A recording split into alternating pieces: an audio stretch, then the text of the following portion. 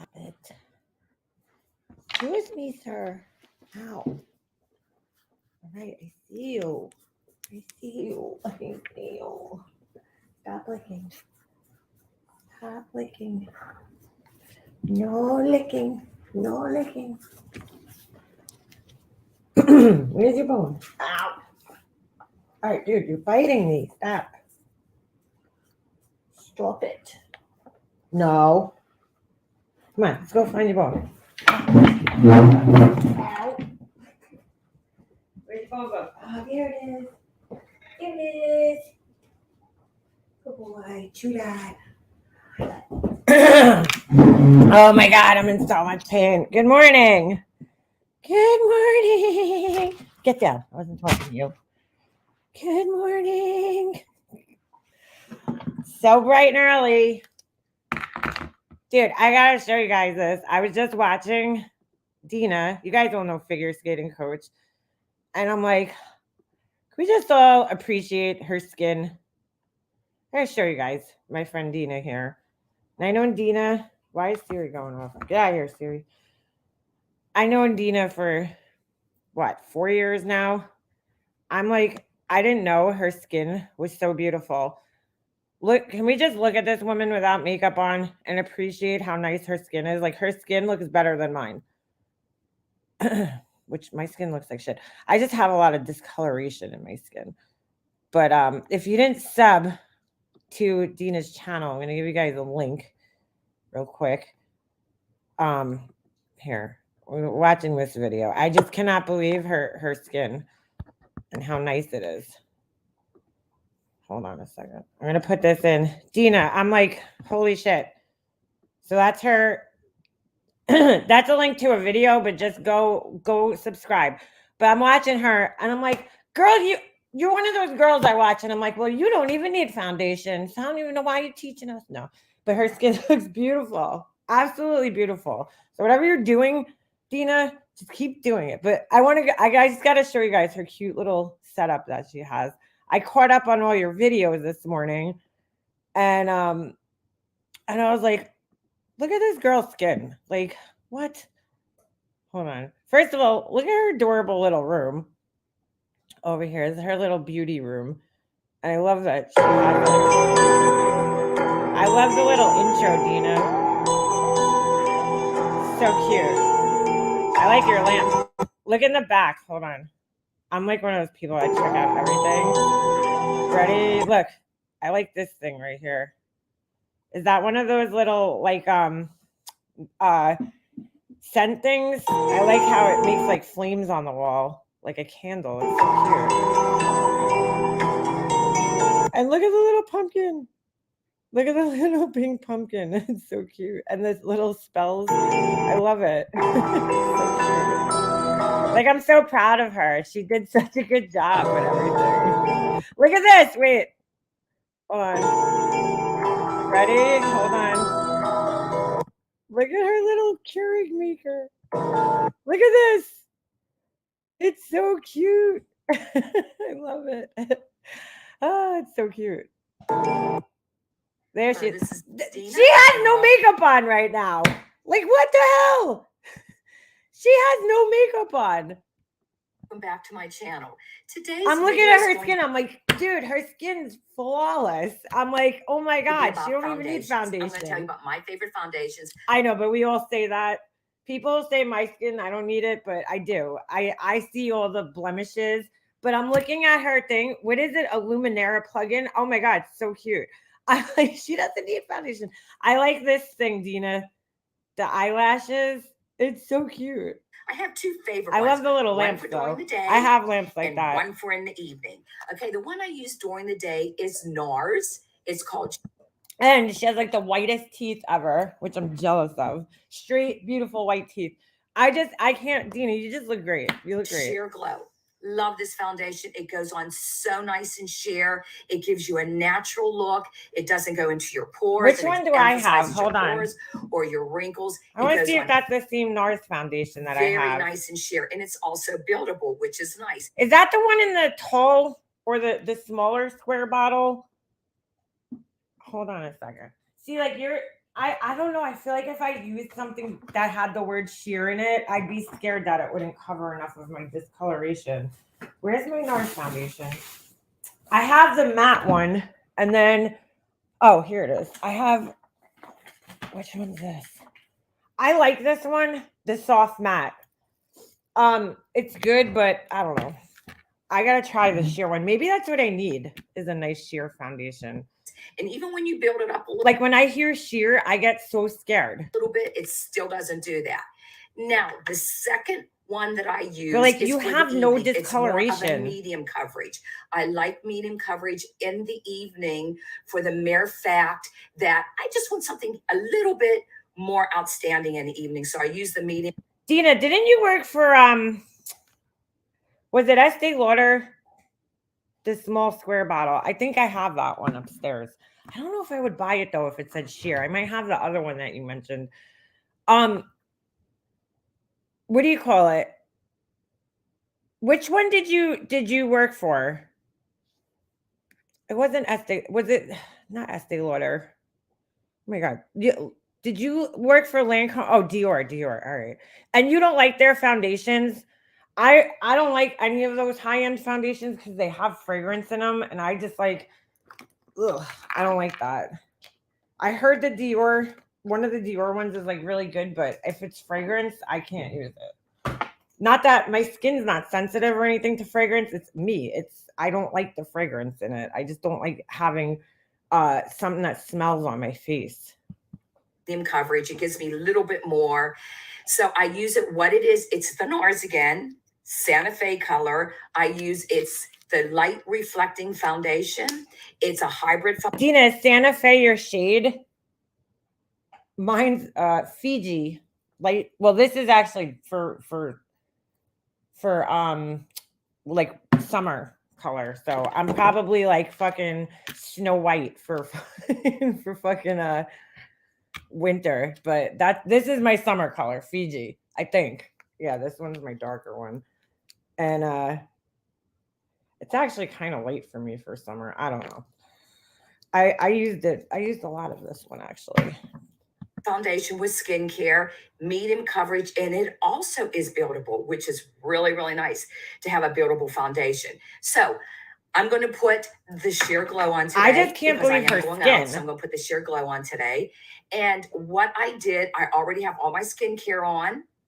I have all my I have my eyes first. I usually do my eyes before my foundation. Every makeup artist, when I was Dina, what eyeliner do you use?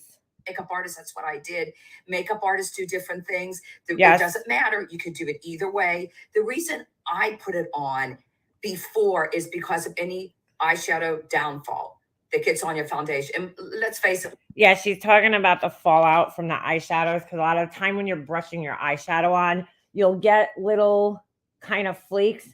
I put my foundation. This is how I do it. So she's right. Everybody does it different. Well, I'm not a makeup artist, but I do my foundation first, right? Just my foundation. Then I'll do my eyes and then I conceal after. So that for me covers up a lot of that fallout that she's talking about that gets on your cheeks. But I like to like really tap my brushes off so I don't get that fallout. I try not to get it, but it's inevitable sometimes. It just is. Certain eyeshadows. Like I just bought, oh my God, I was shocked. I was in Target the other day and they had Sigma eyeshadows and Sigma brushes there. I love Sigma brushes. I bought a set of Sigma brushes like, I don't know, 5 years ago. And sorry, Dina, I like paused on your face where you're like, have your eyes closed. But it has a lot of fallout. It's very flaky when you dip your brush into it. So she's talking about those types of eyeshadows. But I was just shocked to see Sigma in my Target. I don't think they have it in every Target. I think my Target, this one, it's not even my regular Target that I go to. It's a little further away, but they have a full Ulta in the Target, a full fucking Ulta in there. So they have like Kat Von D and Anastasia and Tarte and like all the brands that they sell at Ulta. And then in their drugstore section, they had Sigma. And I was like, what? I was like, oh, because they don't really have good brushes in the stores that are affordable.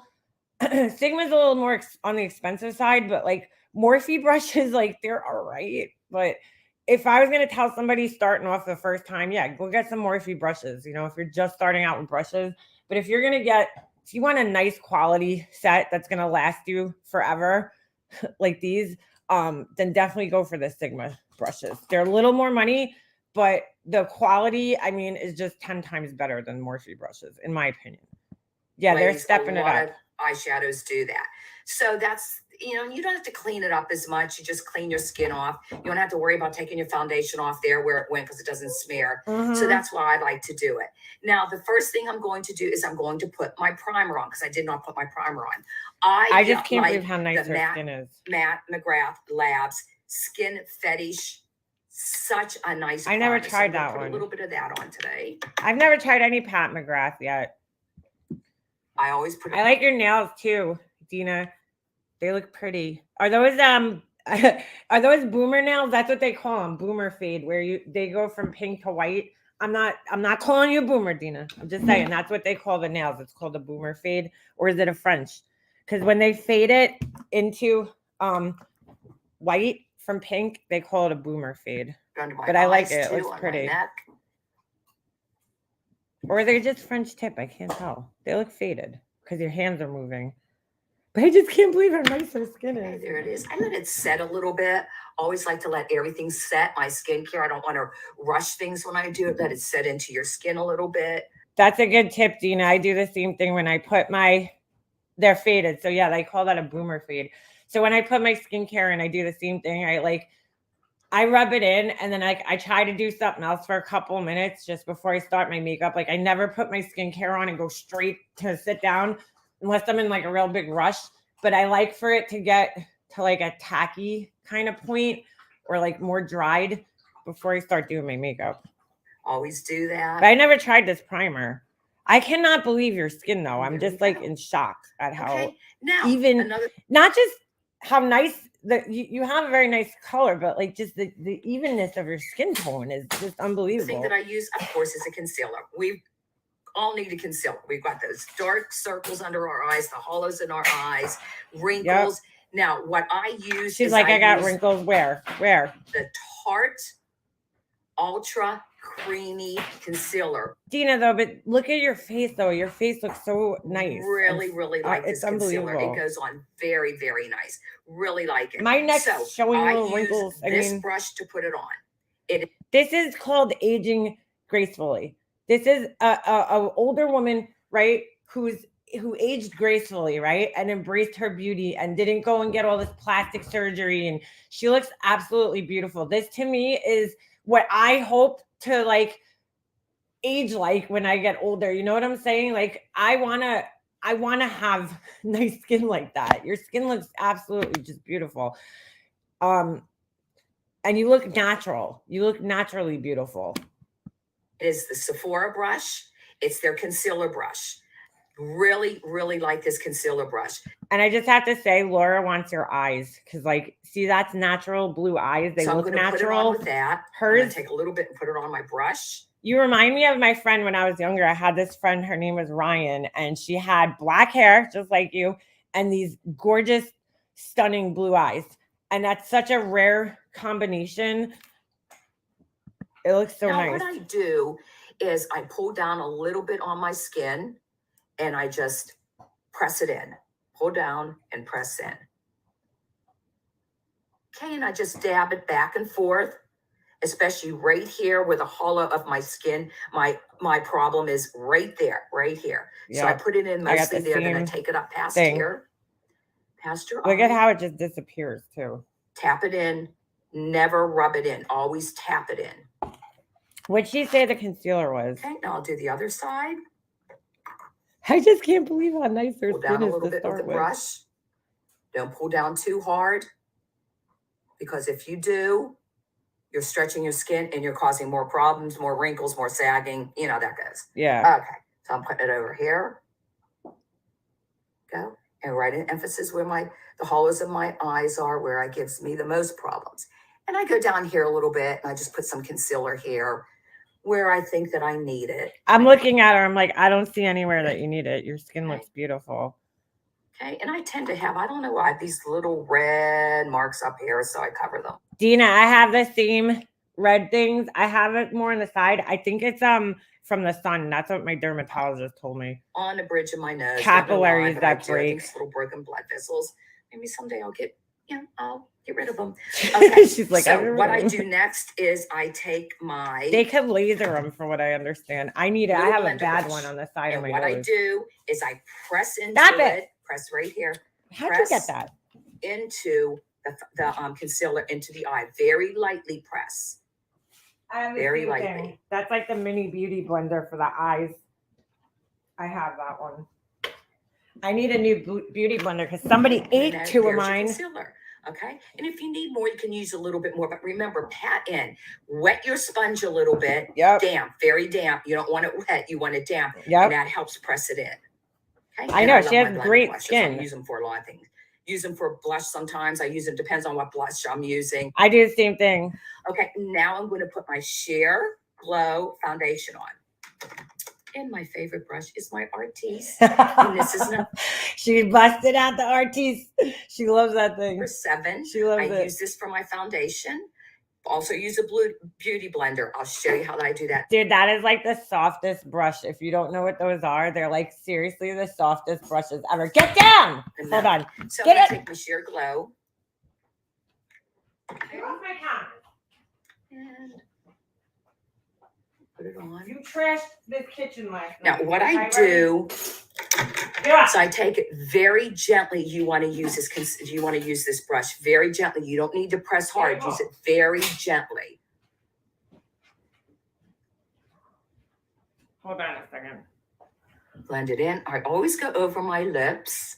The mere fact I go over my lips is for the mere reason I have very, very colorful lips. My lips are I do the same thing. Very colorful naturally. So I want to give it more of a base, to put my lipstick on. So that's a great tip too, because I do the same thing. I get a little bit of foundation. I use my beauty blender. Just get a little bit on my lips because I find that it helps. First of all, it helps create like if you are going to paint, right?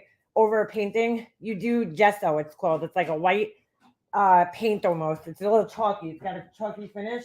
And you put that over the canvas, and it kind of helps the paint adhere to the canvas. What do you have? Dude, you're driving me nuts right now, buddy. So it's kind of like doing the same thing. It's like putting, like a base in, and it helps your lipstick, first of all, hold on, but it also helps it show up a little bit better. Like the color, it helps the color be more I guess like true to color. You know what I'm saying? Because it's not competing with your lip color. Because like Dina, I have hers might be a little darker, but my lips are also colored too. Lipstick looks better on. Just a little bit. I don't do it a lot.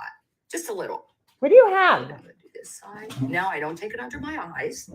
Okay. Because I don't want to mess up that the concealer. What is it?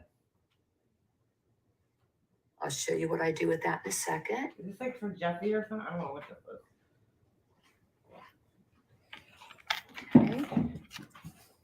Very gently blend it. Like I said, you don't need a heavy hand with this brush. And it looks so nice. Use a light hand. They're very nice brushes. I love them. I very much like them. Yes. Okay. Now, second of all, what I do is I take my blender brush. Okay. And I press it all in. Press it all in. That's a great tip too. I use the beauty blender. I put a little bit of foundation. I don't use brushes because I find, bro, what are you doing? Like, what are you doing? Do you guys hear this? It's like attacking the garbage pail.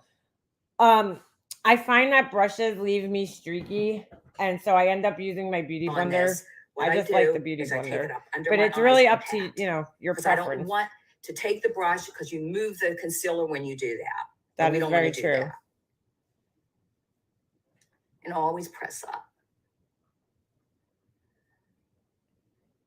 Get off the garbage pail. Also, you want this a little bit damp. Yep.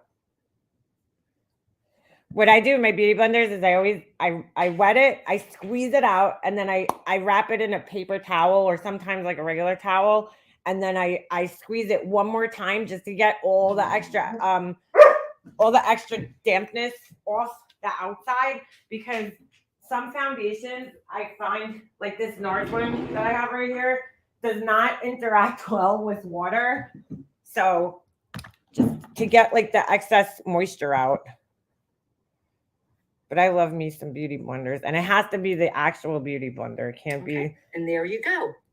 I use though. There's your foundation By application. Abaji, Okay. I don't even know how to say Remember, that. if you have any questions, leave it in the comments below and I'll try to answer any of your questions. If you want me to try concealer or foundation and give you a review on what I think of them that you use, let me know. I will be coming out anytime a new foundation or concealer comes out. I will be trying it. I try everything. So I will be. She's like, I try everything. I do too. I want to say goodbye to you today. Thank you for coming to my channel and have a wonderful day. Bye, Dina. Dina, all right, so thank you for letting me show this. And you guys, I just can't believe I'm like sitting here watching her and I'm like, I can't believe her freaking skin. I just can't believe her skin. All right, so just go do me a favor. If you're in here, that's Dina. Please go subscribe to her channel. That's my friend. I've been friends with her for years. So I had to catch up on her videos. It popped up, one of her videos popped up, and I'm like, oh my God. I'm like, I totally like I didn't even realize she made as many videos as she had over there. So definitely check it out and hit the bell. You got to hit the bell. YouTube's been real grimy with the notifications lately. So you got to hit the bell. So thank you, Dina. I just wanted to show that because I'm like, I can't get over this woman's skin. Like her skin just looks beautiful with no makeup on.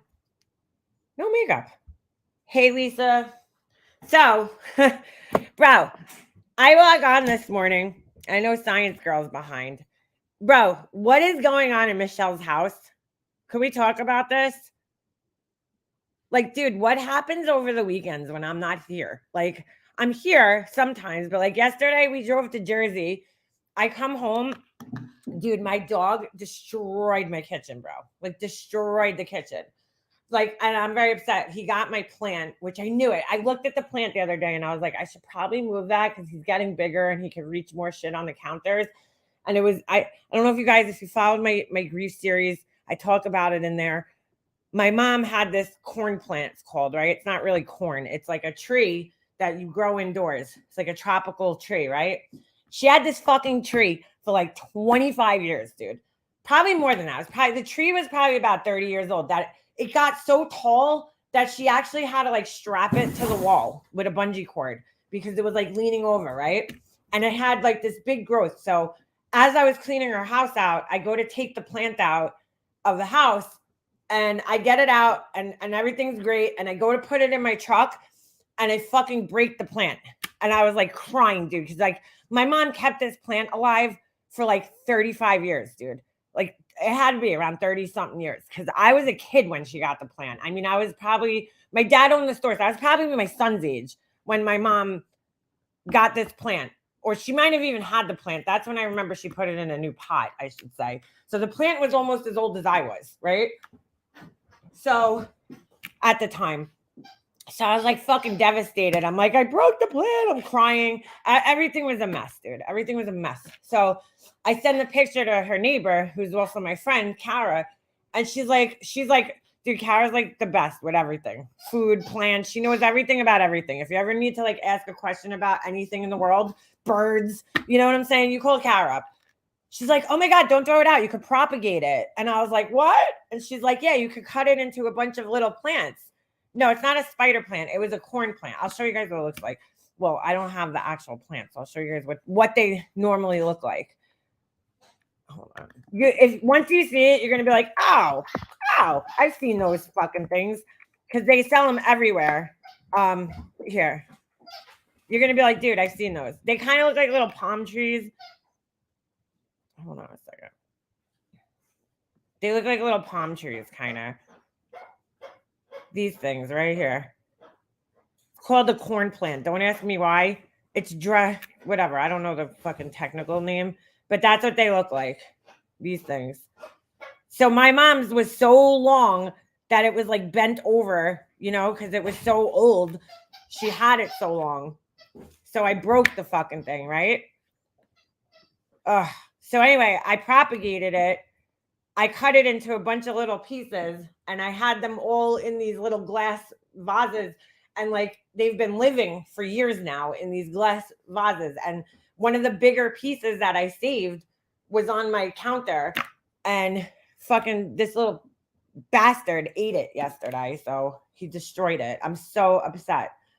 I still have a couple of pieces left of the plant. I gave some away to some of her, family. I still have one really good viable part of the plant. So yeah, no, there's no saving it. He ate the leaves. He killed it. I took a little piece of the stem. Like, he literally ate the fucking plant. Hopefully they're not poisonous. I mean, so far he seems okay. But yeah, he destroyed my kitchen last night. I mean, there was shit everywhere. Broken glass. Like, it was crazy. Because we were gone for 8 hours yesterday. So anyway, let's get to this. Yeah, he was a bad puppy yesterday. Very bad puppy. I was like, no. So I'm gonna he loves eating plants, this dog, which is bad because certain plants could be poisonous. And you know what's crazy? I looked at it. That's what pisses me off. I looked at it 2 days ago and I was like, I should probably move that plant because he's probably gonna get it soon. And he fucking got it yesterday. He was alone for a really long time yesterday, so he got spiteful. If we leave him for an hour or two, he's usually fine. But yesterday we were gone for a good 8 hours. So he got a little spiteful. What are you doing? Got a little spiteful on us. So, all right, let's take a look at this. Because this shit's just bruh. This shit is just insane. Insane. I cannot believe this. And this is on Science Girl. I know most of you guys are already subscribed. Hold on. But just go, yes, poinsettias are very poisonous. So are what are they called? I can't remember the fucking names now. All right, dude, this shit's crazy though. We need to look at this. I don't know where how this came about, but girl, this is crazy.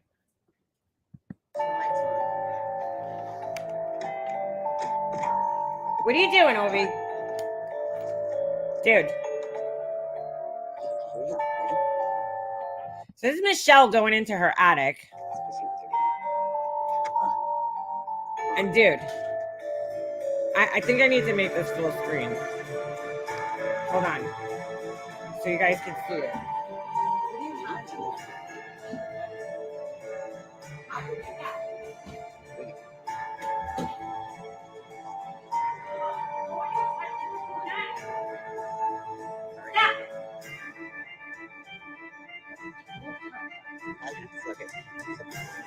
Wow. The music just makes it all the more better. The fucking music is killing me.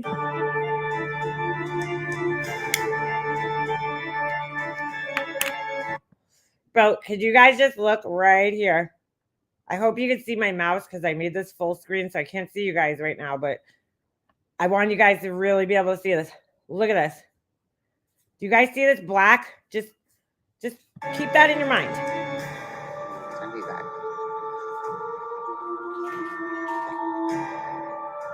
All right. Oh my God. I'm already having anxiety looking at this. Oh, all right. At first, when I was watching this, I couldn't tell what it was. So I want you guys to understand what we're looking at. You see this little outline here? And there's one here. And there's a whole shit ton right here. These are bats. These are fucking bats, dude. Yeah, the flying Halloween bats, but real ones. Bro, there's 100 of them. Oh! And all that black stuff you guys saw on the bottom, that's the poop. That's the poop. Look at this. You see all the bats? There's 1, 2, 3, at least 4 right there. Oh my God, dude. Dude. What are you doing? Get out of there.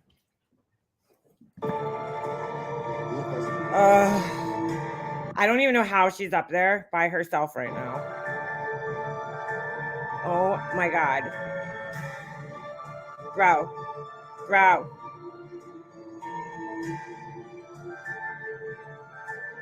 Look at how many there are. I don't know what that is. I don't know if that's like a spider. I don't know what's going on. It's like, yeah, I just got like 500 bats, like just living in my attic.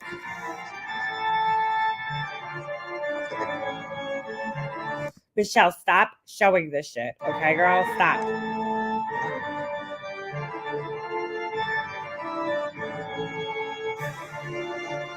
Bro. Dude. She's gonna get like a clearer shot. Look at how many there are. This whole lump right here is all bats huddled together. You'll see one like scooting across pretty soon. Oh my god. They're all over, dude. Look. You see this one right here? He's gonna move. He's gonna crawl. Watch. Oh shit. Never mind. Maybe it wasn't him. If she could hold the goddamn camera still for 2 seconds.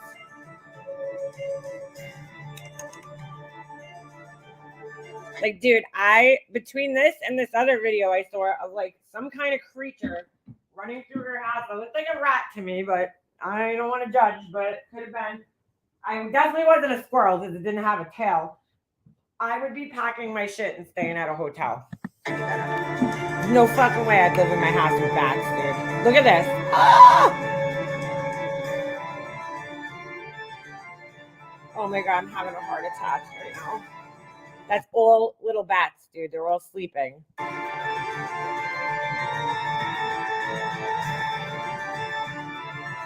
Oh my god, I don't know how she's standing this close.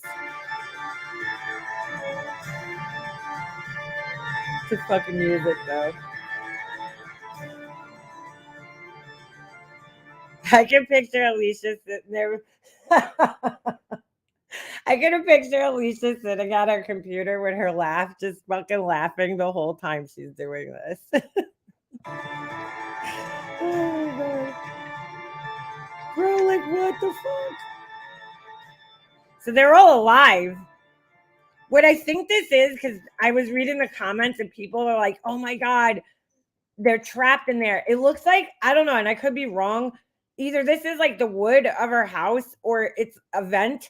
And clearly there was a problem prior because they put this chicken wire across it. So like animals were getting in somewhere in this area, which happens, dude. Like this happens, but like, oh my God, I would definitely be calling somebody to get these fucking things out of my house, bro. Because there's no way I would be good. The only good thing though I have to say is that bats do eat fucking bugs, which is a bonus, There's probably no bugs in her fucking attic, that's for sure. But yeah, I wouldn't be. I don't know. So all right, so I don't know if that's like wood. It kind of, now that I'm seeing it on a bigger screen, it does. It looks like wood, and maybe there's like a hole somewhere in the wood, or it's like the attic vent, and they're flying up into the attic vent, and like, which animals do. I mean, it's not her fault. Oh no, it's wood. I'm pretty sure that's wood. So they're going in there. There he goes. He's scooting. You see him scooting? Watch this one.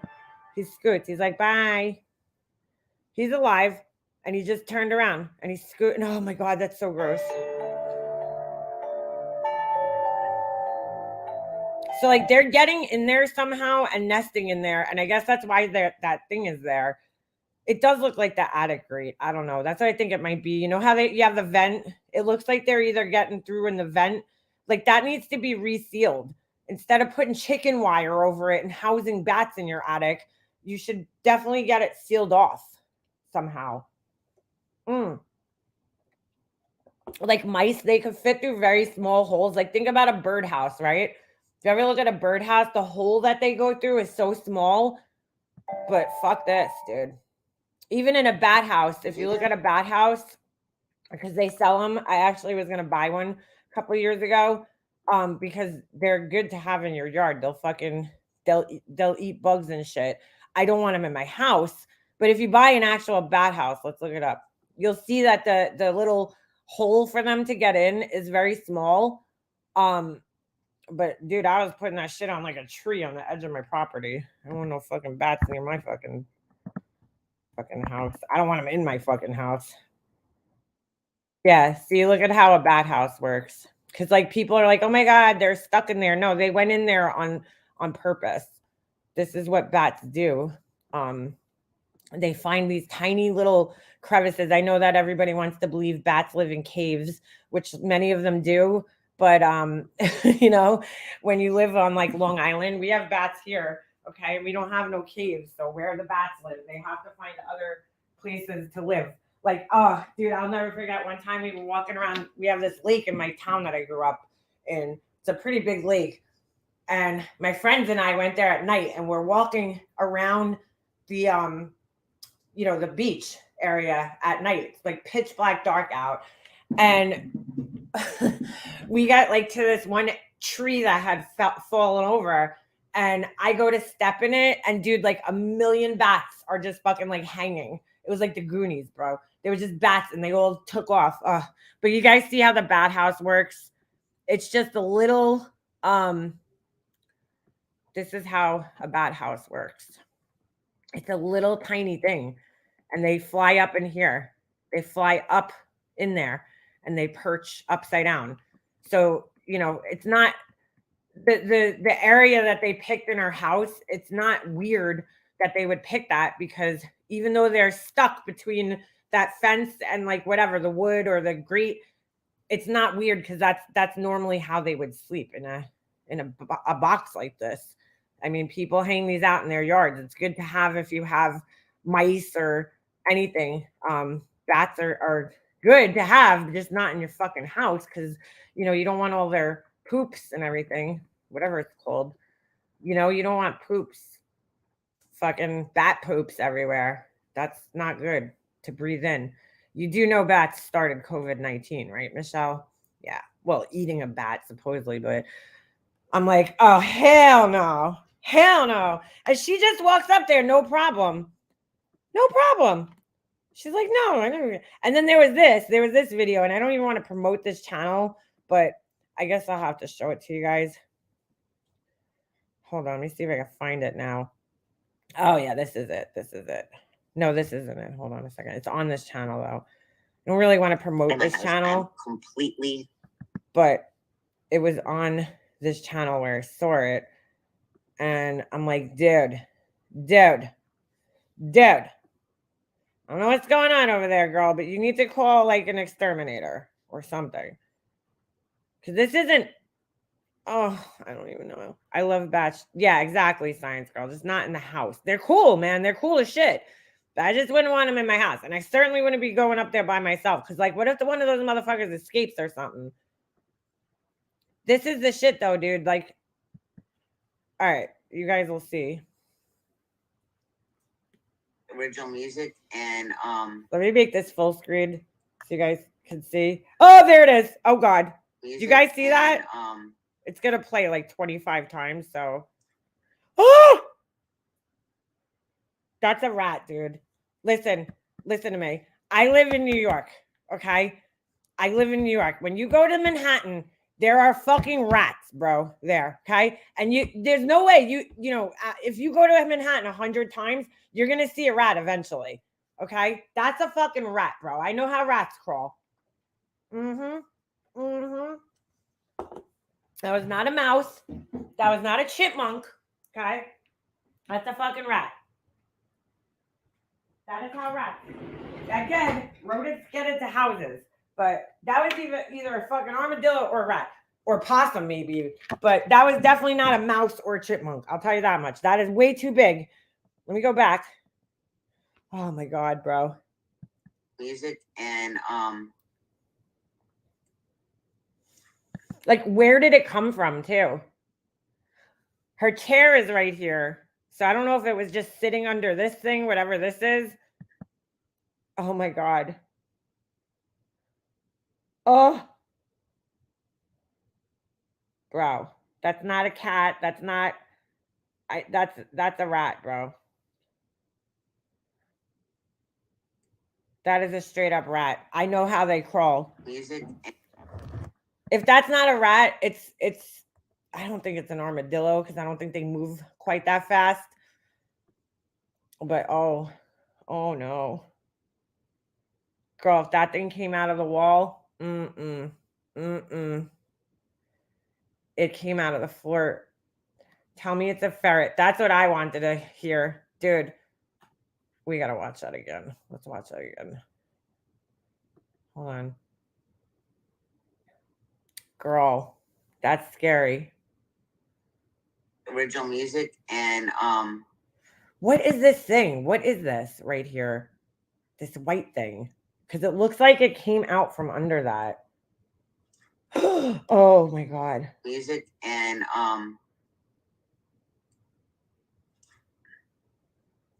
Oh my God. No. It like disappears. It when it's going back, they're rewinding it. So it only came out. It only came out of this thing. and It came out. Oh my God. music and Oh my God, dude. Dude, I'd fucking die. I'd fucking die. That right there would be enough for me to pack my shit and get the fuck out of the house. That is not a chipmunk, bro. We have chipmunks here. It looks like a diaper genie. Oh, that's her air purifier. Yeah, and that's a rat coming out of it. Oh, all right. So if that's an air purifier, girl, I don't know. I don't know. I don't know. Oh, hell no is right. Oh, hell no is right. Mm-hmm. Mm-hmm. I mean, girl, again, I live in New York. I have seen rats before in the city, okay? That is a fucking rat, bro. That's how they move. Rats move very quickly like that. It could be another type of fucking rodent. I don't know what they have down south. You know what I'm saying? But here we call that a rat. That's a fucking rat up here in New York. That's a fucking straight rat. Yeah, she denied it was a rat. And like, dude, animals get into people's houses even when they're clean. My mom's house was clean. She got mice in her house. You know, it happens. It just happens. Even rich people get them. Everybody gets them. But that thing is a fucking rat, bro.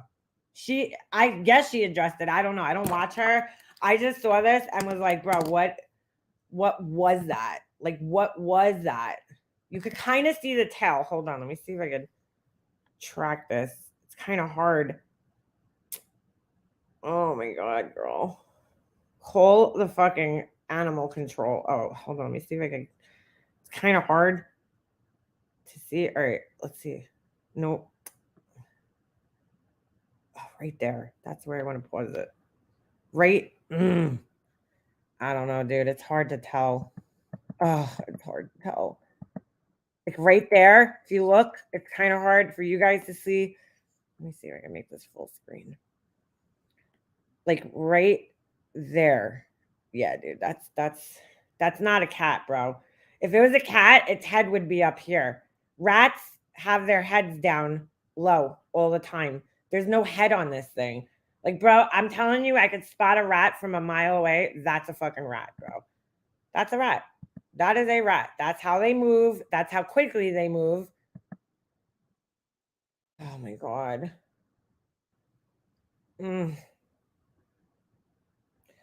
That's not a cat. That's not a chipmunk. That's not a squirrel, dude, because squirrels run with their tails either up or straight back. I see a lot of squirrels here on Long Island. That is that's some other type of critter. Like I don't know what other type of critters they have running around down south. I mean, it's not really normal for rats to be like in the suburbs. Are they there? Sure. You know, I know that her house where it is, it's by itself. I don't know, dude. I don't know. Yes, Sandy Jersey girl. We're gonna talk about that. Muskrat. Yeah, they can flatten themselves very easily. They're usually got like a little bit of a higher back, but yeah, that's a rat. Bats, rats, that's what I was gonna name this, but I couldn't think of a third thing, so I was just like, fuck it. Like trains, what is it? Planes, trains, and automobiles. I was gonna make it like bats, rats, and cats, but that just sounds stupid. So, oh, a swamp rat. There is a reason that it's in there. I don't know about muskrats, girls. All I know is I live on Long Island. That's all I know. A pack rat got in from having junk around the property. A pack rat. Ooh, what's that? Oh, there you go, Desi. That would have been a great title. Damn, where were you when I was trying to think of my title? Bats, rats, and back fats. Oh shit. Yeah, girl, that's a rat if I ever see one. Camo Queen, you from New York. You know what the rats look like. We've seen them. Not out here, but I seen them in the city, girl. Oh, I seen them like running, scurrying up the subway. Oh, they're so gross. And dude, they're big. Dude, the rats out in like a rat you see in like a pet store versus like a New York City rat. Yo, them things are on fucking steroids. Those New York City rats. And like you're bound to see one at some point in time. Mm-hmm. Mm-hmm. What's a pack rat? Hold on. My nana was a pack rat. My whole family is pack rats. Let me see. Is that like a real thing? Ah, no. No, that looks too small. Oh, but hell no. I don't want that fucking thing in my house. Hell no. Oh my god, what is that thing? Monster pack rats. That thing is enormous. All right, I just can't. I can't look at this. Whoo, girl. Whoo, girl. Maybe the rat will chew her internet cords. River rats. Ooh, I don't know what that shit. That's what I'm saying, Camel Queen. I'd be sleeping in my car or something. Mm-mm. Mm-mm. Mm-mm. Where the heck are the dogs, my teacup Yorkie? That's a good question, girl. Ufta, that's a good question. Where the fuck? My dog would be like, where is that thing? Oh, girl, chick, I can't even think of that. The rat taking a slice of pizza. No. Yeah, I'd be out. She's just like calm as can be, though. Like, she just went up there and filmed bats in her attic. Girl, and stop showing this shit. You're giving people more content. You know, listen, I'm not here to pick on Michelle. I'm not here to badmouth Michelle, okay? I honestly feel bad for the lady. You know, there's clearly something wrong. I don't want to contribute into any of the shit that people are doing to her. But you know, that's crazy. That's crazy. I mean, bless her for having the balls to go up and film that. Cause I'd be like sealing off my attic, staple fucking gunning the fucking door closed, like putting foam around it. Like I would never go in my attic again. I won't even go in my basement because I have little crickets down there. Could you imagine what would happen if there was bats in my house? Yeah, she needs help. She needs help. Here's the thing though, CK. And this is why, and I'm not a big sympathizer of people with these, you know, disorders or anything like that. I really am not. But she has, you know, borderline personality disorder. There's really not much you could do to treat borderline personality disorder itself. Plus, who knows what else? You know, she's obviously gone through trauma, and other things, but like bringing up her, you know,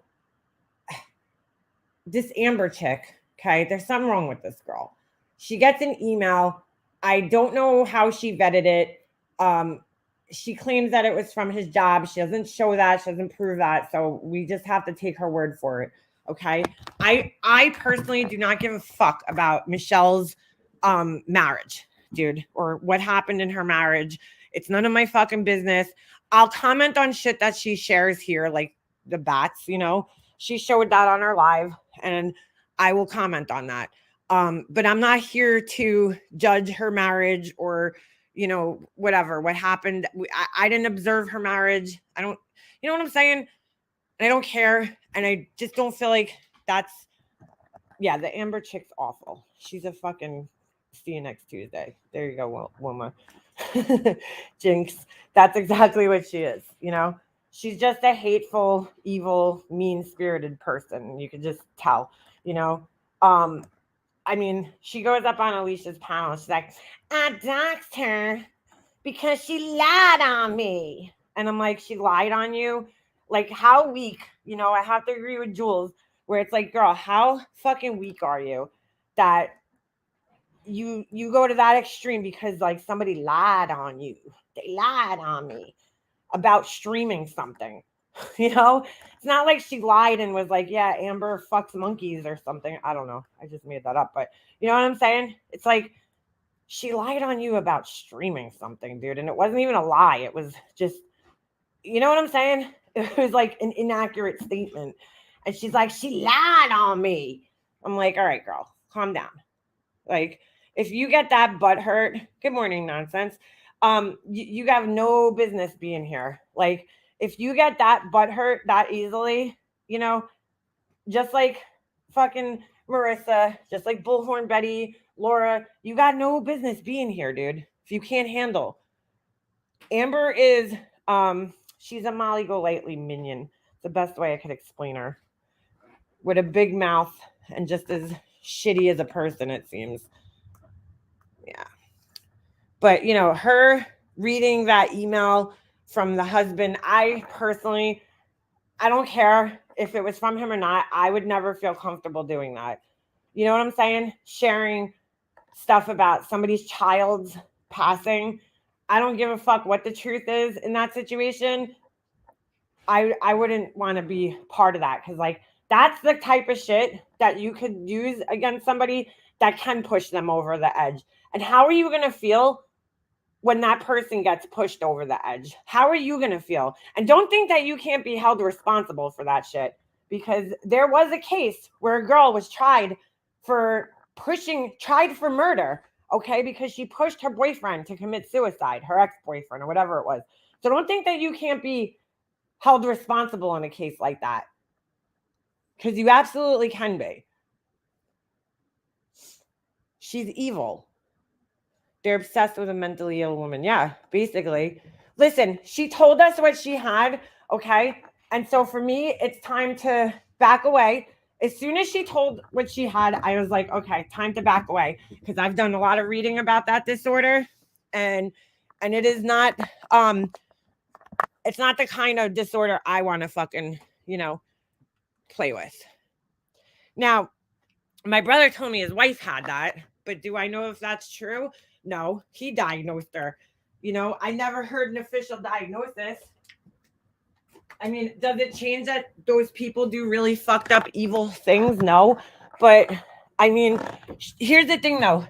Michelle didn't do anything to me. You know what I'm saying? She didn't hurt me. She didn't hurt anybody else really here except for MGL at first. And all these people who she didn't do anything to, like this Amber chick and, you know, that other girl that was covering her, I can't think of her name, you know, she didn't do anything to these people. So you just basically voluntarily decided to just start harassing somebody who's mentally ill for no reason, who didn't do anything to you. But I did find proof the other day, and I have to play this real quick, that Molly Golightly does pay people. Now, I've proven this before on my channel. Okay, so those of you who've been around for a while, you know this already. But if you're new here, I want to show you guys this. Hold on a second. Let me find it. Where did I know I sent it to. Oh my God, I keep clicking on the same thing. Hold on. Let me see. Okay, here. I'm just going to play it off my phone. They're at the tee, they're on the green, and they're like, all right, baby. Molly, you need to block Michelle out. She's talking crazy. Did you guys hear this? About S, I think. Who's Michelle? Michelle. If you can't hear it, let me know. Michelle? Yes. I'll let her up. Actually, you know what? Let me play this on here because I want you guys to see the Amber chick. Those of you guys who don't know her. But this is her pretty much straight up admitting that she pays people to go after people.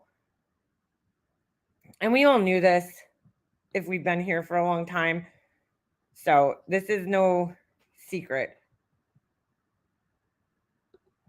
All right. Let me just pull this up. Oh, all right. We got it.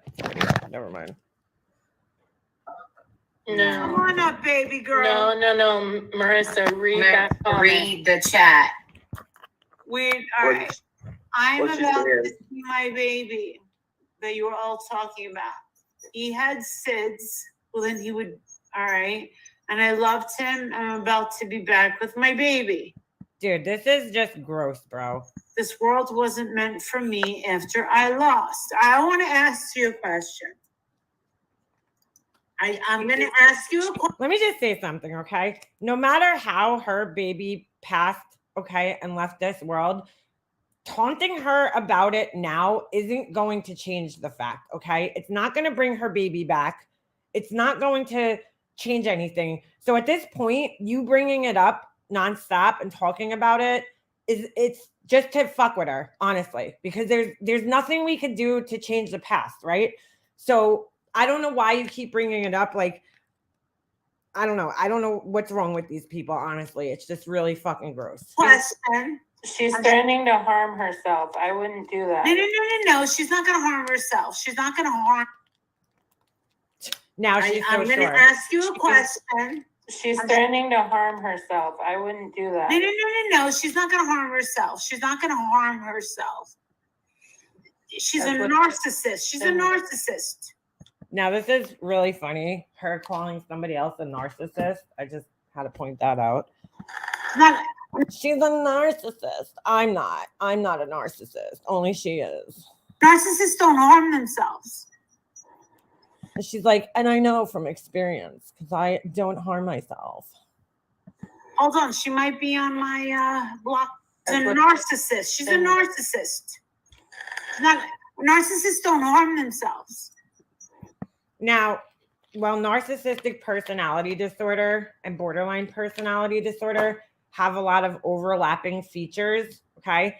And they're in the same cluster of personality disorders called cluster B. You know, it kind of takes one to know one here, MGL. Hold on, she might. But that's not true because, see, that's one of the things that differentiates borderline personality disorder from narcissistic personality disorder is the S attempts. That's a very, very common thing in people with borderline personality disorder. Be on my block list, on my guests. And not so common with. Listen, all the girl has ever wanted was to talk to me, right? Yeah. She's like, she's a narcissist. All she's ever wanted is to talk to me. But I'm not a narcissist. Well, Holy shit, so we tried to talk to her, but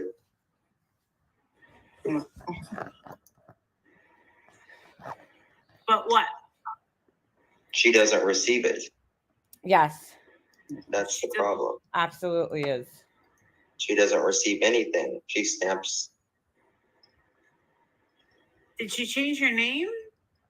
I'm just going to fast forward this. Oh my God. Woman judge. All right, so that's the Amber chick. For those of you guys who don't know, she clearly wears wigs, which is nothing wrong with. I'm just saying. She has like this same picture, but she has like, there's one picture of her where she has like this black hair in the picture, and you could tell like it's thinning a little bit, and then like to have this long brown luscious hair. I don't know about that girl. John, with dirty feet, who tried to fuck Benny Keys while she's married. Get the fuck out! I'm not afraid of anybody, bitch. Oh, this is where she's talking about Savage. Hold on, let's go back. This is the same. Oh my God. Why are people saying that I'm afraid of this woman, Savage? Are you kidding me? This is the same. You kind of are, girl, because like you won't even like respond to her. I think you kind of are. Same bitch that was crying in front of a fucking judge. No, it's not. I don't know where you're getting that from. John, with dirty feet, who tried to fuck Benny Keys while she's married. Get the fuck out! I'm not afraid of anybody, bitch. Trust me, Benny Keys has higher standards. He wouldn't do it. Wow, Justin. Wow. I don't even think. Did Justin even know Savage? Like, what are you talking about, you fucking idiot? Bitch, I just think while she's married. Get the fuck out. I'm not afraid of anybody, bitch. I'm not afraid of anybody, bitch, except for the police in New Orleans. Trust me, Benny Keys has That was my chair, by the way. Don't be like, Mega Monster farted. I moved my chair and it made a sound. higher standards. He wouldn't do it. Bitch, I just think she's fucking trashy. If you think I'm afraid of anybody on fucking YouTube, you got another thing coming, because wait till you see who I'm about to fucking roll up on. So here she is again talking about rolling up on somebody. Now, let me just let you know something here, Molly Golightly. If you ever fucking think of rolling up on my house, you're going to leave my property with 2 more fucking holes in your head. Just saying. Your jaws are going to fucking drop. Dude, like, there's something wrong with her that she really thinks she could just roll up on people's properties and, like, not get her fucking ass kicked. I'll tell you right now, that bitch ever rolls up on my property, I'm coming out swinging, dude. Fucking swinging. I thought I just dropped a Deuce? Yeah, you probably did. link for you, but I did block you the other day. So I'm just wondering, did you change your name? Well, she must have changed your name. Yeah. Someone call my husband. 955. Yeah, tough guy over here. Who's Scarlet Begonias? Who's Sweet Trovile? Who's Roll Tide? Who's Gem All right, Steve? I'm just gonna, Michelle Sabatay, but this is Amber. Michelle. I don't think it was her. I think everybody in the chat's kind of agreeing it's a troll. All right.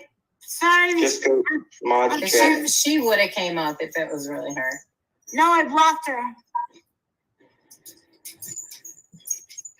I blocked her.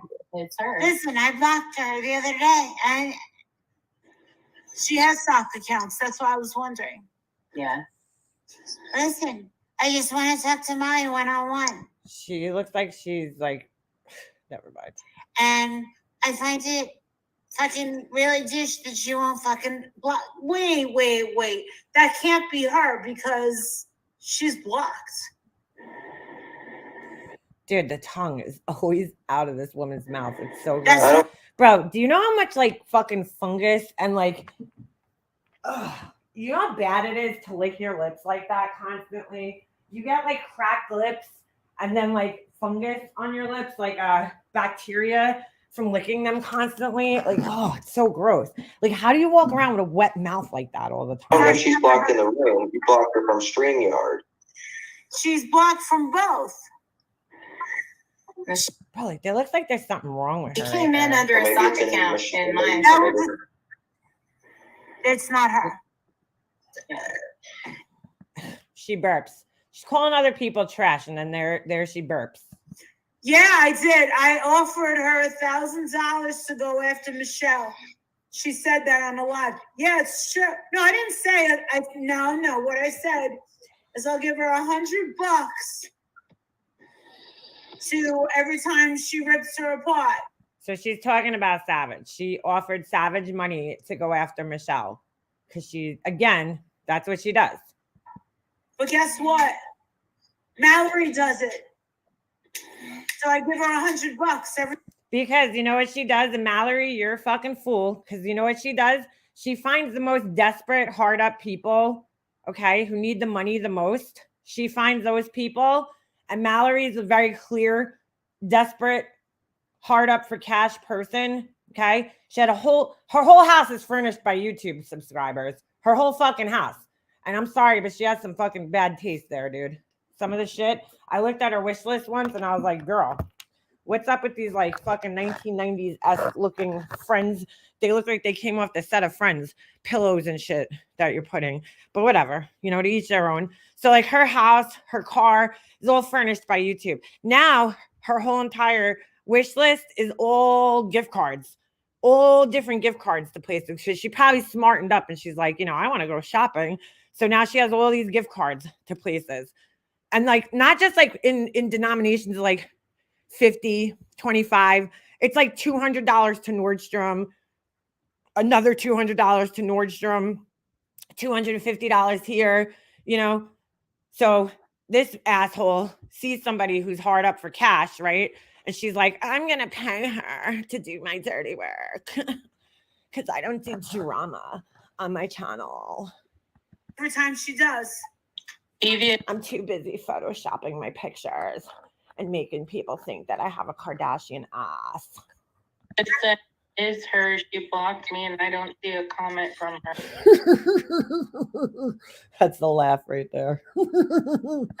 Exactly. Same thing with me. So now Mallory gets the $100. Wow, a whole $100, huh? I don't know. Savage don't strike me as the person who's hard up for $100. You know, I don't see her having a wish list and all this other bullshit. Just saying. Just saying. I'm not afraid to say it. But you were a couple of years ago. I don't give a fuck. Oh, but guess what? Mallory's way better at it. Wait. No, Michelle Mallory's not that good. She's like, listen. That's her whole thing. has not paid me my $100. But like, I'd feel like so embarrassed if somebody was paying me to fucking go after people. Like, I'd be embarrassed to do that. I really would. I'd be mortified. It's still pending. Especially if it's somebody who I've like befriended and fallen out with about 35 times. I'd be fucking mortified. Molly said you post her news. Oh, by the way, totally off topic here. I just want to thank all the people who super chatted me between last month and this month. I placed my first order for some wax to fill up some of my vases and my little candle things that I was making, my little cement things. So I put in my first order. So I just want to say thank you because that's what I use my YouTube money. That whole thing went through that almost the whole entire thing. Michelle, girl, you need to call a bat. Get those bats out of your house, girl. That shit's scary. You got some bulls going up there. I'd be terrified. But anyway, so I just want to say thank you to you guys. All my YouTube money went towards that. Online too. I never got the news online. No. No one's ever gonna believe that. Michelle, please. All right, so I'm pretty much done because I really just wanted to play that little part where she said she was paying Mallory. Pretty much done with this clip. Pretty much done. We're going to move on. You guys hear the rain outside? It is pouring right now. We're going to move on to my channel. Okay. Hold on a second here. Let me do this. We're going to take a look at this because I could actually break this down a little bit better for you guys because my, for some reason, when I resaved the video last night, it lost like a little bit of quality and it's kind of hard to see.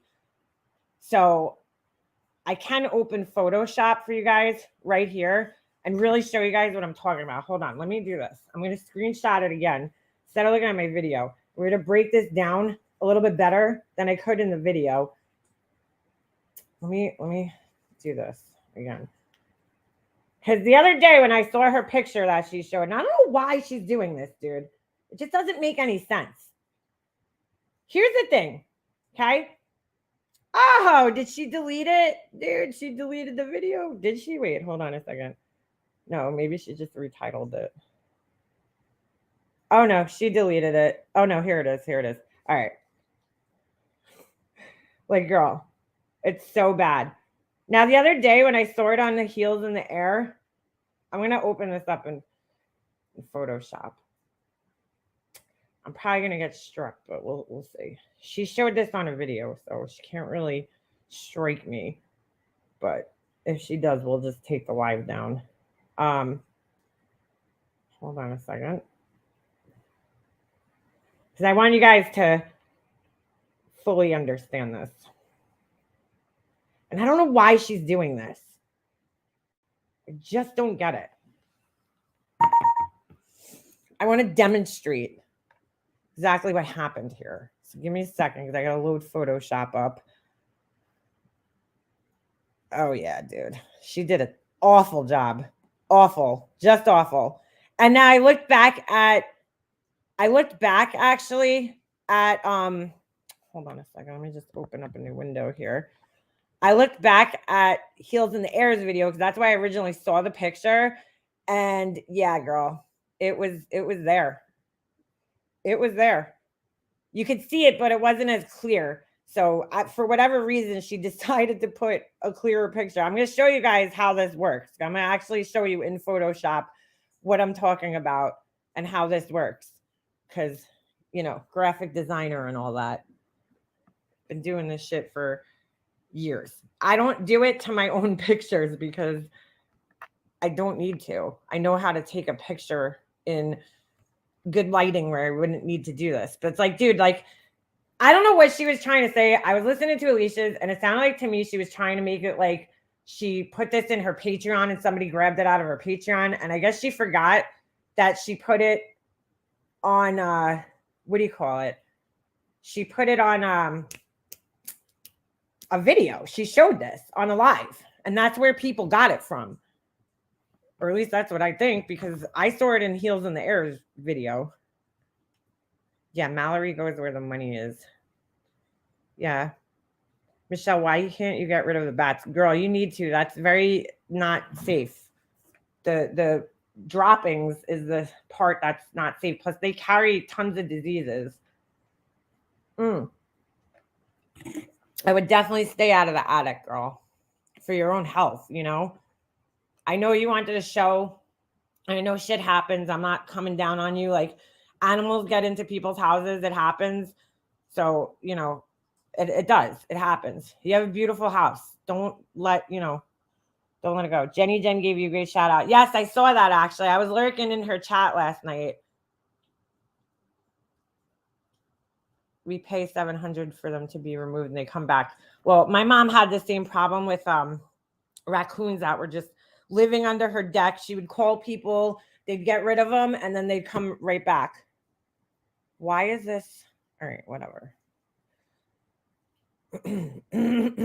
Oh shit, hold on a second. I hope my Photoshop works because I forgot. Let me see if this works. Why is there two versions of Photoshop on my computer? That's weird. All right, well, we'll figure it out. Let me grab the picture. Hold on, I gotta open a new file. I wonder if I could even share my Photoshop on here. I'm pretty sure I can. All right, that should be good. Oh, crap. What did I do? I'm a professional. All right, hold on a second. All right, let me bring the picture in, and then I'll show you guys. I should get my mouse because it's kind of hard to work in Photoshop when you don't have a mouse, but all right. All right, let me show you guys what's going on here. I'm not going to be able to see the chat while I'm in here, so just if you're talking to me, can I even show Photoshop? Oh, yeah, yay. All right, let's take a little look here. So this is Photoshop, okay? And we're going to zoom in right here. So this is what caught my eye initially. I was looking for the other day, okay? You see the stripes, and I did notice that one of the stripes is actually a little messed up, but I was looking for a bend in the stripes because a lot of the times when you look at like some of the celebrities, what'll happen is some shit like this, okay? In the background. Why is it not letting me draw on this layer? Hold on a second. What the fuck's going on here? How come it's not letting me draw? Smart object must be rastered. Oh, okay. Let's do that then. Let's do that. All right. So what happens? I just have to change my brush size here. I'm just gonna make it. I'm over exaggerating this. Okay. So what happens here, right? Is let's just say a lot of celebrities will do this. They will literally just go like this, okay?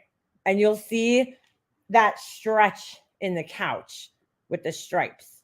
So they'll try to bring in their body to look like this, all right? And it's very obvious once you start seeing bends in the background. And that's how that happens. They use this kind of liquefying tool right there. Let me go back. Let me just open. Whoop, wrong thing. I'm sorry. This is very hard to do without my mouse, so it's hard to do it with just the trackpad. So let me just get rid of these.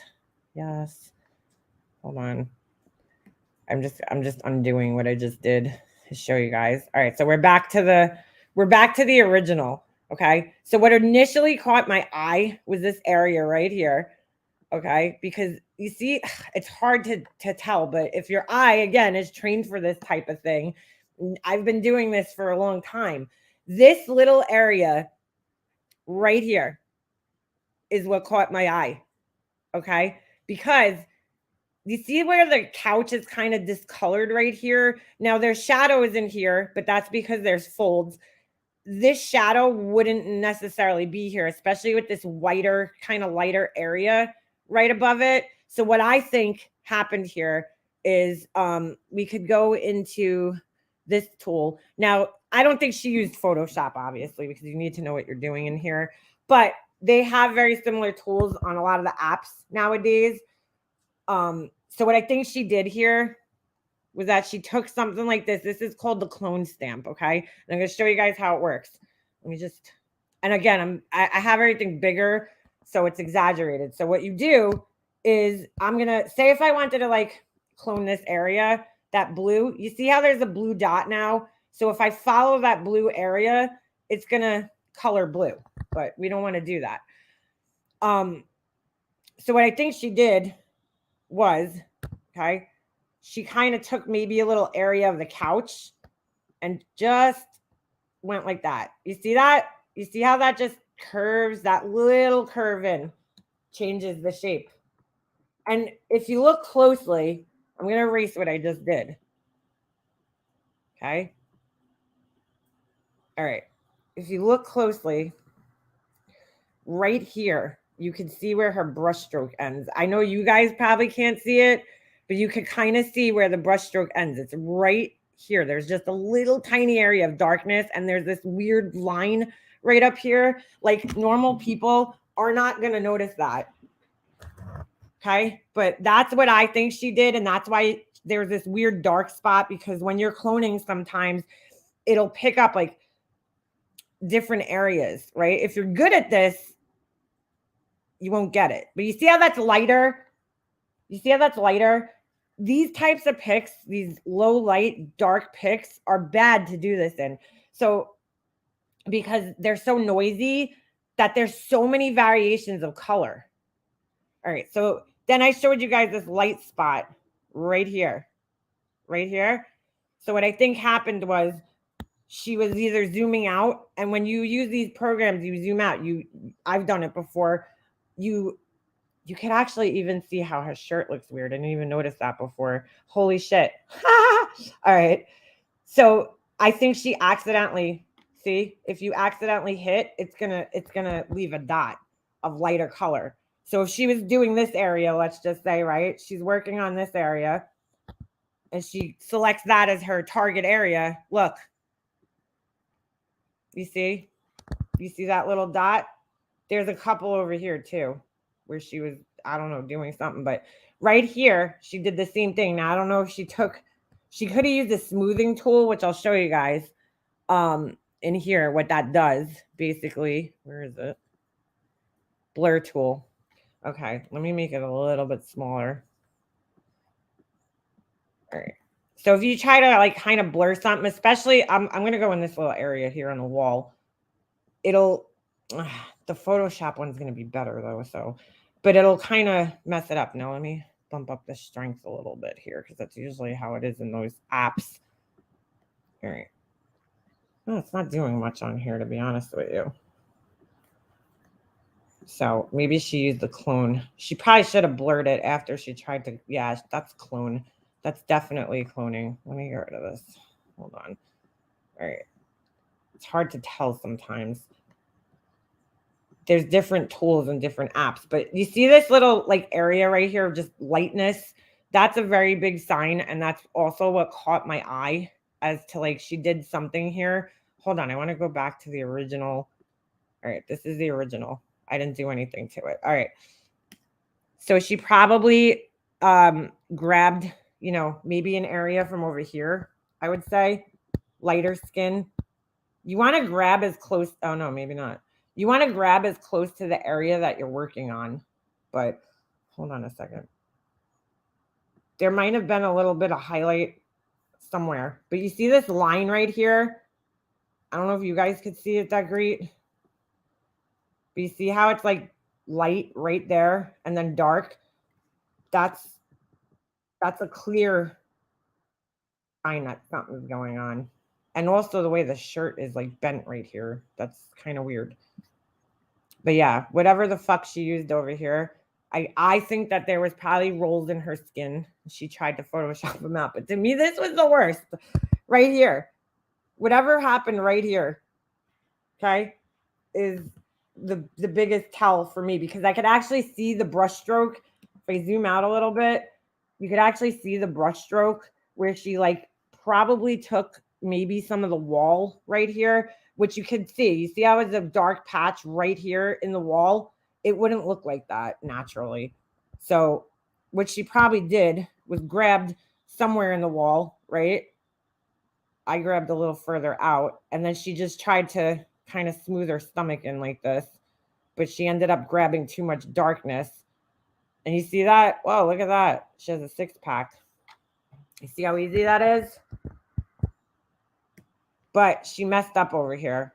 She didn't get this area. So this probably in reality was her stomach right here, but she kind of slimmed it up. And you have this little weird thing. And then there's more weird areas in here. Like, I could see a lot of weird areas, actually, now that I'm looking at it. You see right here?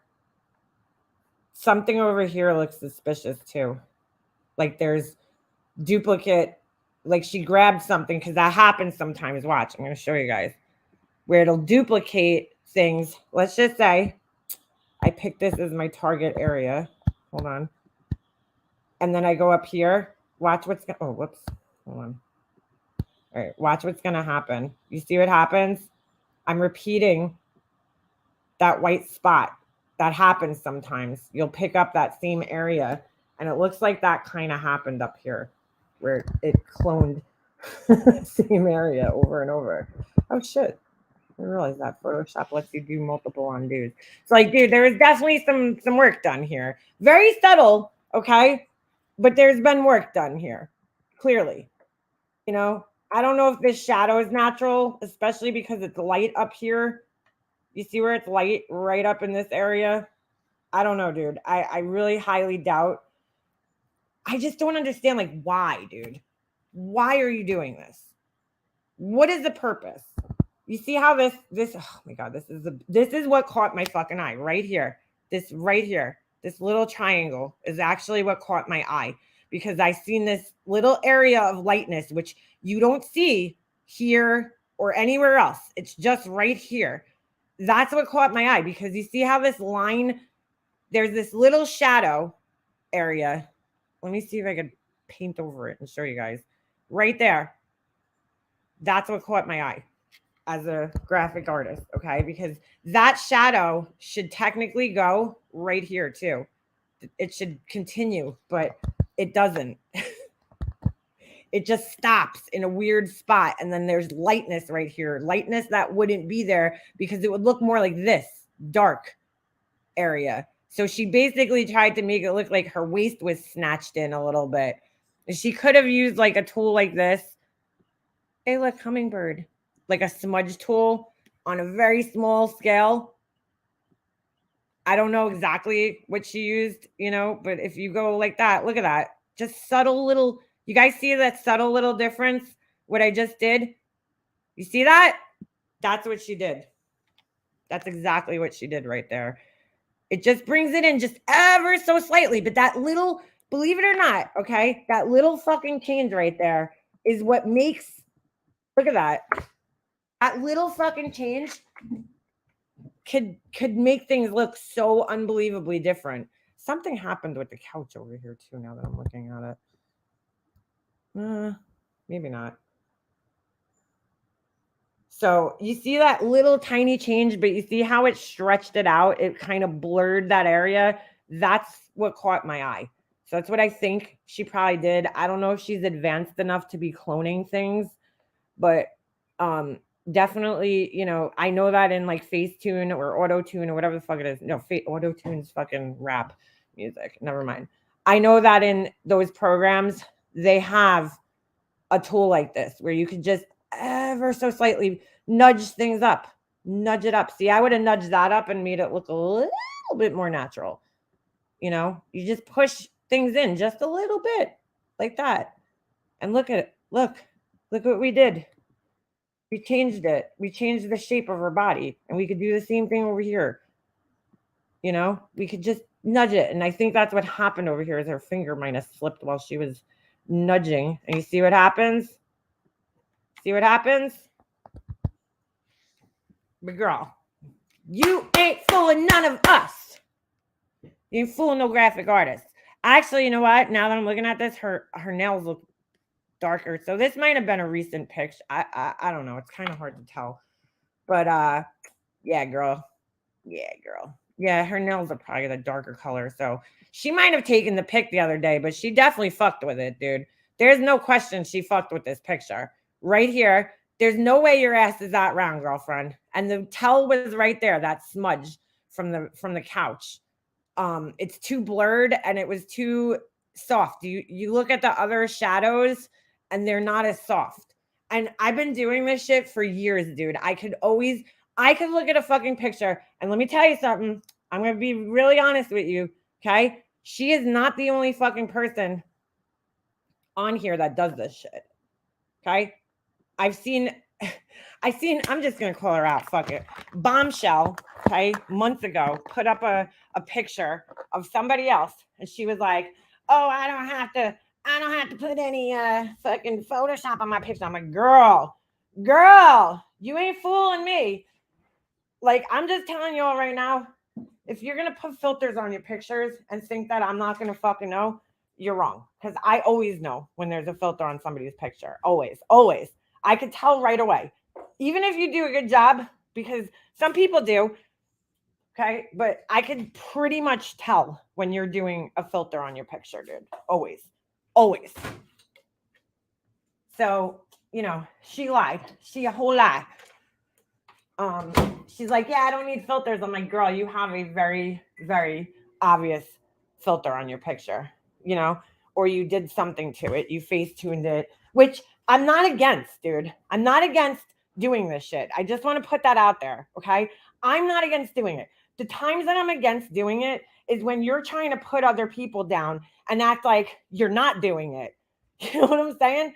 Like, if you want to fix something on your face, dude, by all means do that. You know what I'm saying? If your skin doesn't look right, because, dude, there's plenty of times where I take pictures of myself and I look fucking weird in the picture. I just won't use the picture, you know, because I just don't, I don't know. I don't like putting filters on my pictures.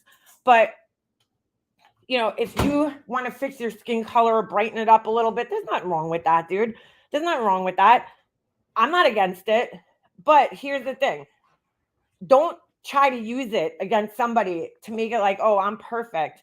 And you're not, you know, because like in that instance where I saw her picture and I forget whose other picture she was using, I was like, girl, you have a very obvious filter on your picture. You did some face tuning. You did some work on it and you're not fooling me. Okay. You ain't fooling me. Yeah. She might have smoothed out her butt as well on this thing. Here, let me show you. I screenshot this, by the way, because I know that she's gonna try saying like I did something to the picture, you know, like I did something to make it look like she did something. But I'm telling you right now, like I screenshot this directly from her video. I screenshot the screenshot directly from her video. So that she put out with the original picture, supposedly. So she's trying to prove the date. Girl, we need to see that. It's called EXIF data. EXIF data. Okay. That'll prove. And you could get an EXIF reader. You could go online and find an EXIF reader. But yeah, she probably did some smoothing or blurring in this area rather. Because, oh shit, I just realized this. Wait a second. I just realized something. Oh my God. I just realized something else. Dude, the more I stare at these kind of things, the more I notice. Let's take a look. Hold on. Ugh, I hate having to zoom into her fucking ass, but why is her ass going like why is there a step? It's kind of hard to see. Look right here. Hold on. I gotta zoom out. Sometimes it's actually easier if you zoom out to see things. Oh, maybe it's all right. Maybe it's the line. Something's going on right here. There's definitely something fishy right here. Right here. I don't know if it's just colliding with the line, but it kind of goes out and then down, which is not natural.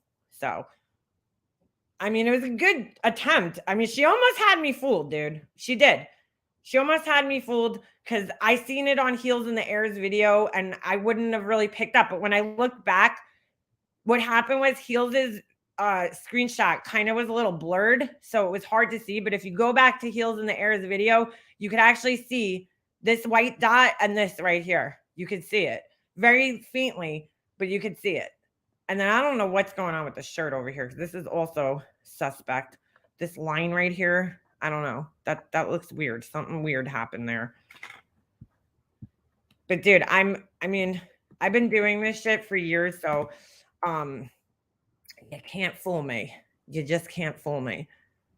You know, there's certain things that oh my god. Yeah, I just realized I'm not sharing my screen. Let me show you guys this again. I don't know what's going on here. Look, you see this? You see this line? Let me see if I can trace it. Hold on a second. I'm going to try to trace it for you guys the best I can. So we got this like curvature line going here. This is very hard for me to do without my mouse. And then it kind of goes like this. Okay. Whose butt does that, bro? Whose butt has this line right here? I don't know if it's colliding with this stripe on the couch or what, but something suspect going on there. There's definitely something suspect going on there. Yeah. Dude, there's definitely some suspicious looking shit. Maybe that's why she crossed this out. I didn't see the bottom part. Like I just screenshot this. This is a screenshot directly from her video because I know she's gonna try saying she did something to it. But this area, let me go back to the original picture. I'm taking all the shit that I just showed you guys off. You're watching me delete it. I can't, this is the original picture. I'll show you guys in her video that I didn't fuck with this at all because I know she'll try saying that. Let me just make sure it's sharing. Okay. All right. This is the original picture right here. See where it says rasterized layer? And this area is what caught my eye right there. That weird shadow I showed you guys. So I'm going to show you now. She definitely fucked with this picture, dude. There's no question in my mind, And like, I hate to call it, like, here's the thing. You didn't have to show this picture. You chose to show this picture. You chose to do this. And then try to act like you lost all this weight. And like, in all reality, I don't fucking care if you lost weight or not. But here's the reality of life, girl. You don't get a round ass like that. And I know, how do I know? Because my ass used to be round and it's getting flat now because I don't work out. Okay. I've been walking, but I haven't been walking enough to actually build muscle, and when I start working out and I start walking again, right? My ass muscle will get a little bit rounder at the top, but right now it's flat. That's what happens when you get, older. And we've seen your ass, dude, in many videos where you get up and walk away. It's very obviously flat at the top, which most women over 40 have that. And that's okay. Like, that's what I'm saying. Like, nobody's expecting you at 40 something years old. She's almost 50 years old. Okay. She's 47. So she's closer to 50 than I am. Nobody's expecting your ass to look like that. Kim Kardashian ass. You're not going to get a 6-pack juicing, dude. That's not how it works. You have to build a 6-pack up. As skinny as I was and as in shape as I was my whole life when I was young. Okay. And I wore a size 00. And I ran track my whole life when I was in, junior high and everything. I never had a 6-pack, dude. At best, I had like a 4-pack. But that middle area, that middle area right around your belly button, dude, those are the hardest muscles to build and to sculpt and to like actually visibly show. You know, you have to be on like a fucking hardcore diet. That's not a 6-pack what you were showing. That's not a 6-pack, girl, what you were showing. Just not. She's got a SpongeBob SquarePants body. And that's okay though. You know what I'm saying? Like, that's fucking okay. It's when you're trying to fool people that it becomes not okay. You know, when you're trying to shove in people's faces, and here's the other thing that bothers me. You're giving women unrealistic expectations. Like, I've talked about this on my channel. I have a video about Jaclyn Hill, you know, on my channel, where I see this Instagram post and she's acting like she just caught the light outside. And you can very obviously tell that there's lighting in the photo, that, you know, there's a light source that's shining on her face because the sun's behind her and her face is perfectly lit up. And it's like, girl, you know that there's like photo people there standing there with reflectors and lighting and shit. Don't act like you were just walking through the woods and all of a sudden you caught the perfect light, because that's not what it was. It's a very obviously photoshopped picture. And again, I'm not against photoshopping. I'm not against it for ad campaigns and for advertisements and shit like that, right? Or if you're an influencer and you are selling makeup or something, but just don't act like it's natural, because you know what I'm saying? Then present it for what it is. Don't act like it's natural. I'm very big against that. Why? Because it gives girls who have enough shit to worry about really unrealistic expectations. Okay, women out there think, and I've heard it, dude. I've heard girls going like, wow, your skin's glowing. I wish my skin looked like that. I see it all over the internet. And I'm like, yeah, their skin's not glowing like that. That's called a filter. That's called photoshopping. You know, it's giving people unrealistic expectations and making them think that the way they look is horrible. You know, I don't get up here and act like I am anything but I am. My teeth are fucked up. You guys see them. It is what it is, dude. What should I do? Go Photoshop nice teeth on myself? Why? Because that's not reality. You know what I'm saying? That's not reality. I'm not going to give people unrealistic expectations of what I look like, because that's not reality. This is me. And if you don't like it, don't watch me, you know, but don't try to sit there and fool people, because you're going to have all these women going on this fucking juice diet thinking that, oh yeah, my waist is going to, you know, suddenly look snatched and my ass is going to round out like Kim Kardashian's. Girl, that does not happen naturally. Nobody's ass looks like that naturally. That's either you either had a BBL, you fucking photoshopped yourself, or you do like 1,000 squats a day, because that's the only way it could happen that your ass would look like that. Most people's asses don't look like that naturally, especially when they're over 40. You're giving people unrealistic expectations and sending them down a dangerous path to go on a diet that's not healthy. A juice cleanse diet is not healthy to be on for a long period of time. Not at all. You're not getting the right nutrients, which is why you're feeling dizzy. Okay. My mom dieted her whole entire life since I was a baby. And never has she been on a diet where she felt dizzy or weak and she couldn't do things. That means that you're doing something wrong, girlfriend. If you're feeling dizzy and weak from your diet, you're either not getting enough nutrients, you're starving yourself, something's wrong. Because no diet should make you feel dizzy or weak, ever. Because the way that normal diets, real weight loss diets are designed, is that you still get all your nutrients, but you're just eating healthier. You know, you're not eating as much fat or carbs or whatever kind of diet you're going on. What you're doing is not healthy. If you're starting to feel lightheaded, that's not healthy. Do not fucking sit up there and give women unreal expectations that they're going to do this fucking juice diet and they're going to have a 6-pack and a fucking Kim Kardashian ass in 2 weeks. That's not going to happen, girl. That ain't going to happen. And here's the other thing. Here's the biggest tell for me, okay? Instead, think about this, guys. She's trying to push that this is a recent pic, and it very well might be. Okay. She also doesn't mention that she had a tummy tuck. She finally mentions it yesterday, too. Okay. So that's going to definitely shape things differently, muscle wise. I showed you guys a video where they sew up those muscles in the middle. Okay. Which will make them kind of bulge out a little bit. But here's the other thing. This woman, not even 2 weeks ago, showed her tits, her fucking naked ass tits on camera. No problem. No problem, right? If you have the balls to do that, why can't you stand up in front of the camera in a pair of leggings and show your stomach and show your ass, dude, like that? Why do you need to show a picture? Why not just show right live on camera? I mean, you showed your titties, so you clearly have no shame. You know what I'm saying? So it's not like you're embarrassed or something because you weren't embarrassed to show your titties to everybody.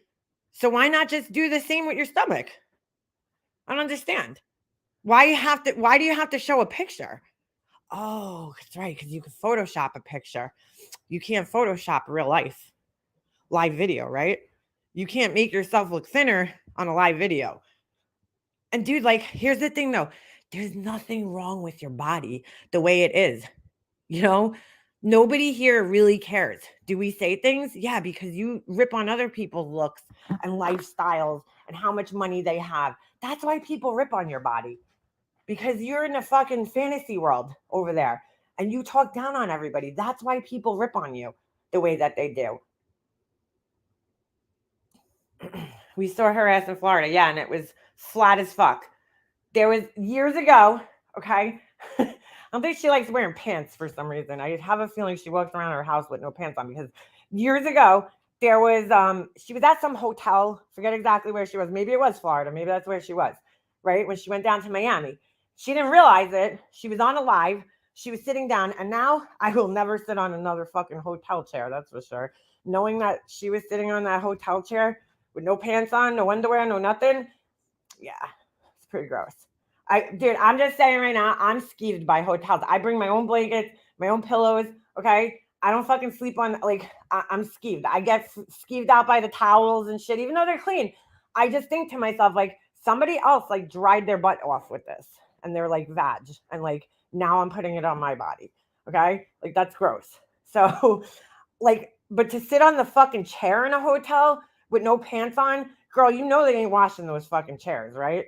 You know that they don't wash those chairs. Like those fabric chairs that are in the hotel rooms, they ain't washing those things. At best, that thing gets a little vacuum. So you just got your vag juices. Ugh, your bare vag on a fucking hotel chair. Nope, sorry. But anyway, she sat down on the fucking chair, right?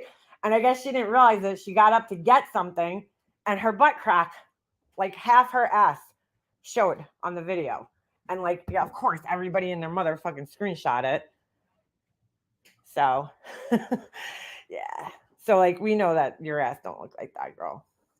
And that's okay though, because guess what? You're almost 50 years old. You know what I'm saying? You're almost 50 years old. You're not going to look like these Instagram models who are 90% photoshopped anyway. Very rarely do you see a girl. In fact, the other day, I forgot where I was. I saw a girl who had one of those bodies, like the Kim Kardashian Instagram body, and it looked almost weird in person, right? Because you don't really see people naturally shaped like that. So obviously the girl that I saw, she had some work done.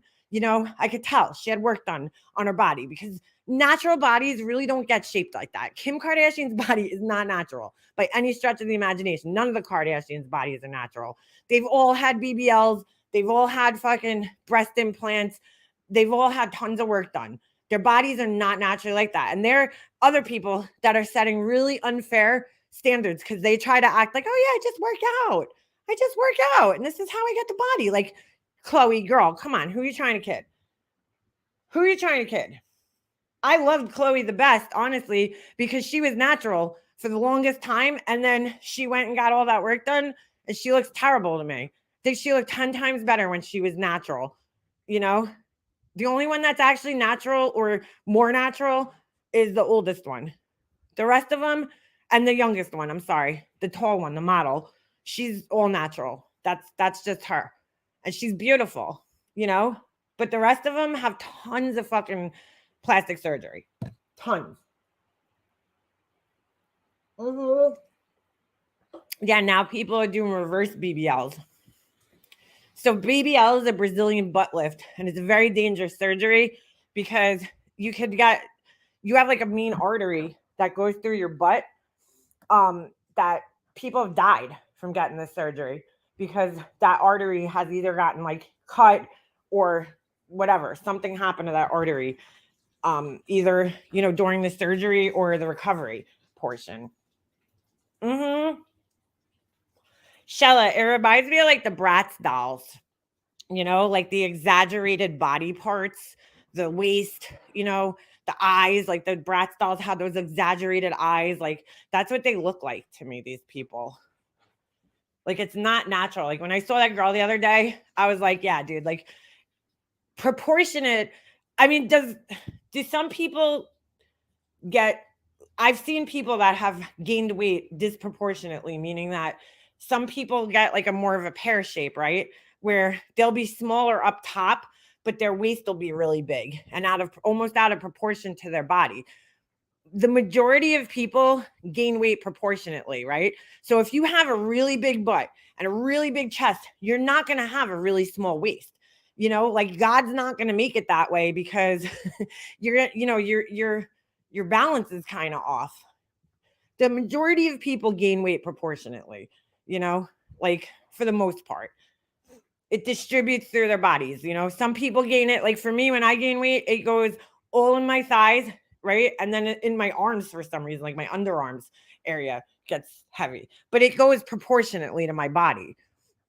My stomach also gets a little fat too when I gain weight. But it's just like, I don't know why you're trying to like fool people into thinking that this diet magically gave you a six-pack and a fucking Kardashian ass. Cause like no diet's gonna do that, girl. That takes work, okay, to get a body like that, to get your ass rounded out like that in your 40s, especially when you're almost 50 years old. That takes work, girl. That takes work. Tilly, I'm with you. I prefer natural looks. Like I showed you guys, look at Dina, she looks beautiful. Her face looks natural. She looks like, she looks natural and beautiful the way she looks.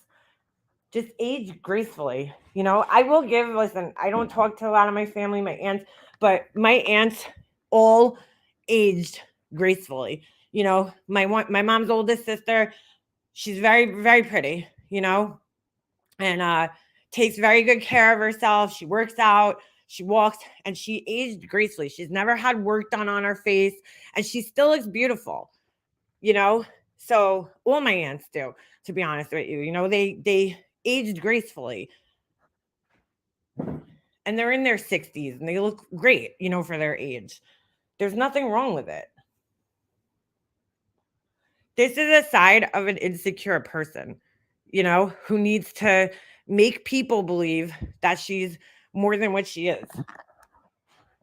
God, don't make mistakes. Leave your body. Listen, I've had work done. I had my nose done, and that's it. That was my big insecurity at the time. I had the money. I did the work, and that's it, but I don't know. I'm not here misleading people. Like, listen, my stomach ain't flat. It ain't, it's just not. I'm 50 years old. I don't eat the healthiest, I'm 50. I'm 41. What am I saying? I'm 50 years old. Fuck. I just added 9 years to my life for no reason. I'm 40 years old, 41. And like, I've gained weight. I had a kid. My body isn't what it used to be, but I'm okay with like where I'm at now. I'd like to tone up a little bit, but like I don't need to lose weight. I don't feel like I need to lose weight.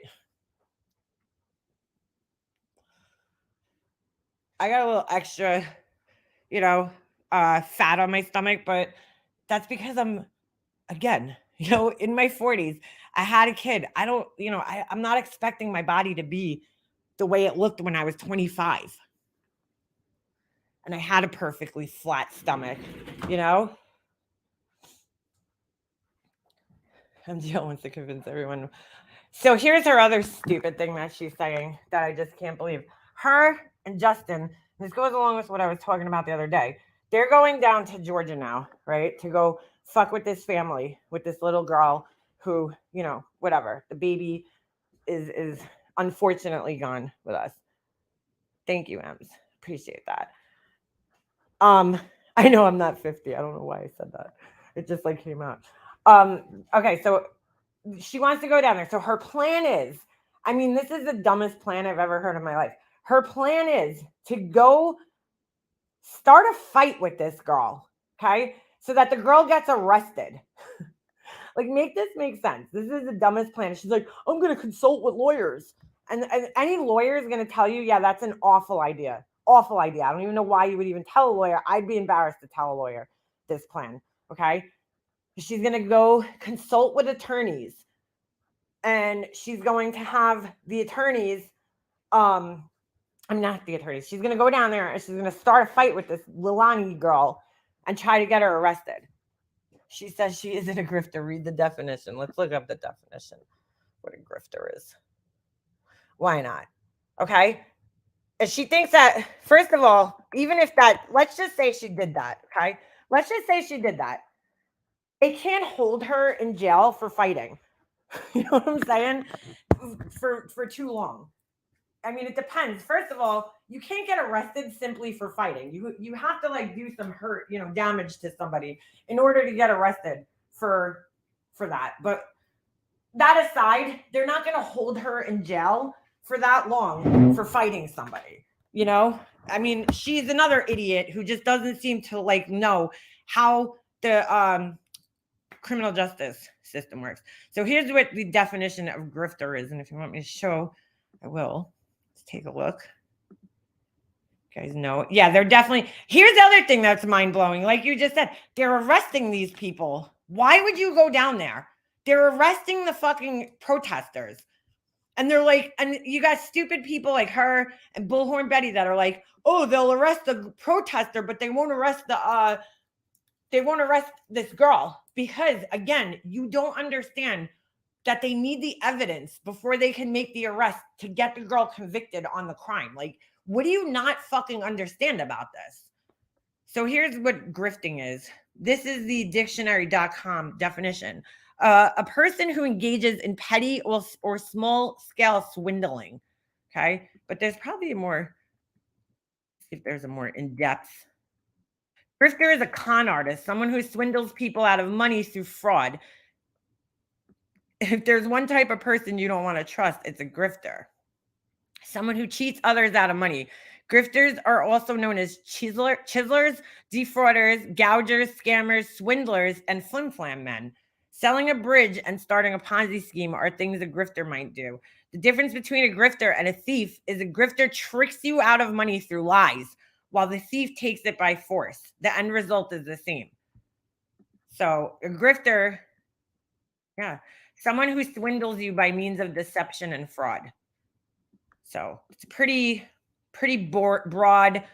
It's a pretty broad thing. Like, for instance, okay, the grift that Betty's doing is like she's going down there, actually making people think that she's accomplishing something by standing outside of these people's houses, right? She's actually like, she does a very good job of selling this to people, maybe not to us, but there's people out there that actually believe it. But she does this really good job of trying to actually make it seem like she's doing work.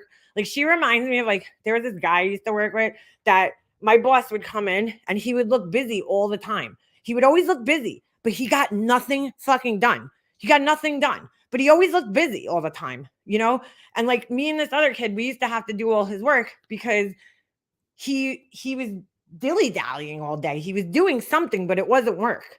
And he always looked busy, but he never really got anything accomplished. That's what these people do. They look busy, they look like they're doing something, but they're really not accomplishing anything. So the grift is that you're making people think that you're accomplishing something by going down here and yelling and screaming and, all this shit, but you're really not. So people are donating to your cause to help you continue doing what you're doing, but you're really not accomplishing anything. And I asked this the other day, like, what exactly is it that you're looking to accomplish by doing this? I mean, I heard a clip yesterday where MGL's saying, oh, let us search the landfill. Girl, you couldn't even go down on a mountain, fucking, climb a little hill. You got all out of breath. You think you're going to go stand in a landfill and start searching for human remains? I mean, come on. Who are you kidding? Who are you kidding? Never heard of due process. No understanding. I mean, she literally couldn't even fucking go down a hill on the side of Summer Wells's house, and she thinks she's gonna go search in a landfill. That's the grift, guys.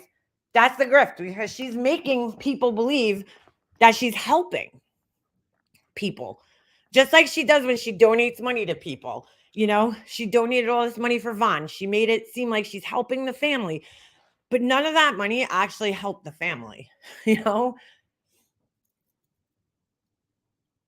girl, she was out of breath in her bed. Okay.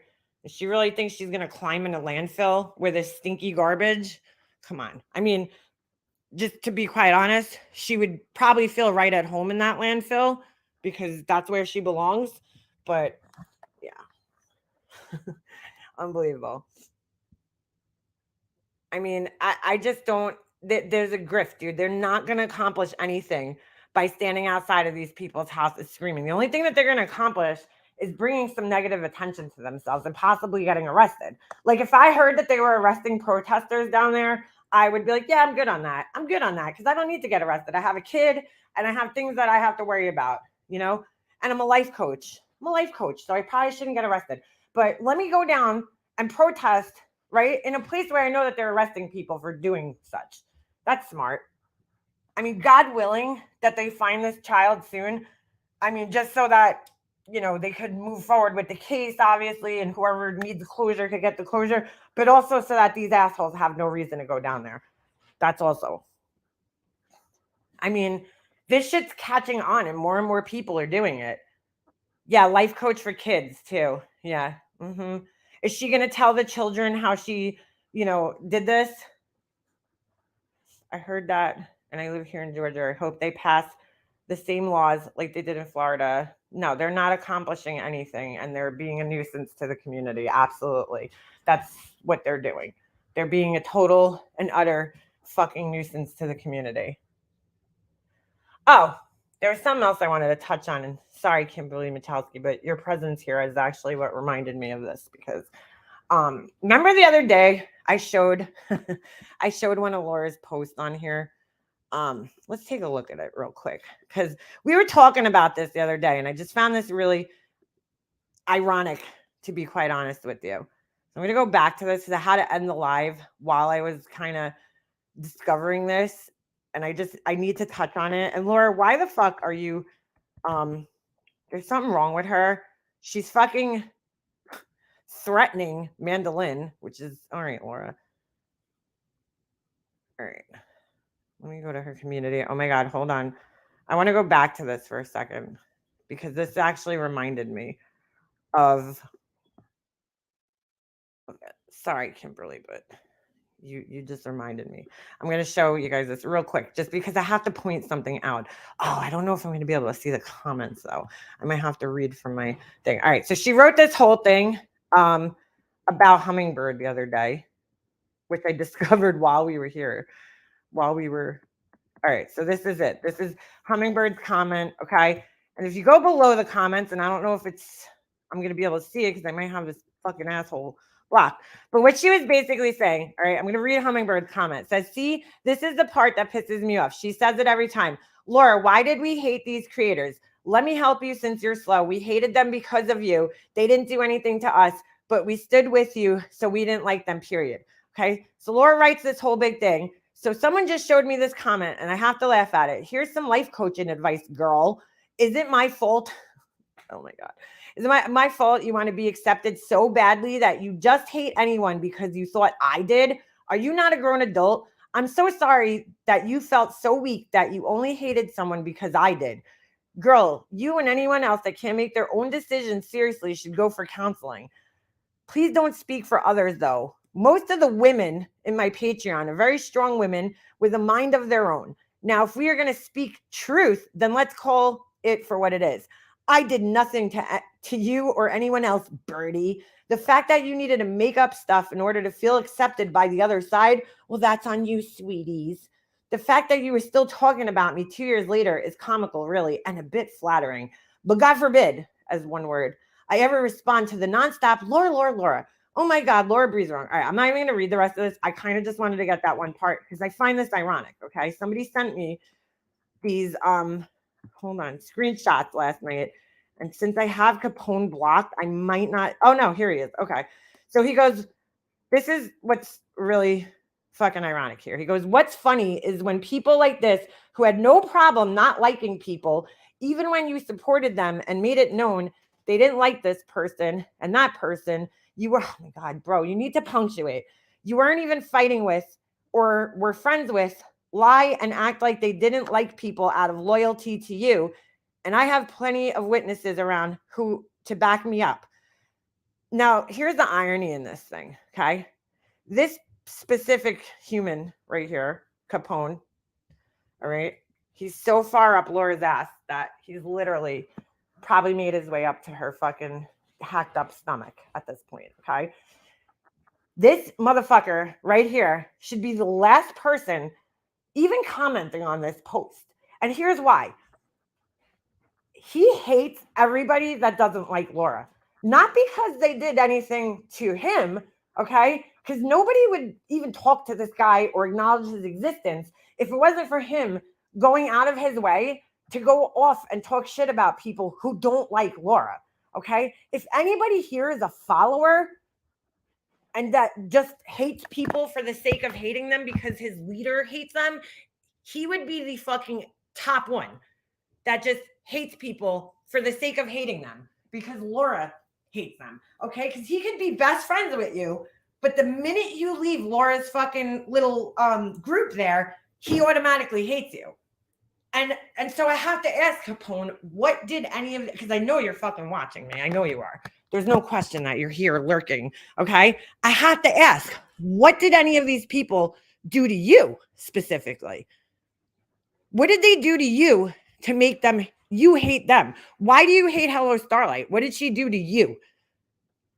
Because your hate seems to come and stem mainly from Laura's problems and Laura's issues with people and not your own. So I would like to know from Capone, what is it that I did to you, that Starlight did to you, that Hummingbird did to you, that any of these people did directly to you that makes you hate them?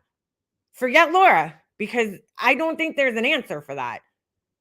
Okay. And I'm talking to all, this is prior to all this shit talking, because you like to, go in people's comment sections and inflame them and, say all these nasty things to them. But like, you say them because of Laura. You're not saying them because of you, because nobody here would have had a problem with you. You don't like people simply because they don't like Laura or because Laura doesn't like those people. I didn't do anything to you. All I did was, end my friendship with Laura. And then you started talking shit about me and started being nasty towards me. But I didn't do anything to you. Oh, I took your wrench away. Sorry. Is that, a reason to follow me around in every chat I go to, screenshot everything I have to say, troll my fucking chat, troll my comments? What did these people do to you? That's what I want to know. Because you are the biggest example out of anybody here that's just a fucking follower, period. I just had to put that out there because it just reminded me. Because this motherfucker really has some balls to be talking about Hummingbird, following and all this other shit when he's the biggest follower of all, really. I mean, unbelievable. Unbelievable. What do you think the interviewer did where Lilani's stepbrother did? She passed along messages.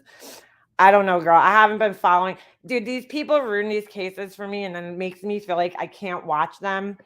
I don't hate anyone, and Laura doesn't hate anyone. Kimberly, I appreciate you saying that, but you should only speak for yourself. Don't speak for Laura. Don't speak for her, because you really don't know how she feels about people. She definitely has some hatred in her heart. I mean, I was friends with her. Just saying. We've had conversations.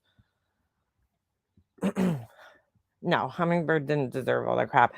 That woman, not lady, is a waste of even drama time for me. Yeah, she is. She is. I just had to point that out because I'm like, you're such a hypocrite, Capone, because like you literally just hate people just because they don't like Laura. That's your only purpose for hating people, is just because they don't like Laura or if they have an issue with Laura. I mean, you will turn on your best friend if they don't like Laura. It's pretty sad. So, no, November Rain didn't deserve it either. But the funniest shit is that Laura decided to go live the other day. You know, she got all dialed up. And I hate agreeing with fucking Molly Golightly, but I have to agree with her there. Is that, you know, I think Laura the other day, she just got all dressed up for whatever reason. And she was like, dude, I can't waste this. Like, makeup, my hair is done. I got to go live. And she just came up with some reason to go live. And now these two fucking narcissists are fighting over a person. Like, they own the person. And it's so fucking weird. They're literally fighting over this person who's a Patreon to both of them. And I'm like, oh my God, dude, this is fucking weird. Yeah, same here, Nana. She don't cross my mind unless I see a clip or somebody brings her up in here. But I saw a screenshot of that the other day, and I was just like blown away because I'm like, you know, of all people to talk about somebody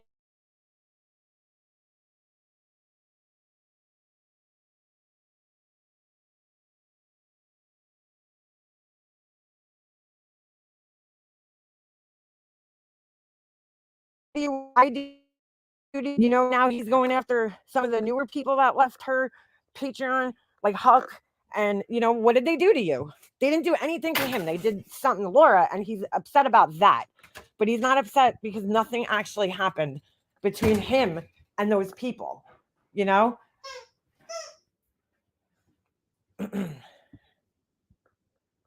He doesn't know. Oh, figure skating coach. I might have cut out for a second there because I ran out to my car. Laura does not have points of view. She has screaming matches. Yeah. Those awkward meetings when she went after people. And dude, like, I just have to call her out here. Hold on. Because she talks about, you know, her and fucking, what's her face? They're having this fight. Okay. And they're both equally disgusting, in my opinion, with the way that they think that they own these like Patreons. You know, they don't even refer to these people as like people or friends. They just call them Patreons, which is, you know, fine. But they're people in your Patreon. They're not Patreons. They're not your Patreons. You don't own them. They're people in your Patreon. You know, like you don't fucking own anybody. But she talks about it. And I'm like, dude, Laura, you are a fucking whole ass lie. I did listen to like the beginning part of her response video. Hold on a second. And I'm like, you're a whole ass lie, girl, on this. A whole ass lie. I had to end it halfway through because I'm just like, dude, you are just straight up lying to people here, Laura. And not in a fucking, I mean, I don't know where she's been, but Guys, I am late. I don't know what's up with her sound, so I'm gonna fast forward. I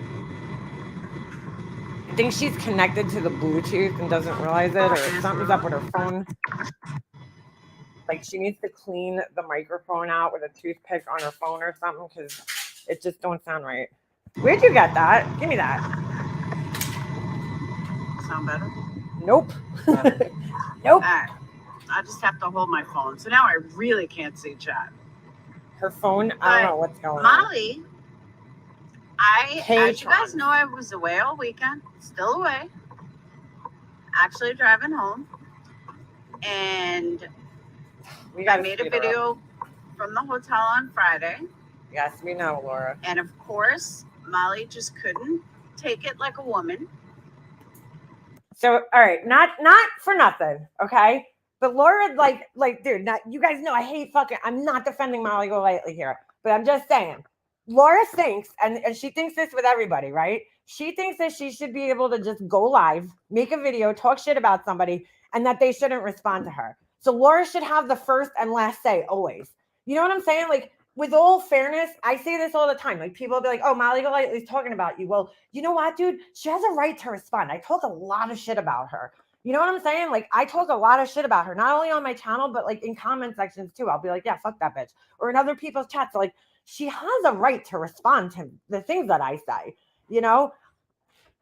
Like, Laura's under this impression that like I'm just gonna go live for no fucking reason and make this video, right? And then you don't get to respond to me though. Just take it like a woman. You know, it's like, what? Like, how is that fair? She had to come back with, I heard multiple videos. No. And when I was scrolling through YouTube to hear something, the idiot says that I should eat a pumpkin. Well, Molly, if I ate a pumpkin. What? She said eat a pumpkin. I missed that. Then I would look like you. So no, I'm not going to eat a pumpkin. But thank you. Laura thought that was so genius right there. She's like, oh, I got a good comeback for that. If I eat a pumpkin, I'm going to look like you. Like, but ching. Like, Laura, your clapback's so weak. Hold on. I got to see something because she always usually writes like a manifesto. Oh, she didn't. All right. Shocking. All right.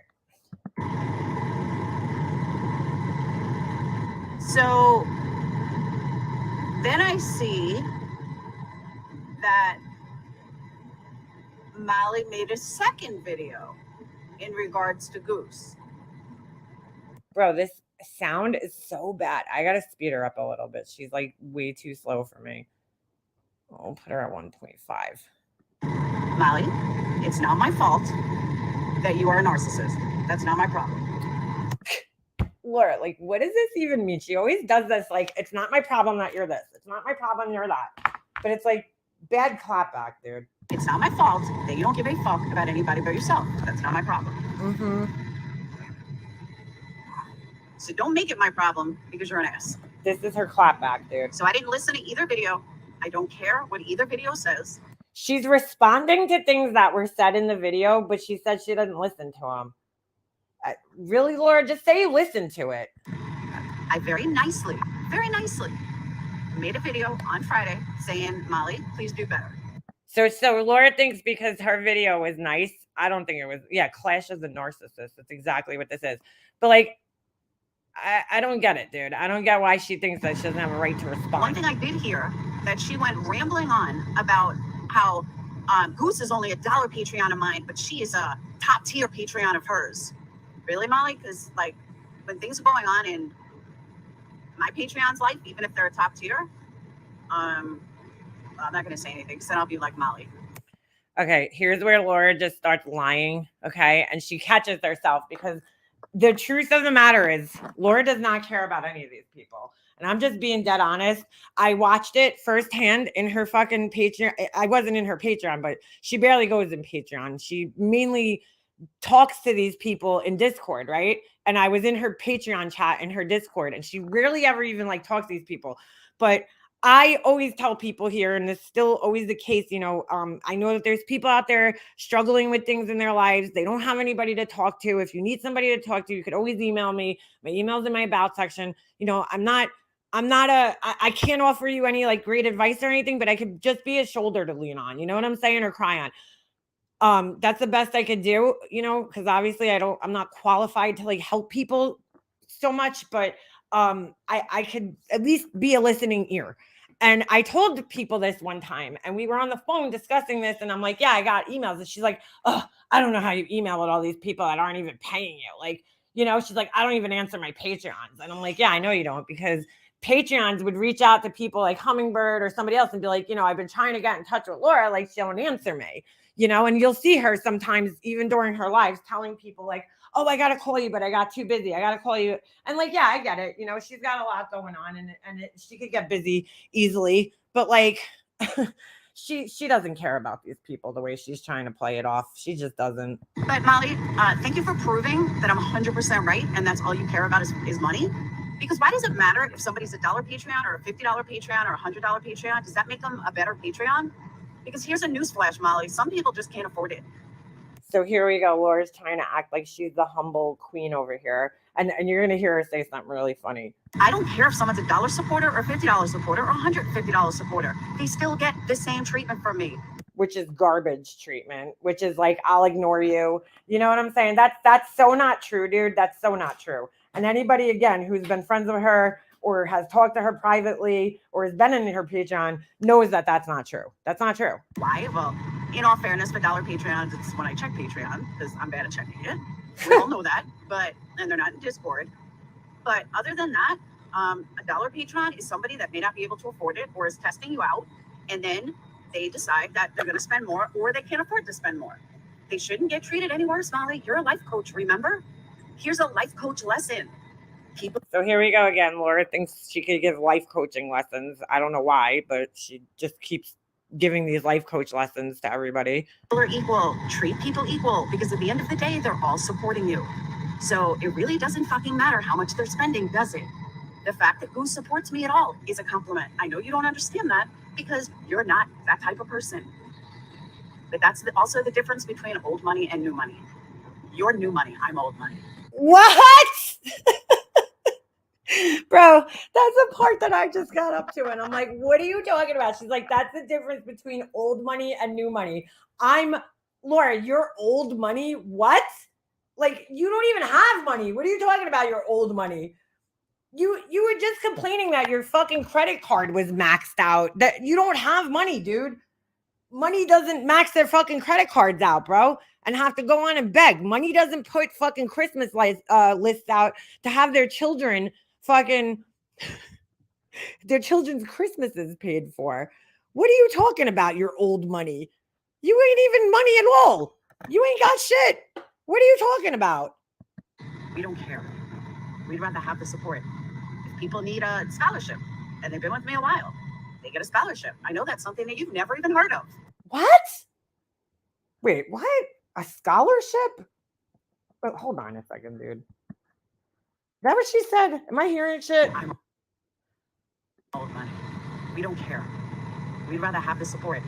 If people need a scholarship and they've been with me a while, they get a scholarship. I know that's something that you've never even heard of. You couldn't possibly have heard of that because that's not who you are. What the fuck is she talking about? What does she mean, a scholarship? Yeah, she's no money. Exactly. Molly. No, it sure isn't. So, do yourself a favor. Stop embarrassing yourself by making videos proving what an asshole you are. And I mean that 100%. Dude, this is just too much. This is too much. Because that's all that you're doing. And I want to thank you for that because I couldn't ask for more. What? You proved exactly what I was saying.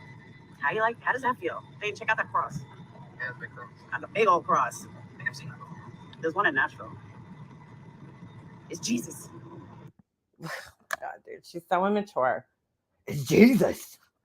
She tells her kid to check out the cross, and then she's like, it's Jesus. Like, oh my God, dude. You're in the Bible Belt, Laura. You realize that, right? You're driving through the Bible Belt because you live in the Bible Belt. Look at that. Oh, now it's hidden.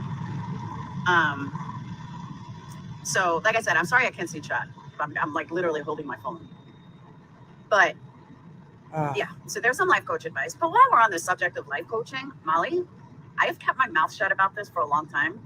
And I wasn't even going to say anything, but you forced me to. I mean, Laura, how did she force you to say something? You being a life... Neither one of them, here's the reality. They're fighting over this person, right? This person. Neither one of them truly gives a shit about this person. That's the reality. Neither one of them truly gives a shit. Okay? You have to remember that this is a person that's saying all this that got fired from their job for a lack of empathy, dude. You know? And it's like, it's very hard to believe that you're telling the truth in any way, shape, or form, dude. Just fucking crazy that you even care. Coach for children is almost like me becoming a preacher. Yes, I am becoming a Catholic priest. That's the equivalent. I mean, I have to agree with her there. So at least she knows she's fucking evil. But goddamn, Laura. Molly, here's a newsflash. You didn't raise your child. Your husband did. We know this because it was all out there. You put it out there. We saw how you never went to your son's game. Your husband did. You never did homework with your son. And Laura, we saw how you hid on the bleachers, okay, at your son's game. And oh my God, this motherfucker just got a fucking big ass dirt fucking paw print on my fucking couch. Get over here.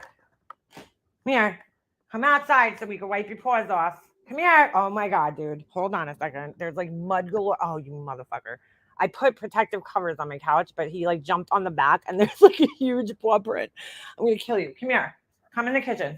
We need to wipe you up. No, don't go back on the couch. Oh my God, you just got 5 more on. Hold on a second. Oh my God. Hold on. Come here, Ovi. You son of a bitch. Good thing I bought that spot cleaner thing. Come here, hold on. Come here. Come here, come here. He's gonna run away from me and jump on the couch again, so I gotta do this with tact. Come here. Come here. Where are his fucking treats? Come here. Come here. Oh, come here. Come here. Hold on. I gotta trap him in there. Dude, your paws are so muddy right now. What did you do? Oh my god, dude, they're black. What were you doing? What were you doing? Oh my god, dude. Yay, it's raining. Yay, it's raining. Oh my god, no. I have a white shirt on. Come here. Hold on. Sorry. I have to clean this. Oh my god, dude. His paws are filthy right now. Absolutely filthy. What were you doing? Stop biting me. Hold on. Oh my god, bro. This is disgusting. Come here. You good? Nope, they're still dirty. Give me this. Give me your clip. Stop running away. Come here. Hold on. Oh my god, dude. Are your back feet dirty? Come here. Oh. All right, you need to stay in here for a minute. Holy shit, dude. Oh my god. Oh my god, dude. He just jumped on my Your couch. husband did. You never did anything with your son. Your husband did. And you told everybody this. So this is not something I'm saying behind the scenes. This is not something that I'm making up. This is all right, but Laura, you whatever, dude. It's not something I'm saying to bash you. This is all you. This is everything you've told. You used to say when you were in Chris Watts days how you couldn't be bothered with your kid. Adrian did that. Adrian was such a good husband because he did everything for your son. I mean, she did do that. And I have to agree with her there. But, I mean, I don't know what this has to do with anything. Remember that? She didn't call Laura bad and then you bitch and moan and cry about having one kid to take care of and you have to do laundry and this and that. Bitch, please, sit down. I've raised 3 kids by myself. Here we go. Laura raised 3 kids by herself. Again, by that. The reason you did that, though, is because of your bad decisions that you made. You know, that's nobody's fault but your own. Stop fucking making it like you were like forced into this, single mother fucking situation, because that's not how it is. Literally, sports, back and forth, dance lessons, school lessons, after school specials, plays, you name it. All while working 2 full-time jobs, sometimes 1 full-time. No, actually, it's been 2 full-time jobs. When did she have 2 full-time jobs? Can anybody tell me when Laura had 2 full-time jobs? Anybody? Okay, didn't think so. You have 1 kid and 2 people and you're complaining about shit you gotta do? Wow, just wow. Wake the fuck up, Marissa. According to Laura, nobody else is allowed to complain about, having to do things for their kids. Only she is, because she made bad decisions. What the fuck do you have now? I'm gonna kill you. Oh, what are you doing? Oh my god, this dog. I swear, you're really killing me today. Nobody else is allowed to complain about things that they have to do with their kids. Only Laura is. Only Laura is allowed to complain. The rest of us, we can't complain. If you're married, you can't complain about your life. Okay? Only if you're a single mother. You live in like some kind of fantasy world. It's kind of funny, but it's sad. You kind of do sad. too, Laura. Just saying. So that's what I want to say about that. It's been eating at me, and I had to get it off my chest, and I really haven't heard anyone else say it. Granted, I don't watch too many. Why is everything always eating at her all the time? What I see in Discord and what I see people send me. For somebody who doesn't care, she sure lets things eat at her. While we're on the subject of assholes, let me move on to the next asshole. Little Piggly Wiggly, who can't keep my name out of her mouth. All I'm going to say to you is you are so lucky that YouTube would not post what I wanted posted. I'm sure Mandolin was shaking in her fucking booties because Laura couldn't post what she wanted to post. That community post probably would have just sent her over the edge. The other day, because it was pretty bad. And maybe that was a sign that I shouldn't have posted it. But YouTube wouldn't post it. But for Piggly Wiggly, that's pretty bad, dude. All I want to say is, Misery, do me a favor and give me a call. I need your help. Maybe you. Laura, it's so funny because I bet you we could find clips of her saying, I don't need anybody to fight my battles. I stand on my own. I don't need people to go after people for me. Because there's been many times where Laura's been accused of, having people like Dave and all these other people fight her battles for her and dox people and all this other shit and look people up. And she's like, oh, I don't need anybody to fight my battles. But here she is summoning somebody to fight her battle for her. Can shut this girl the fuck up. So there's that. You know my number? Give me a call, Misery. I don't even think this guy, Misery, is like still around, let alone wanting to bother with Laura or any of her bullshit. Oh, Piggly Wiggly is supposed to be Mandolin. Yeah. Leslie. Yeah. I have a shock for you guys. It's gonna shock you. I need you guys to sit down for this one. All right. And this is where I listened up to, and I think I fucking turned it off after this because she's talking about, I don't know, somebody donating money to fucking, what's his face? Fucking Dolly for some bullshit. She's like, I'm not the only lawyer. Yeah, Mandolin. That's who she's talking about. Yeah. Misery and Jimmerman. I don't even fucking know. He was in Queen OGs. Oh, really? Yeah, I don't know nothing about that guy. All I know is like, I'm sure he couldn't give a fuck less about Laura's shit that's going on. You know what I'm saying? Get out of there. Get out. What are you going after now, dude? You're killing me today, dude. You're gonna get in big trouble today. I'm gonna put you in the creek. That's where I'm gonna put you soon. You're being bad. Mandolin posted Laura begging for money. Must have hit a nerve. Oh, did she? I didn't see that. Where is that? Let's see. Hey! Excuse me, sir. Let's see. Ovi, stop! Get out of my fucking pocket, dude. You're driving me nuts. Where's your little bone thing? Keep losing these things. She had like 10 of them, and now they're like all missing. Oh my god, you're driving me nuts. Here. Look. Oh, look what I found. Don't chew it. Stop being bad. Mandolin. Where'd she post it? Anybody? Laura begging for money. But she's old money, guys. She's old money. Old money. Oh, dude. She's old money. Threatening people in her 50s. Yeah, that's old money. She's old money. It's been over in that drama community. One word, yikes. Yeah, dude. It's fucking yikes for sure. Where'd she post this? I missed it. Unhinged protesters. Let's talk. Where? Was it on her other channel, maybe? Let's talk about expectations of protesters. Oh, today's her birthday. Happy birthday. Shit. Today's Mandolin's birthday. I forgot. Give her a good old happy birthday. I'll give her the birthday banner. She probably won't be here to see it, but get down, dude. Get off of me. Hold on. Happy birthday. I think it's today, right? Amanda. Yay. All right. Add banner. There you go. Yay. All right. I'm not seeing this. Could you stop jumping on me, please? Oop. Hold on. Comments.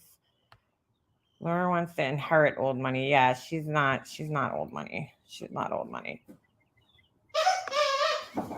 I don't see. Oh, she's having a live tonight. She thinks old money means you used to have money but don't anymore. I don't know what she's thinking. I don't know what the fuck she's thinking right now. I really don't. Old money is like people whose like families have had money for generations and generations, right? Like Paris Hilton would be considered old money, right?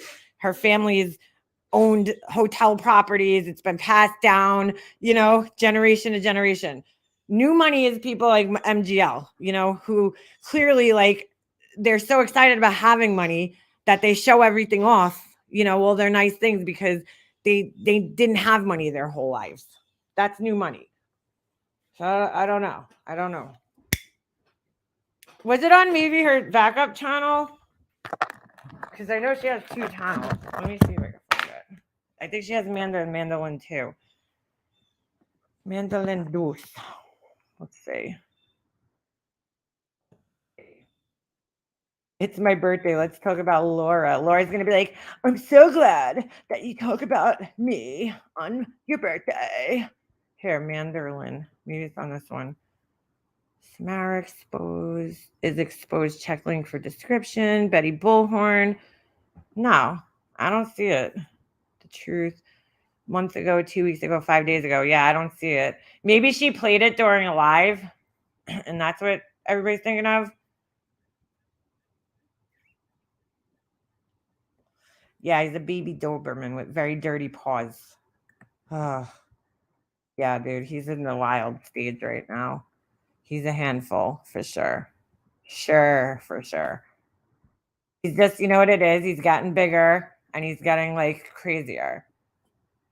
So he's definitely in a stage. I bet you anything she played this on a live the other day. I don't see like an actual posting of it, but it's pretty funny that, she's calling herself old money, but yet, I didn't hear it with my own ears, but I heard people talking about it, that she was apparently, oh, Laura, she was apparently fucking saying her credit card was maxed out or something while she was away on this trip. And it's like, dude, if you were old money, that wouldn't happen. You'd be like, let me call my daddy. You know what I'm saying? Or something. I don't know. Oh God. Yeah, he'll settle in the next year.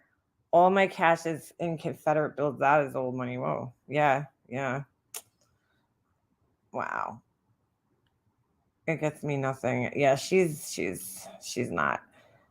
It's her B-day and she's having a live tonight about Laura. I have to say it's pretty sad to spend her B-day bashing on Laura. Well, I mean, that's your opinion, Kimberly. That's your opinion. I mean, what does Laura spend her birthdays doing? Here, talking about other people. So, to each their own. Oh, I think she's no money. I mean, geez Louise. Geez Louise. There was something else I wanted to show you guys and go over and discuss, but I can't. It's not bashing, it's informing the masses. Yeah. Dude, like, I'm sure she's going to do her thing with her family. People tend to think that like the 2 or 3 hours a day you spend on YouTube is like your whole day. You know what I'm saying? Like, I do so much more in a day than what happens just in like the couple of hours I'm on here, or in a week or whatever. But people like tend to think that like if you're live, it's your whole day for some reason. I'm sure Mandolin usually does her lives later at night, and I'm sure she'll be doing that. I will never forget how upset Laura got when Marissa forgot her birthday. Then Marissa sent her Cash App, and that really offended her. Yeah, I remember that. Laura's one of those people that like she really does like keep tabs on like who thanks her, who wishes her happy birthdays, who called her up or didn't call her up for like, whatever reason. She keeps tabs on that kind of shit. CK, that's a good idea. That's a good idea. Don't watch. Could be gone just like that. Yeah, you're right, Pugs. It can be. You're 100% right. Money don't last forever. That's for sure. Let's see what time she has this scheduled for. Hold on.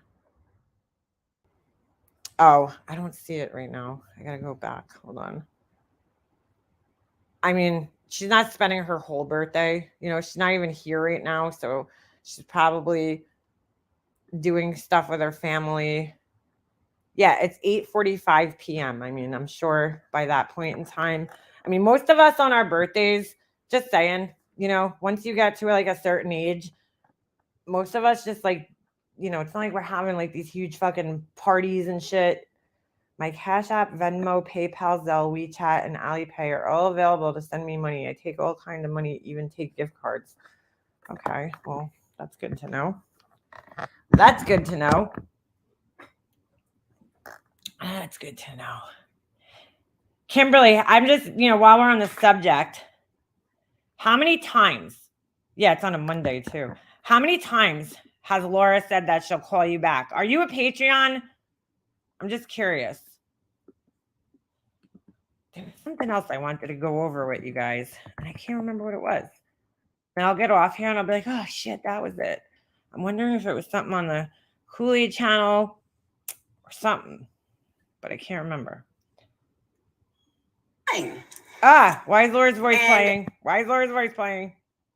Jesus Christ. Yeah, I don't know, dude. I don't remember. It'll come back to me. Maybe she'll pull a Savage and have a male stripper on her stream tonight. Yeah, hey, there you go. Yeah. On my birthday this year, MGL did a fundraiser for Olivia Newton-John towards the Susan G. Komen Foundation and didn't do any research to know that O&J, had her own foundation. Oh, shit, that I should have gone to. Yeah, well, we know she likes doing that. Will there be a clown at her party? Jump house, maybe? Who's that, Mandolin? Maybe. I haunt your dreams and your background windows. Oh, my God, yeah, she's fucking haunting my background. Haunting my background. I mean, she just has some fucking nerve to be saying that, you know, she's old money and all this bullshit. Like, Laura, just stop. Just fucking stop, dude. I'm old money. You grew up in a fucking middle class town. It's just like fucking what's her face saying that she's you know, living in like fucking the Ritz-Carlton over there in Hershey, Pennsylvania. It's like, dude. There was another video. Now I feel like I have to look because it's gonna bother me. Let me go on the Kool-Aid channel. See if I can fucking refresh my mind. Here. I always forget. It's the rain. Blame it on the rain. Yeah, yeah. Oh, Science Girls Live? Hold on a second. Oh, no, it's Patreon. Never mind. I just can't. Oh, wait. Maybe that'll remind me. I have to look at our text messages. There was something else that I was like, ooh, I got to talk about this. Maybe it was this. Hold on. Yeah. She has some holes with this. Yeah, this. This is what I wanted to talk about. Okay. Let's just talk about this real quick. All right. We need to talk about this. Now, again, I really don't want to promote this channel because they seem to be in favor of this fucking idiot here. But, all right. Let's go here. Oh, wait a second. All right. Just go here. What's the matter? You don't feel good? All right, let's go. This shit, okay? This woman's out of her fucking mind. Doesn't even make sense. I'm going to go to someone's house. I'm going to approach their door. And I haven't mentioned who this person was. Girl, boy, apartment, house, all creator or sub. All right. How people are fucking supporting this shit. Showing up at somebody's house. First of all, I find this really funny, right? Because she's always like, oh, Leona is so obsessed with me. And she drove by my house, right? Which is a fucking lie. But yet she thinks it's perfectly okay to show up at people's fucking houses, right? So when she does it, it's okay, right? But then she'll accuse me of it, make it like I'm a fucking stalker. Fucking unbelievable, bro. But she's like, I'm going to show up at somebody's house. I'm going to approach them. I'm not going to have... And what is with the... Who is this on her panel that has like... What kind of picture is that? You're holding your phone in front of your face. Like, I don't get it. Knife or gun on me. Oh, no. She actually blacked it out. What the fuck? I'm going to... Why even put a picture of yourself then? This is a fucking... Right here, okay? This is the brains of the people that fucking follow her. They put a picture of themselves up there, but they blacked their face out. So, like, why even put a picture of yourself? Make it make sense. They even blacked their fucking hand out. Approach them, and I'm going to videotape them, and I'm going to ask to speak to them. Like, dude, how does anybody support this?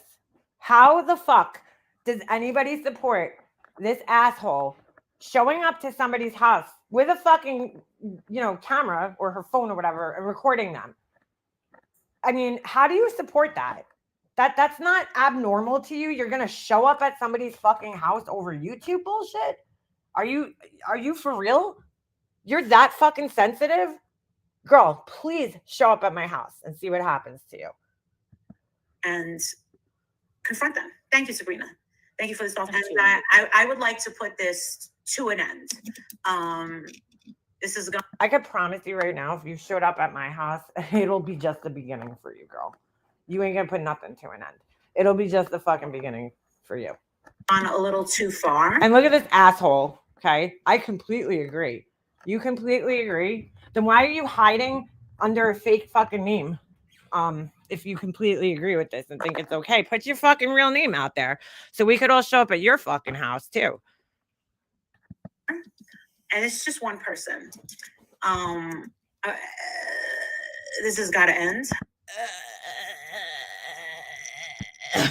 What the fuck was that? I am going to film it. I want to see how. Look at this asshole. I'd pay to watch the look on their face. Like I said, put your fucking real info out there, boo-boo, and we'll show up at your fucking house and see how you like it. This asshole chose to be a public figure on the internet, okay? So people are going to talk about her. You don't fucking show up at people's houses because they don't like you. Grow some balls. How this goes. If this goes in a certain direction that I want, which I expect to go my way. So she's only going to post the video if it goes her way. She gets her fucking ass beat, which is probably more likely what's going to happen. We'll never see the video. So whoever it is, I hope they have fucking Ring cameras on their property. I will not post the video. If it does go in the way that I don't think it will, and they think that they're tough, I will post it. And I agree with you on the first one. I think they're gonna go with the first one. Just Oh, it's fucking Whistle Down. Whistle Dick. I know. Up there. Why am I not fucking surprised? Why am I not surprised that she's supporting this shit? Oh my God. And she's got her face blacked out. I didn't even see the name. And I'm calling other people stupid. Jeez. I think they're going to be extremely shocked when they see me in person. yeah. I think they might freak out and shut the door Yeah, because you're probably a lot bigger than you look on fucking camera. and try and call the cops. But I am going to explain to the police. All right, dude. The police, this fucking idiot, it's like she did here. She like called the police. I think she does that as like her, it's like her little cushion to protect her because like this ain't gonna happen. Dude, you can't just show up at people's houses, bro. It ain't gonna go good. Why you would ask the police? Because the police are gonna tell you the same fucking thing. I mean, you could technically go to anybody's fucking house you want. But if it's somebody that already doesn't fucking like you, it's not really a good idea to fucking go on somebody's property. It doesn't fucking like you already. You know, you're just asking for a fucking dangerous situation to happen there. I mean, if I told my husband I was going to somebody's house on fucking YouTube, he'd be like, Leanna, what the fuck is wrong with you? Like, this woman's fucking warped over YouTube. I mean, she really is. She really fucking needs to get her fucking head examined. You're really going to show up at somebody's fucking house over YouTube? You're that fucking much of a pussy? Give me a fucking break. Yeah, my dog would love to meet her. I'm telling you, dude. Thought MGL and Whistle Down stopped being friends before MGL went to Rogersville. I don't know. I don't know. Yeah, well, it's Georgia, right? She's going to Georgia, so I don't know. Is that a stand your ground state? Because if it is, she better fucking bring her vest with her. Just got on. Is Messy Molly talking about me again? What? I don't even know who you are. But I hope you're not doxing somebody. Listen, she plans on going to... That's what I was thinking. She's either going to go to Michelle's house, and I'm going to tell you right now, in that fucking case, she's really fucking stupid. You know that this woman has a fucking gun out of reach, and you're going to go fucking show up at her house? Not a very good idea. If it's fucking anybody else, I don't know. There's a lot of people that live in that state. So, I mean, her showing up at anybody's house is really fucking stupid. I mean, why? You think it's worth the risk? Showing up at somebody's house? You really think it's worth the risk? Girl. My dog would smell the evil coming. I am the one Molly thinks is Flava. Oh, yeah. That, all right. I gotcha. Yeah, Michelle has nothing to lose. You're 100% right. She can go to Georgia or someone's house, but she can't get to see her mother. Yeah, there you go. You know, she's trying to use her mother for sympathy. She could get in the car, drive to Georgia. I'll tell you right now, I was giving her a little bit of a fucking like excuse because her husband's not home. So I didn't say much about her not going to see her mother, right? Because her husband's away and she has a kid and the dog and whatever else. But now you have no fucking excuse because she's waiting till her husband gets home so she could go to fucking Georgia and harass people. But she can't go see her own mother. That's pretty fucking sick. Coming from somebody who lost their mother, I would give anything in this world to spend more time with my mom. Okay? Even if it was sitting in a fucking hospital, I would give anything to just spend 5 more minutes with her. And it's like, you could go see your mom, but you're choosing to go see, go to Georgia.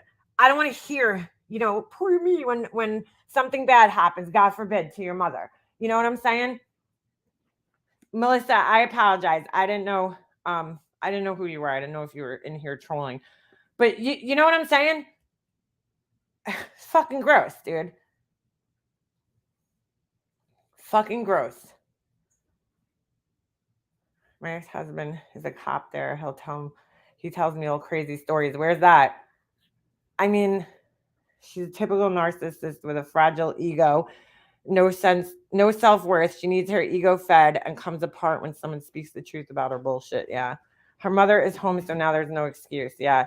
You're 100% right, Sarah. That's what I'm saying. Go spend time with her, dude.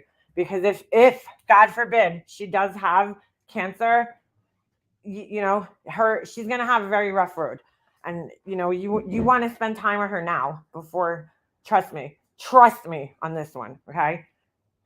You would rather spend time with her now rather than later, if you have to choose, which you shouldn't have to choose, but I'm just saying, if you have to choose, now would definitely be a better time. Later ain't gonna be too fun.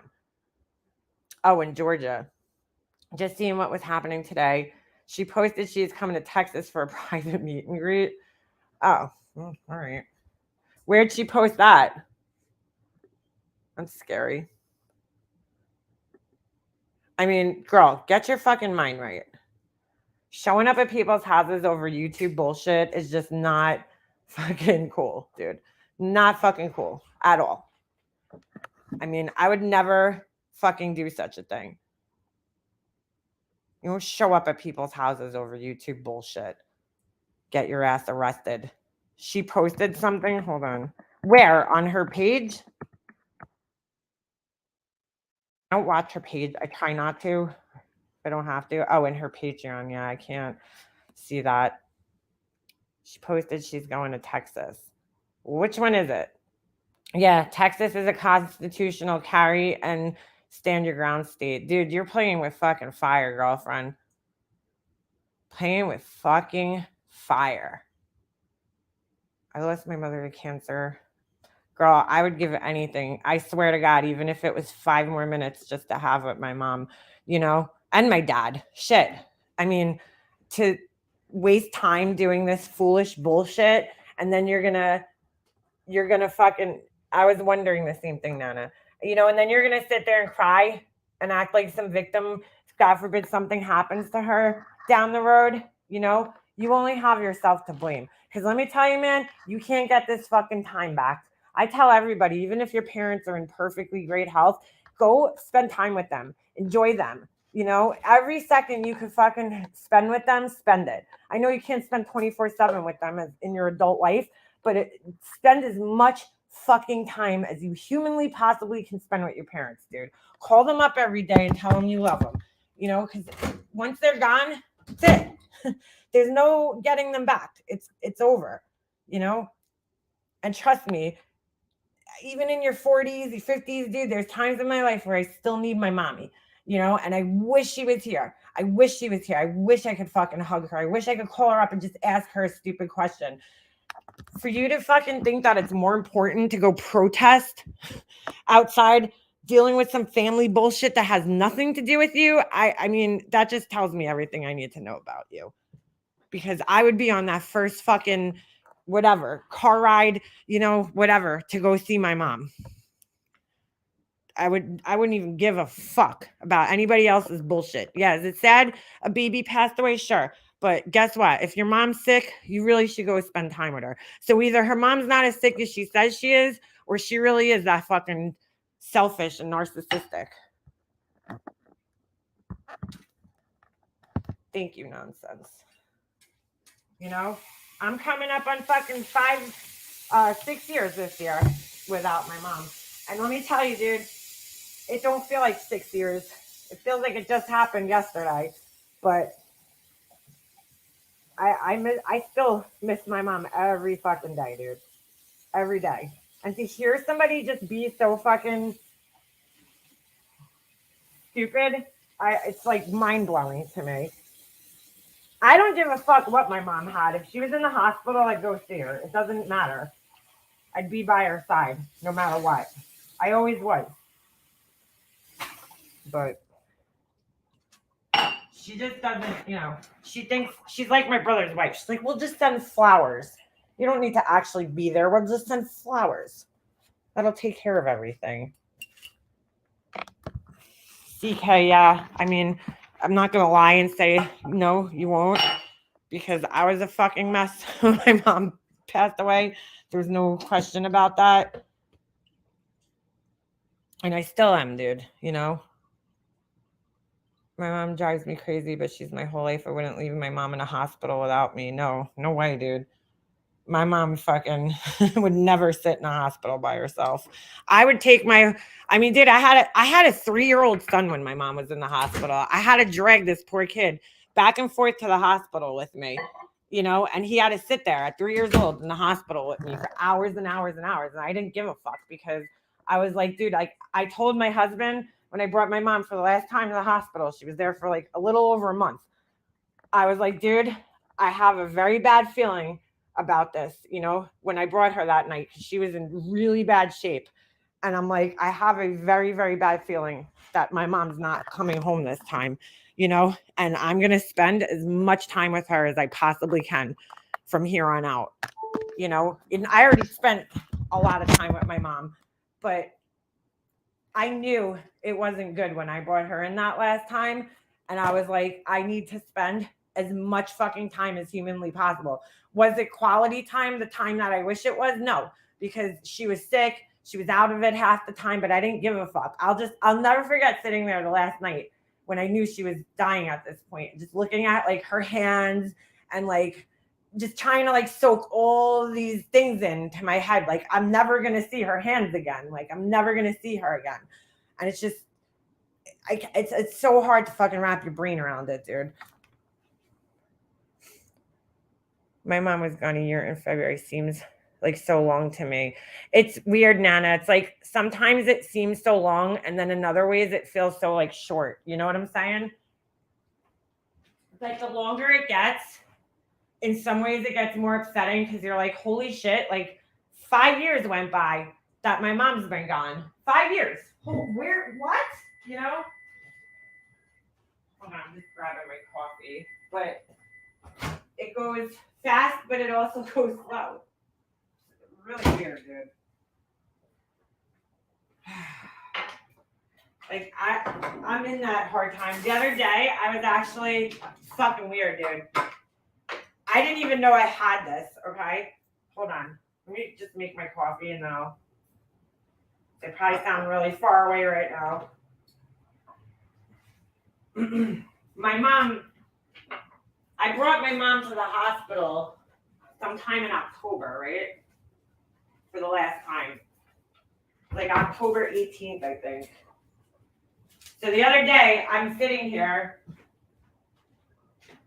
I was sitting here and I had this notification popped up on my phone. And I'm like, what the fuck is this? And it was like, Leanna, see your memories from 6 years ago. And it was from Google Photos, which I didn't even know I had. Okay. And I click on it and it's my mom in the hospital. And I'm like, what the fuck? Like, I never got a notification for this shit ever before. And it's just weird that it picked, Leanna, here's your memory from 6 years ago. And it's on my mom. It's my mom in the hospital. And then it was my son. I remember I had brought my son on his first field trip ever because he was in preschool that year. And I was like a wreck at this, trip because I was so worried about my mom the whole time in the hospital. And I was like, holy shit. Like, it was just so weird that this thing just showed up. Like, I don't know, this notification. And like, why did it pick 6 years ago? Memories from 6 years ago. Why couldn't it be 5 or 4 or last year? And I was like, what the fuck? It brought me right to her fucking picture in the hospital. Like, I was just like, what the fuck? This is so weird. And I think, I don't know, see, shit like that's a sign to me, It was the anniversary of like that her first day in the hospital. It was just weird that I got a notification about it because like I never used that app. I didn't even know I had it. I always think of you on the day your mom passed. That's why I either send something yes or call it's a tough day. It is a tough day. Georgia is a stand your ground state. So like this time of year is fucking not easy for me. Not easy. It's not easy for anybody.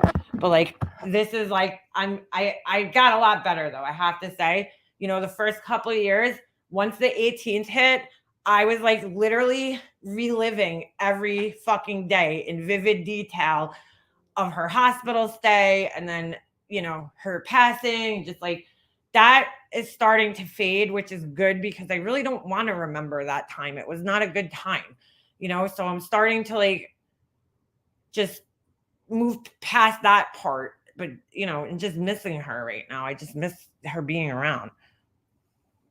Yes, you will, Nana. I wonder why. Yes. It's so weird. We're all like connected. So get this, right? So Purple Rain lost her mom, right? And you guys know Beefbergs lost her son in an unfortunate accident, right? Her son's birthday is the same day as Purple Rain's mom's birthday, which is the day before my birthday, okay? Which is weird, right? So like we're all kind of connected through that. Then you got Nana, okay?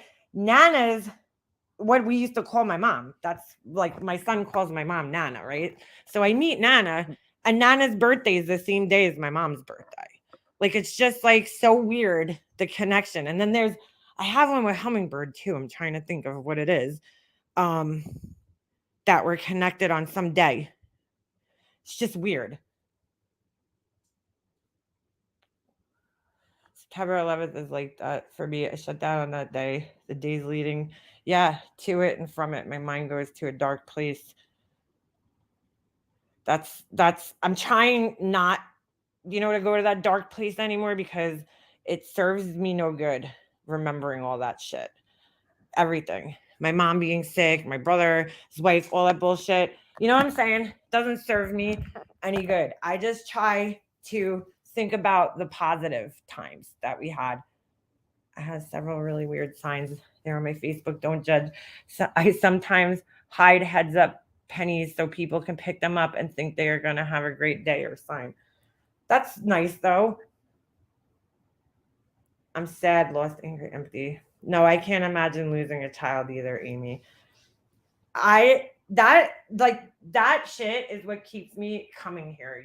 The connection that I made with people through like grief and all the shit that I went through and they've gone through is like, that's what keeps me coming to this place. As crazy as it is and as horrible as people could be, there's good people here. And we can't forget that. We talk about the shitty people because their behavior is so outrageous to us, but you have to remember that there's also good people here too. And you could actually make real friendships with people and those friendships could last you. Just like Crazy Gemini, right? She lost her mom around same time, right? Same year, right? As my mom. And then Remy lost her mom when she was young. And we all connected through this, like, because I didn't I'm glad I found other people who knew how I was feeling at that time. It helped me, you know, it helped me get through it because I met other people that were going through the same thing. It helped all of us to talk about that shit. My daddy died 9/11, not in it, the 1 year anniversary. Oh, yeah. I'm sorry, Sarah. Yeah, there's more good than bad. I agree with that, Carla Ray. There's definitely more good than bad. It's just hard to find it, you know? Finding a dime or heads up penny can change a whole day and attitude. I like to think it does. It does. I'm sure it does. It's not easy to deal with loss. I just can't believe, like, if my mom was in the hospital, I would have been there already. To go to Georgia for this bullshit. And I'm not saying it's bullshit, okay? You know, what happened is tragic and it's horrible, but it's not your story. It's not your life. It's not your job to fucking punish anybody. Let the fucking cops do their jobs. I'm sorry, Carla. I saw Winky, was it this morning? I saw her somewhere. She's doing okay. Winky's another one who lost her mom. I hate death, kidney disease, and the hiccups. Yeah, I have to agree with that. Good will always overcome the hard. I believe that. I think that's why most of us are so shocked. See, yeah, same year, 2016. Like 6 years went by of my life, and I feel like I don't even remember 4 of them. Like, I do, but I don't. I feel like I was in like another fucking world for a good portion of those 6 years. Yeah, Remy was really young when she lost her mom, and that's really hard too.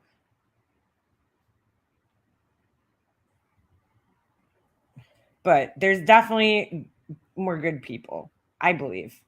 Thank you, Kathy. Appreciate that. Mom just asked if I was listening to my internet soap operas again. Yes. No, you're never going to stop missing her. It's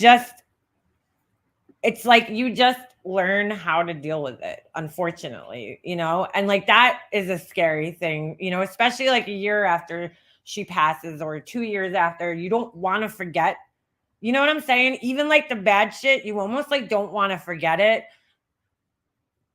because it makes it more real. But then you just have to, you know, you have to not forget it, but you have to like learn how to deal with it. You have to get on with life and just learn how to deal with it. My brother's 6-year heavenly anniversary is December 7th. Oh, I'm sorry, Scaramouche. See, that is a really tough time of year. Listen, no matter when you lost somebody, whether it was in July, June, the holidays are fucking hard, dude. You know, for me, it's really hard. My mom, you know, passed away a couple of days before Thanksgiving. My dad actually passed right by Easter, and my mom passed right by Thanksgiving. And it's kind of weird because, like, those are 2 of my least favorite holidays just to begin with. But like now I just really don't fucking care to celebrate Thanksgiving. Molly had that killer case of the flu. Remember? Yeah, I heard she was sick and it just magically went away. Oh, Science Girl showed a thing last night where she actually said she has diabetes and then she denied having it. Crazy. Thank you, Emma. My mom passed a year and a half ago. Oh no, Scaramouche. I'm sorry, girl. A year and a half ago. That's recent. Oh, Michelle, no. Are you serious? Christmas Eve. I don't do holidays. A lot of people feel that way, Rhett's mom. A lot of people feel that way. I have to push through them for my son, but, you know, it's hard. Every year, it's fucking hard. Don't get easier. It gets hard. You know, like I'm glad my husband's family's coming this year. We haven't seen them in a couple of years, so that's made it a little more depressing. We haven't gotten together with his family because of COVID and everything. So at least, like, you know, we'll be seeing family again this year for the holidays. Because for me, I haven't been looking forward to the holidays at all. Thank you, Scaramouche. My parents love the holidays. Come in the house to eat and visit. It's just not the same, you know? It's never going to be the same for me. It just sucks. Like I tell my son about things and I'm like, that was one of the things that hit me pretty hard the other day was when I got that notification on my phone and I go back and I'm like, yo, Jesse was a baby. Like he was a freaking baby when my mom passed away. Like he was 3, you know? So like I look now and I'm like, holy shit. And I was just talking to my best friend. She lost, so her dad passed away. Her mom passed away a year after my mom, and then her dad passed away. And she was just like, dude, I never thought like we'd be living in this like parallel universe, right? Where we both lost our parents and are kind of dealing with the same thing. She has 2 siblings. She's kind of like one of them she's, you know, fine with, but the other one like doesn't want to talk to them for whatever reason. So, you know, obviously it's making things a little difficult on her as far as like, you know, settling the estate. And she's like, I can't believe this. I just can't believe like why my sister won't talk to me. And I'm like, dude, I'm like, she knows me, you know, my whole life, my best friend. And I'm like, dude, like, I cannot believe I have not talked to my brother in fucking over 5 years. Like nothing, no communication. And, you know, she was saying that she was upset about that she can't even contact her niece and nephew. Her niece and nephew are a little older and she had a relationship with them. Oh my God, is this what's been bothering me this whole time? I'm sorry. There was something stabbing me in the leg and it was like really annoying me. It's like there's like a little thorn on stuck in my pants. Anyway, you know, and I was like, dude, I'm like, I know exactly how you feel. It's like, it kills me. I've told you guys this before that like, I don't know my niece, you know? And I can't believe she's going through the same thing. Like whoever would have thought, you know? And I'm like, I still can't believe that I don't talk to my brother. Yeah, Camo Queenie. Actually, my cousin last year, I think it was last year, she paid for a psychic reading with this guy. And it was pretty good. It's pretty good. I saw it like a medium. My sister was murdered and my other sister and I didn't do anything for a year. I'm sorry to hear that, Peg. That's terrible. Wow. Jeez. I was my mother's only child. It made it easier and harder at the same time. Yeah, probably easier in some ways and then harder. My brother doesn't acknowledge me when we see one another. Yeah, Michelle, I don't even see my brother because like I don't talk to the rest of my family really. I talk to like one of my cousins and then I kind of cut off contact with my mom had a lot of siblings and I cut off I was having issues with 2 of them and then I kind of cut off contact with everybody else after that just because I thought it would be easier for me. I say this all the time, but like you can't get better in the same environment you got sick in, you know what I'm saying? So I kind of cut off the contact with them. And so now I don't talk to any of her siblings, you know?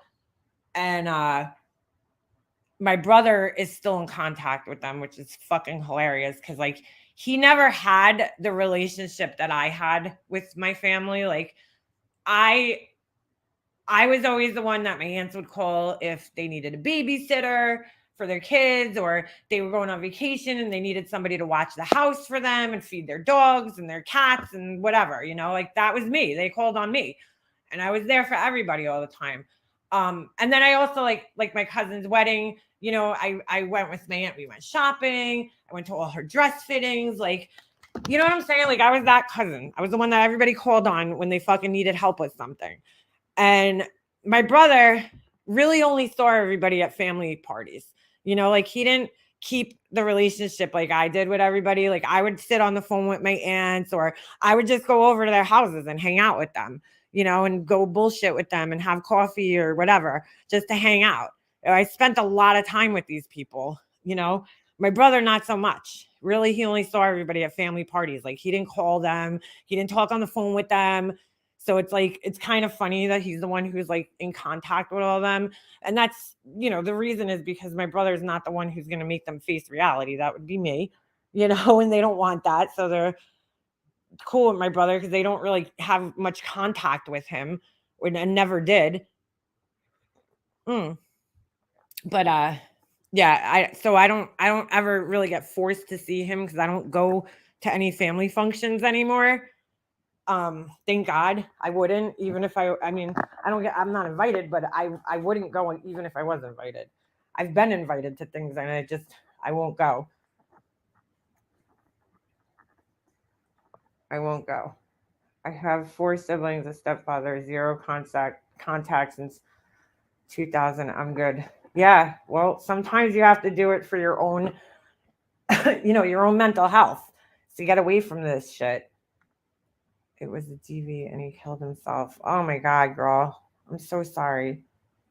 That's terrible. Oh, it's still hard though. I mean, jeez. Whew. We're all dealing with loss. And it's like that brings out the really ugly part of your family, dude. Like, which I never thought was going to happen, but it did, unfortunately. It brought out the ugly in everybody.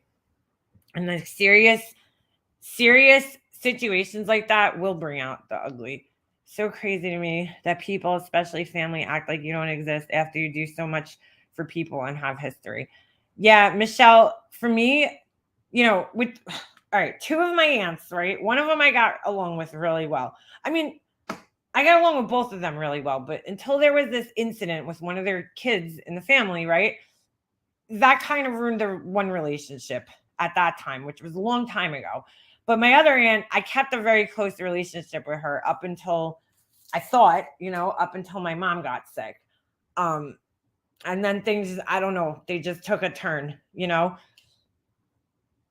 But everybody else, I was kind of shocked at, but again, I'm not that shocked because that's the dynamics of my family. The 2 aunts that I was having issues with are like the ones who like control everybody in the family, So, like they take care of my grandmother, or at least one of them does. They were the ones who like control everything. So I knew that there's my mom's youngest sister, right? She knew that what they did to me was wrong and fucked up, but she's like, they're my sisters. And I get that. So I can't have an expectation on her to stop talking to her sisters because of me. You know what I'm saying? She's going to pick her sisters over me. So I just kind of told her one day, like, listen, I need space. From fucking all this shit because I need to heal. I can't heal having to hear about these fucking people all the time. So I kind of backed away and then I didn't hear from her for a long time. And then I spoke to her, something happened and we ended up talking again anyway, and then I just kind of went back to doing my own thing, trying to deal with my grief and everything. And then I just never heard from her again. And it's been like years now. And that's hurtful to me because I'm like, I've been there for you. Even while I was going through the hardest shit in my life, I still made attempts to be there for you. And you haven't reached out to me in fucking 4 years now. I talked to her for 2 years after my mom passed away. And then I just couldn't do it anymore, And it was just for my own healing. I had to. And then it was like, she has not called to check up on me or nothing in years. So I'm just like, you know what? Fuck you. Like at this point in time, I don't want to talk to any of them because how do you let 4 years pass by, right? You don't forget me. None of them have even my mom would be fucking devastated to know that these fucking assholes don't even give a shit about her grandchild, her first grandchild. They haven't sent my son a card for his birthday, nothing. No Christmas presents, no acknowledgement of his existence at all. That's the part that fucking bothers me. But you know what? They have to deal with that. And not me. I've been there for everybody in my family.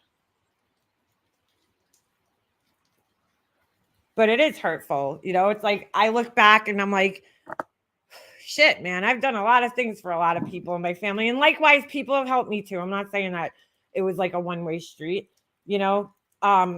but it's just fucked up, man. They really just showed me who they were. really fucking selfish people who don't care about anybody else but themselves.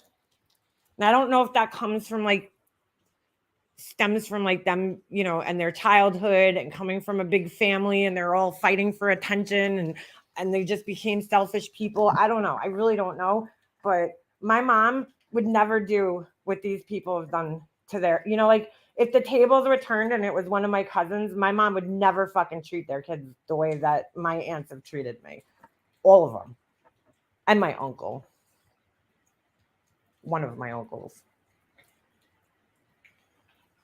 I'm in contact with, you know, my mom's oldest brother who, and he sat there, he watched my whole entire grief series and he heard my side of the story, but none of the other ones want to hear my side of the story. They just rather ignore it and pretend that it didn't happen. That's sad, but at least he has a great mom. Yeah, he does. You know, he has no idea. Like, he was so young that he doesn't even remember my family really. But he does ask, like, he'll be like, Mom, like, who's this person? Because he'll see pictures and I'll have to tell him, you know, that's my cousin so-and-so. And like, he's too young to understand why I don't talk to anybody anymore. And I'll explain it to him one day because I got nothing to hide, dude. You know, I know I didn't do anything wrong. Did I make mistakes? Yeah, I made mistakes. But at the end of the day, I didn't do anything wrong to be fucking treated the way that my family treated me. They had no compassion for what I was going through. Like, I lost my mom, dude. Like, you know what I'm saying? My son will understand. It just sucks though, because I have a lot of, not just with my brother, right? But I also have a lot of cousins that are my age or around my age, like maybe a year older. Like my cousin Nico, her son and my son are the same age. They're in the same grade and everything. So that's cool, you know, that we get to keep in contact because he has like a cousin, you know. His cousins on my husband's side are all way older than him. He's the youngest one. And everybody else is like in college, you know. So like he doesn't have any kids close in age, and that sucks. Because in my family, he would have kids close in age. My brother's kid is only a couple years younger than him, you know, maybe like 2 or 3 years. My other cousin, one of my girl cousins, that's like she's 2 years younger than me. She has a daughter that's like a little older than him, and then she has a daughter that's a year younger than him. And then she had fucking, I don't even know how many fucking kids she has now. I think she has like 3, 4. I don't even fucking know. I think 3. I think it's 3. Right? Then my other little cousin that I was very close with, she has a son, and he's like, and she was like my fucking, we didn't even call each other cousins. We called each other sisters because that's how close we were. She's an only child growing up, you know, and I always used to feel bad because she was the only child. She didn't have like a sibling. So I like kind of filled that role for her, you know, when she was young. And I always used to go to her house, pick her up, bring her to the mall, bring her shopping, and do like all the kind of things you would do with an older sister. You know, she told me everything. She was in high school. She needed advice. She called me up. We would spend hours on the phone talking to one another, you know, and we were always there for each other. I was the best. I was the maid of honor in her wedding, and we were super close. She has a kid who's like maybe 2 or 3 years younger than my son, you know, so it's sad that like he does have all this family. He just doesn't know any of them. But, you know, when I have to explain it one day, he'll get it. He'll get it. Remember, you have your own family now. Yeah, no, that's how I look at it. It's my family. But you know what? We created like a nice little life for him with his hockey friends, and that's like his family now. You know, his hockey friends. Those are his cousins and brothers and sisters and his uncles and aunts. You know, like we spend more time with them than we spend with our own fucking families. You know, or than we would. I mean, honestly, we spend holidays with them. We go everywhere with these people. So it's not like he doesn't have any sense of community or, you know what I'm saying, at all, or family, because like that's like his little family right there. Is his little hockey family. These are the kids that he grew up with, you know, since he was 4. He's played hockey with some of the same kids. And that's like his family now. Those are his brothers and his cousins and shit. If he wants to reach out to him later in life, he can and will. you know what, Parks, he can. I would never stop my son from, you know, I was a kid like that. Like I wanted to know my uncle. My dad didn't talk to his brother, ironically, right? For 30 years. I wanted to know my cousin and my uncles and shit, you know, when I got to a certain age. So, you know, if my son gets curious one day, he, you know, he's more than welcome to reach out to his cousins and shit. I would never stop him from doing that. Yeah, you stay friends forever with the hockey people. So, you know, maybe one day he will. It just sucks. You know, I would love to know my nieces and my cousins' kids and everything, but it's just like, dude, that when there's like these what do they call it? These like unhealthy patterns ingrained in your family for like decades. Like you know, I broke the fucking chain, right? But there's other people in my family that are still stuck in the fucking toxicity. You know, they may not necessarily be toxic, but they're stuck in the toxicity. So I don't want anything to do with those people because like how the fuck was I supposed to heal still having to like be stuck in that cycle? You know, I had to get out of it.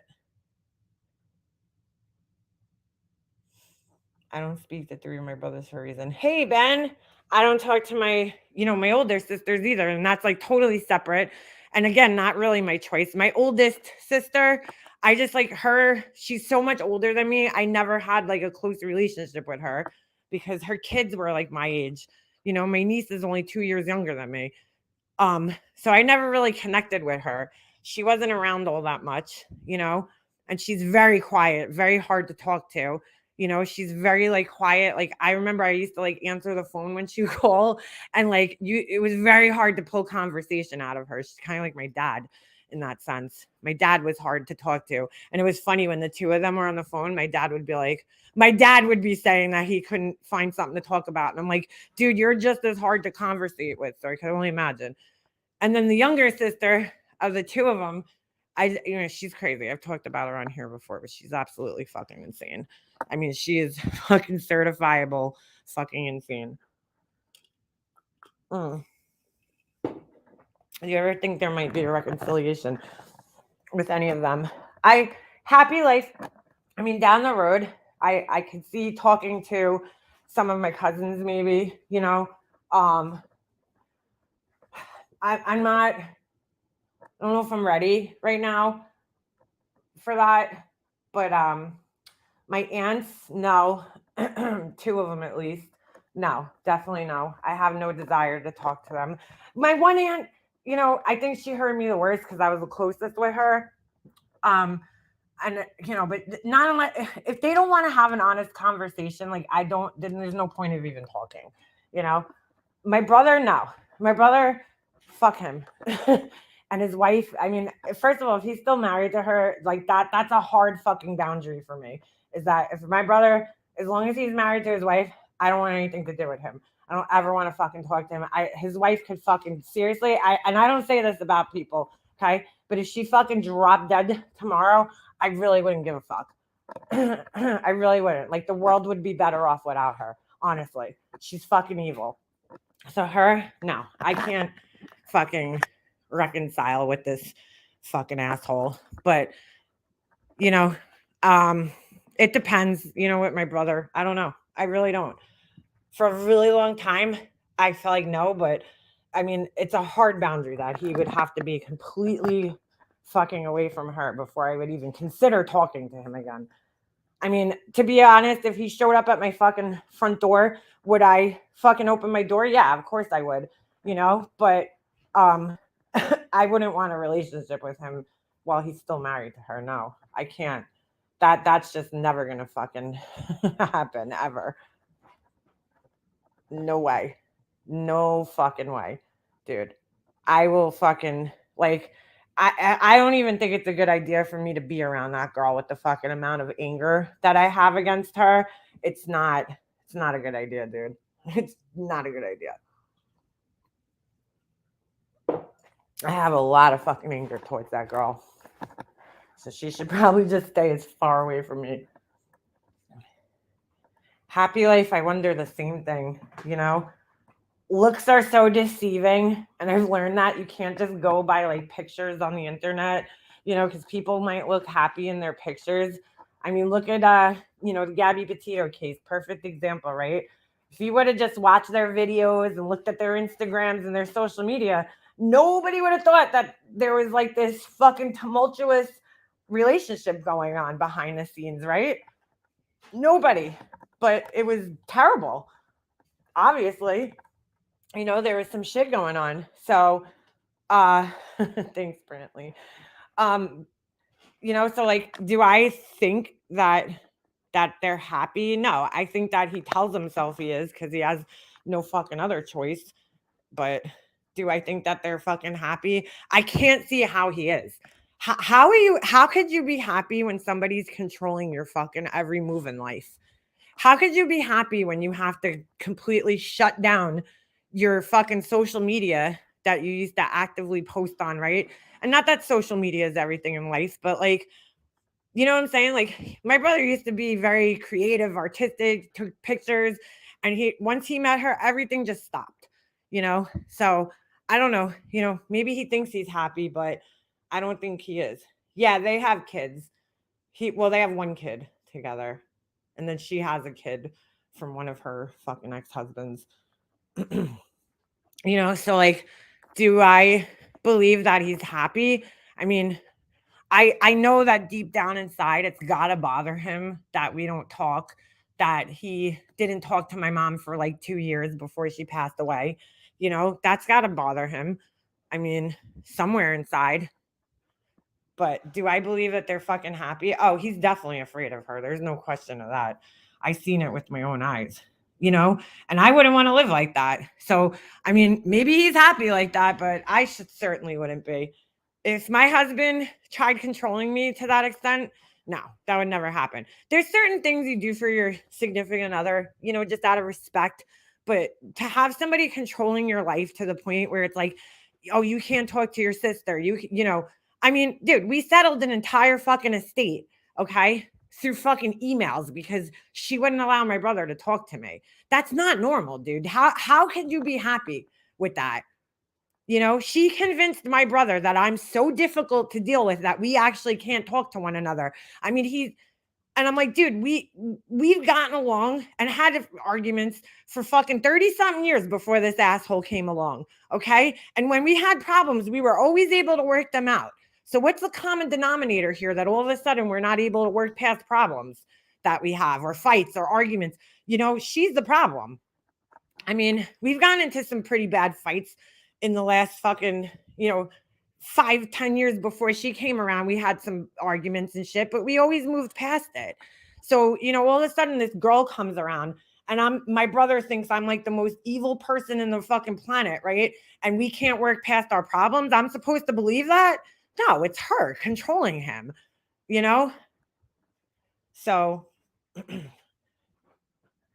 I'm a big threat to her ass because I see right through her and she knows it. She fucking knows it. She picked up on it right away, dude, because I wasn't impressed by, she's got that same fucking thing that MGL does with the bragging about everything. And I wasn't impressed. She was trying to impress us, right? The second time we met her, she thought she was going to come over my house and smooth talk us. And I was just sitting there like, not too impressed. Okay. I don't care about, what car you drove or how many boats you owned. Like, I don't give a fuck about that shit. Tell me who you are as a person. What's your family like? Those kinds of things. I mean, she was sitting here bragging about using her ex-husband's credit card and shit. Just fucking weird shit that she was talking about at my house that night. It's just like, dude, this girl's crazy. Like, these are not the kinds of things you talk about when you're first meeting somebody's family. It's fucking weird. Just too much. She was too much too soon. Offering her daughter to babysit my son. I just fucking met you. This is the second time I'm meeting you. And you think I'm going to leave my 6-month-old child with your 11-year-old daughter? That ain't happening. Like fucking weird shit, man. And when somebody's like that, and they come on so strong like that, it's a huge fucking red flag for me. Yeah, my mom met her. My mom hated her, Camo Queenie. They didn't get along. They fought for like 2 years. And then as my mom got sick, all of a sudden they were like, let's make peace. And we're not only going to make peace, but we're going to come in and try to control everything. And it was like, oh, no. You haven't been around for 2 years. My brother wasn't even allowed to go to my mom's house for 2 years. In 2 years, he went to my mom's house twice. And like literally it was like for 5 minutes because he went to go pick up Star Wars figures one time that were in her attic. And then another time he went to go pick mail up, and it was like in and out. He was not allowed to go to my mom's house without her. And my mom actually confronted her on it one time. And she was like, what do you mean? I don't know. I don't know if he's been to your house. She knows. Because she was scared I think that she was scared that if my brother went there, I would be there. So she didn't, because I was always at my mom's house. So she didn't want my brother going over there. So she would she controlled everything. Like there was times my brother tried to make plans with my mom because she went out. She could do whatever the fuck she wants, but my brother can't. So she would go out. So like specifically, there was this one time after the baby was born, my mom wanted to see the baby because my mom was so stressed out when they had their kid that she broke out in the shingles rash, right? So she couldn't go to the hospital when the baby was born. And she had to wait like 6 weeks or something crazy. It was like ridiculous. She couldn't even see the baby after it was born. So finally, her shingles went away. And my brother was on his way home from work one day. He had to pick the baby up. And my mom was like, well, why don't you, stop by on your way home? And he was like, okay, because normal, my brother, he's thinking, yeah, I'm going to stop by my mom's house and spend time with her with the baby. The wife was going out with her friends or going to some concert or some bullshit, right? So my mom calls me up, she's all like excited. I'm sorry. A couple minutes later, my brother calls back and he's like, I can't come over. My mom's like, what happened? Now this happened like regularly. This happened a few times. And he's like, oh, I got to go pick up, the stepdaughter or some shit. So my mom's like, okay, I'll come over there. Oh, no. She doesn't want anybody at the house. So like, she didn't want my brother hanging out with his mom by himself. It was like always a change of plans. Like, or initially my brother would say yes. There was another time where my brother straight up told us that she doesn't want anything to do with us, right? So it was his birthday that year. And this was like the first year that they were together. My mom had bought him a gift card. And this was not abnormal for them to do, okay? My mom is like, hey, do you want to meet me at like, I think sushi place or something? And we'll get sushi. It was like a Tuesday night, okay? After work, my mom asked my brother if he wanted to meet up just so that she could give him the gift card or whatever she got him for his birthday. I forgot what it was. So my brother says yes initially, right? All of a sudden, my mom's thinking, all right, I'm going to meet up with him. All of a sudden, my mom is out with her friend one night eating dinner, and she gets all these nasty text messages from his wife. Oh, did you think that I was going to go out? My husband was going to celebrate his birthday without me. I'm his wife. I'm his family. Like, how dare you ask him to, have dinner without me? Meanwhile, like, that wasn't like abnormal. My brother used to do it when he was dating his ex-fiance. Like, he would go out, meet up with my mom. They went to the movies together. They would go to go do things together. Just him and her, go out to get pizza, go to the diner, whatever. Like, that's not abnormal. He told us that his wife wanted nothing to do with us. So why would my mom invite her? So my mom just asked my brother, do you want to just meet up real quick? We'll grab something to eat on a Tuesday night. It wasn't even on his birthday. His birthday was like that weekend. And she fucking flipped her shit that my mom wanted to go, meet up with him at a diner. Like, it wasn't a birthday party. It's not like my mom was throwing a birthday party for him and didn't invite her. She was just like, hey, do you want to meet up somewhere? Because, I know you can't come to my house. So here, so, I mean, that happened often. So like, he wasn't allowed in my mind and my mom's mind. Like, they were not allowed to hang out. And then forget coming over here, dude. He showed up at my house one time after a fight that they got into. And he looked like a nervous wreck, dude. I just never seen anything like it in my life. I was like, holy shit, dude. He looked like a crackhead. Like, I was like, what the fuck happened to you? And I'm like, she's calling his fucking phone off the hook nonstop. Every 2 seconds, I hear his phone. Zzz, zzz. And I'm like, dude, what's going on here? And this was like a month after they got married, or like 2 months after.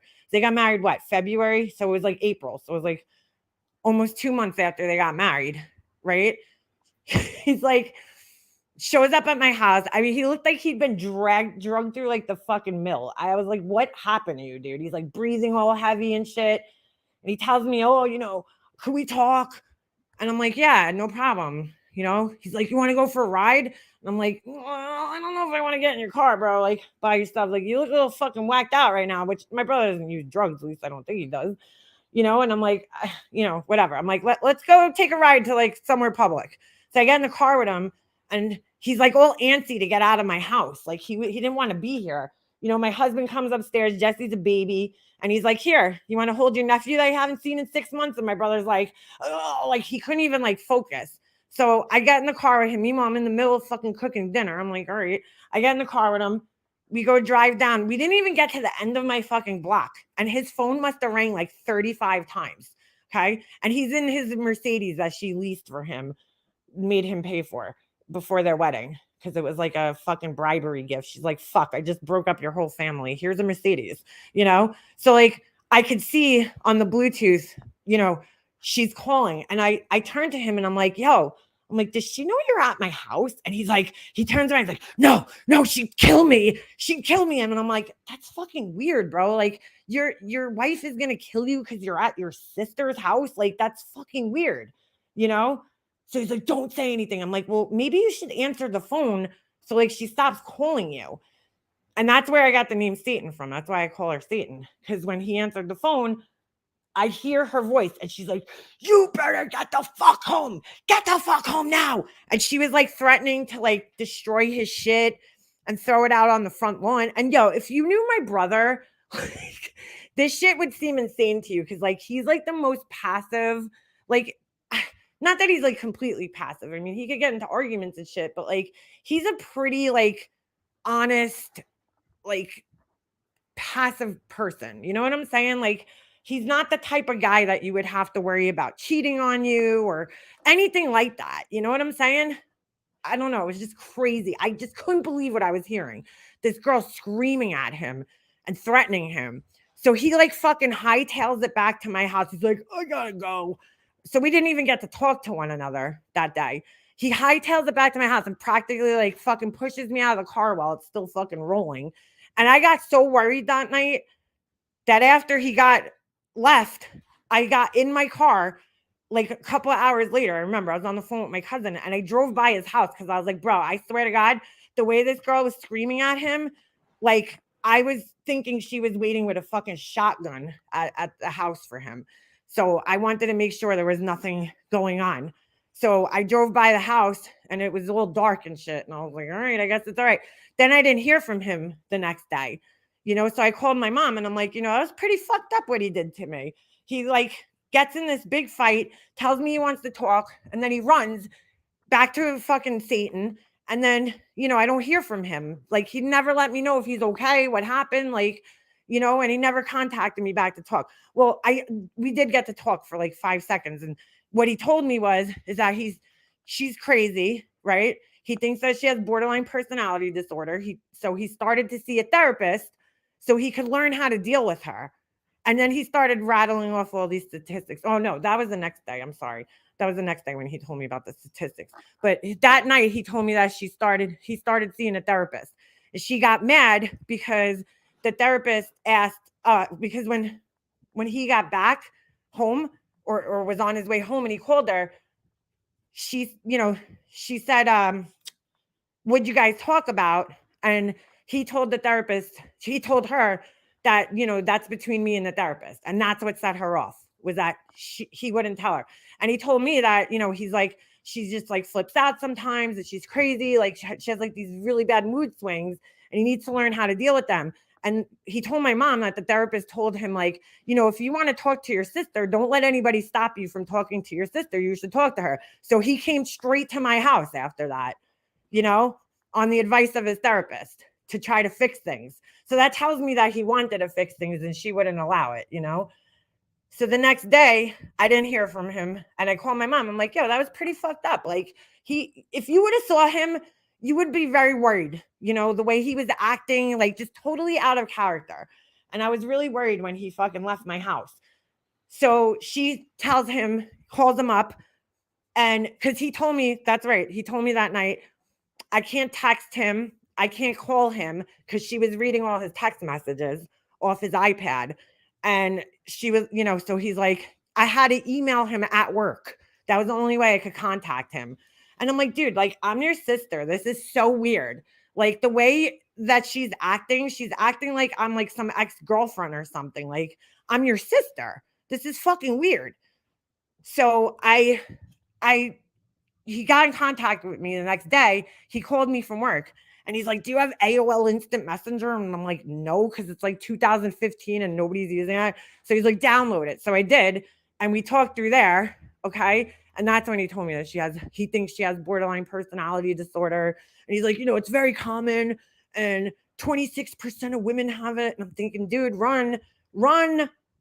Like, and he had told my mom a week prior, I think, about that, because he was like, yeah, you know, I've been doing research for months now on this. And I'm thinking, like, what is going on that led you to this diagnosis?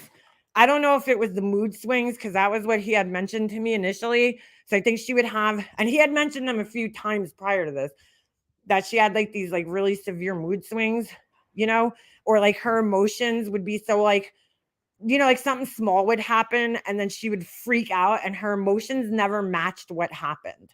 You know, like she was throwing dishes one time. I don't know, some crazy shit my brother told me. So like naturally as a sister, I'm going to be worried about that. That doesn't sound normal to me. You know, you just got married, right? You don't even know the girl for a full year yet. And you get married after, you know, I think it was like under a year, right? They got married to each other. And then now you're telling me after 2 months, you show up at my house and tell me that you think your wife has borderline personality disorder and all this other shit. Like, as a family member who cares about you, of course I'm going to worry. I saw a lot of troubling behavior from this girl. You know, that's natural for me to worry that, yo, you're getting, I've been there before, dude, in an abusive relationship. And all the signs are pointing to, you know, I know the signs, dude, because I've been through it, you know, so like, it was very troublesome to me, but he stayed with it. How's her relationship with her own family? She doesn't talk to her sister. She claims that her sister's husband tried to kill her, which I don't believe. Well, no, you know what? I can believe it because I would probably try to kill her too. But I don't know. Then he committed the brother-in-law. She talks to her mother, but it's like a very fucking, I mean, I don't really know, to be honest with you, Camo Queenie. I know she doesn't talk to any of her extended family or anything like that. And I don't know why, you know, I don't know what the reason is, but I really don't know much about her. I know she was married twice before she married my brother, you know. I really don't know much about her because I only really met her maybe like 8 to 10 times before they got married. So like, I don't know in her story, she never really talks like the few conversations I did have with her, they were all about like, oh, I used to drive a Mercedes, or, you know, I did this, or I had this house, you know, like they weren't like in-depth like conversations about family or anything like that. So I really don't know much about her family life.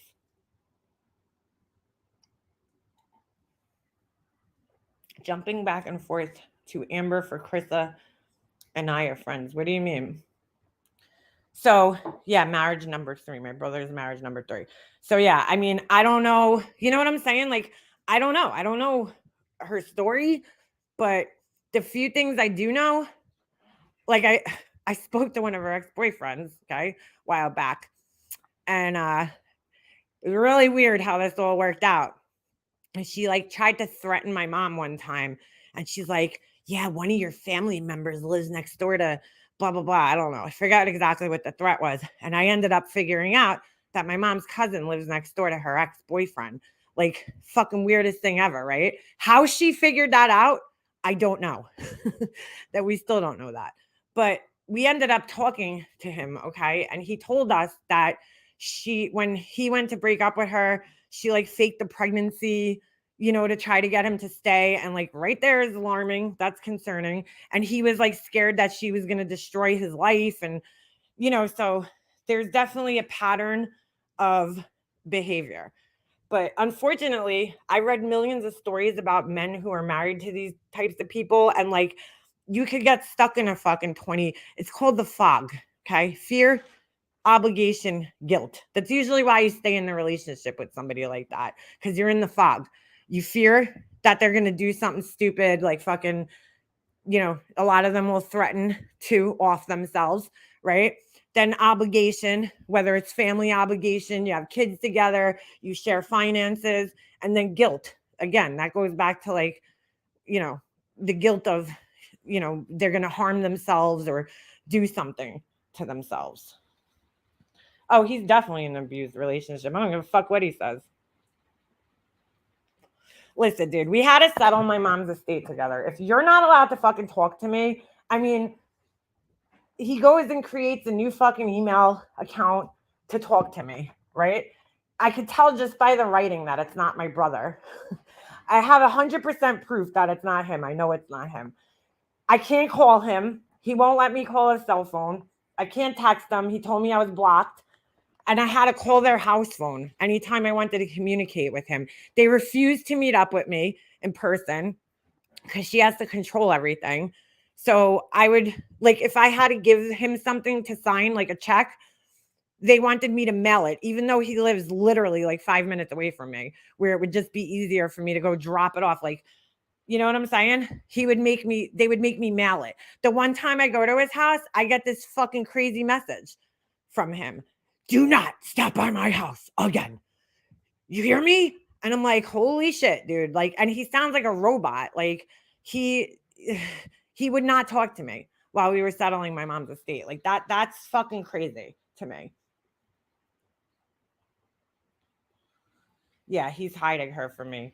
I remember one time I rolled up on them and that bitch fucking took off like a fucking rocket. Okay. As soon as she saw my fucking car coming down the block, I was like, holy shit. And then she literally sat in the truck and hid. She like crouched down and hid from me. She's a fucking bitch. I'm like, oh, she has a big fucking mouth. It's in my video. You can see it. But I'm like, she has a big fucking mouth when she's talking through those emails to me. But how come I'm here? And my brother's like, you attacked her. I'm like, I never attacked her, dude. You're a fucking liar. You even believe it? Okay. She claimed I attacked her one time. Because my brother was yelling in my face and she jumps in between us and I fucking like reflex fucking blocked her fucking big troll body from landing on me. And she went flying back. And that's me attacking her. Fucking psycho. She's psycho, dude. She's fucking completely psychotic, this bitch. So, you know what? In a sense, I hope she's torturing him. I really do. Because he fucking deserves it for allowing her to fucking do what she did to me and my mom. I hope he's fucking in misery with her. You know? I do. Because he needs to learn a fucking lesson. Yeah, girl, Camo Queenie. That's why I know MGL. She ain't no fighter, dude. Because my brother's wife, she's so tough through the emails, bro. I was right there standing face to face. Come on, honey, get out of the fucking car. And she goes, as soon as my skin made contact with her arm, okay, the back of my hand, how much damage am I going to do with the back of, not even my hand, my wrist hit her, okay? She's like, nah, she hit me. I'm calling the cops. I was like, go ahead, girl, call the cops. Even the fucking cop laughed at her, the cop that she called that came to the house. Get the fuck out of here, bitch. I've seen her, okay? I ran into them twice. And one time she saw me in Target, and I've never seen somebody fucking run so fast. There's something that There's something you know that she doesn't want your brother and family to know. She's worried you piece it together. Yeah, she knows I got her fucking number. That's what it is. So I'm in Target one time, right? And I see her and my brother and the kid. And I had my son with me that time, I think. And I'm like, holy shit, bro. Like, holy shit. So I go, I don't want to run into this bitch because I don't know if I can control my fucking anger, bro. So I but I go stand in like the boys section, the boys clothing area. Cause I'm like, you know, what's the chances of her coming here? in the boys' clothing area. She don't have a little boy. She has a little girl, right? All of a sudden, I'm standing there and I'm like, where'd they go? I hear my brother walking down the toy aisle. Like I see him walking and like they split up and I lost her. I was like, where the fuck did she go? All of a sudden, I'm fucking like, let me just get out of here. So I go to walk and I literally like bump into her cart. Yo, she looked up and fucking, I'd never seen somebody like, she literally just like vanished. Like she fucking looked up at me and saw me and fucking, it was like she saw a ghost and she just fucking disappeared. Right? And me and my son go look, like they left their fucking cart and ran out of the store. Type of shit. She's scared of me. She is a punk. But she had a big fucking mouth when she was trying to talk to me through fucking emails, pretending she was my brother. Then she had a big mouth. I mean, some of the shit she said to me through these emails, like, I was like, dude, like, you really, like, for instance, she writes this list, okay? And my brother's fanatical with Star Wars, right? He grew up, loves Star Wars, big Star Wars nerd, okay? She writes this list down and she puts Star Trek. And I'm like, you're going to tell me my brother wrote Star Trek? Like, that, no, no, no, my brother would never write Star Trek. He would never get those confused. Like just shit that she would say to try to fucking scare me or like pretend she was my brother. It was ridiculous. Absolutely ridiculous. And I called her out on it like a million times and she would just sit there and deny it. And I even had proof. I'm like, here's the proof. I had more proof than that, but she would deny it. She would fucking deny it. Yeah, I confronted her a million times and she's too much of a punk to face me. She's a punk ass bitch. Oh. Yeah, I know it, Angel. That purple dinosaur ass looking ass bitch. Thinking she looked so cute when she went live yesterday. Yeah. Deflated balloon. Yeah, she says Star Trek. I'm like, dude, my mom would never have anything Star Trek. But I love punk ass bitches like her though, because she has a lot to fucking say, you know, through an email. But come fucking talk to me face to face, tough guy. I asked my brother too. It's in my video. It's in one of my videos. On the last videos, you could hear it. The whole thing. I taped it. I drove up to the house, I had my camera out, and I taped the whole confrontation. I had to, dude. I had to document everything. You know, my attorney actually complimented me. He's like, dude, I've done like 1 million estates and you are by far probably one of the best record keepers I've ever fucking seen, because I learned very early on with her that I had to document everything, you know, because she would lie. She would twist things or she would lie. So if I talked on the few times I did talk to them, I recorded it. If I called them, I recorded it. If I confronted them, I recorded it, because she lies about everything, you know? So you have to with a person like that. You have to document everything. Trust me, Camo Queenie, if I was not married, okay, and didn't have my son, I can guarantee you I'd be in fucking jail when it comes to that bitch. But I can't be doing stupid shit and get myself arrested. I mean, she would threaten to call the cops on me all the time. You know, she made it like I was the fucking crazy person. Like I was fucking crazy. And she's just, you know, she really denied that she had any involvement. I mean, my mom was dying. Here's an example of how much this girl needs to fucking control things, okay? We found out that my mom was dying 2 days before she died, okay? They told us that she went septic, right? She had like a hole in her intestines somewhere from the radiation. And she, you know, so we knew that she was passing away.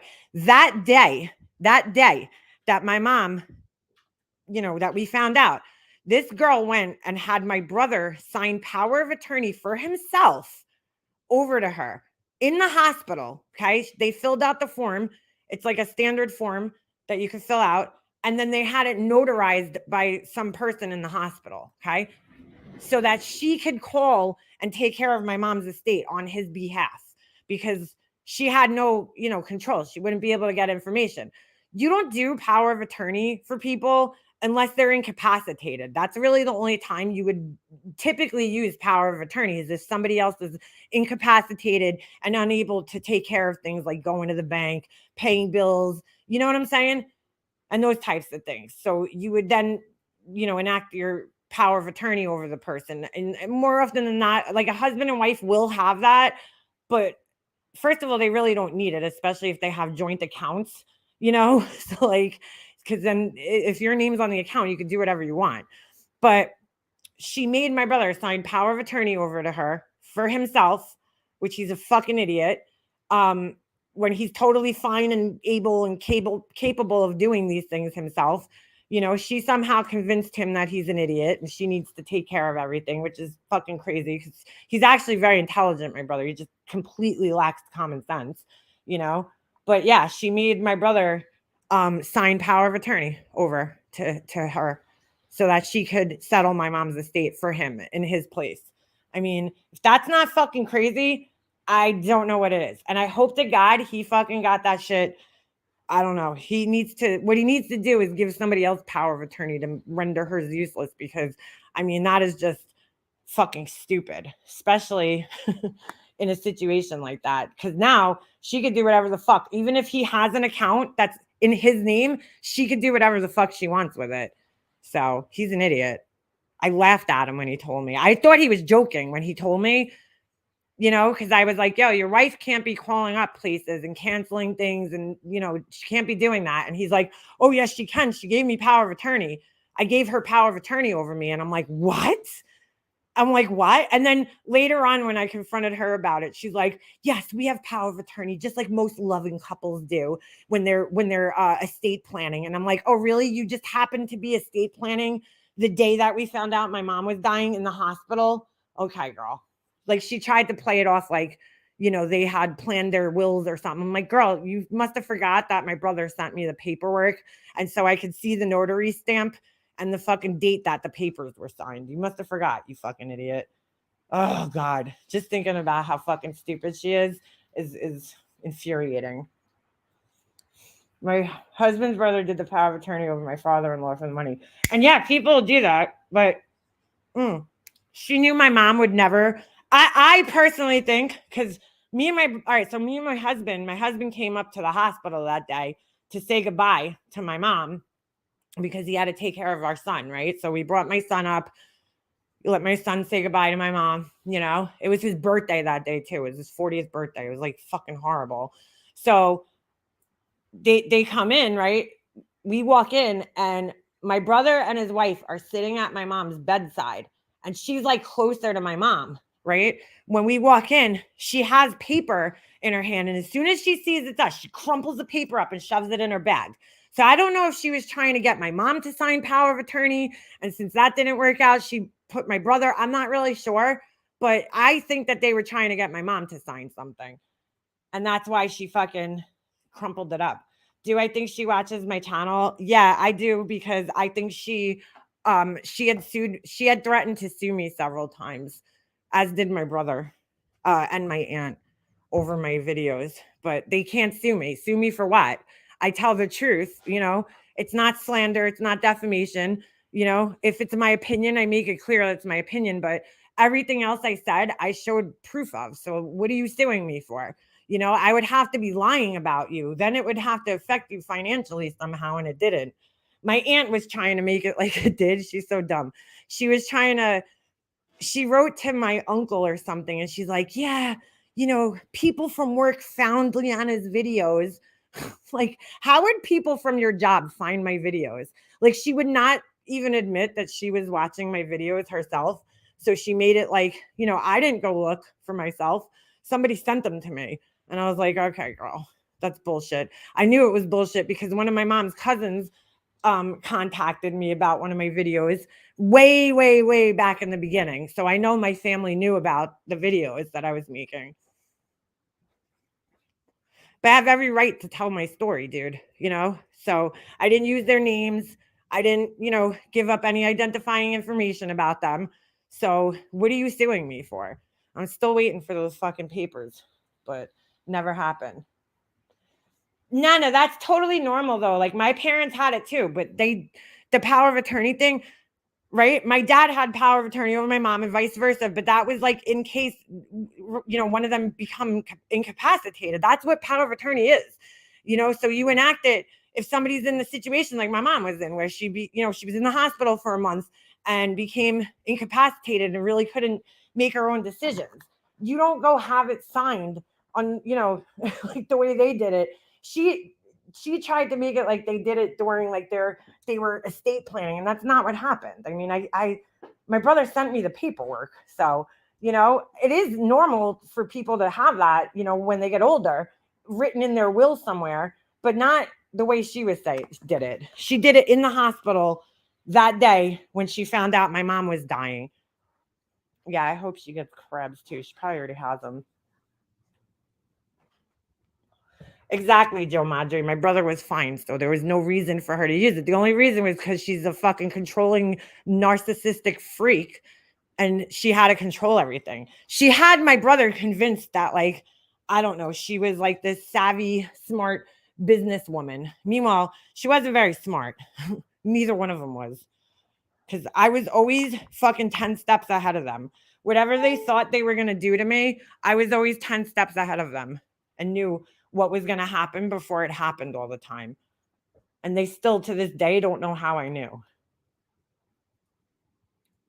And it's fine to plan, for the future, but like that's not what they were doing. They had it signed that day, and they filled out a paper, form in the hospital and had it notarized there. Like, why would you be planning your estate in a hospital, when somebody's dying?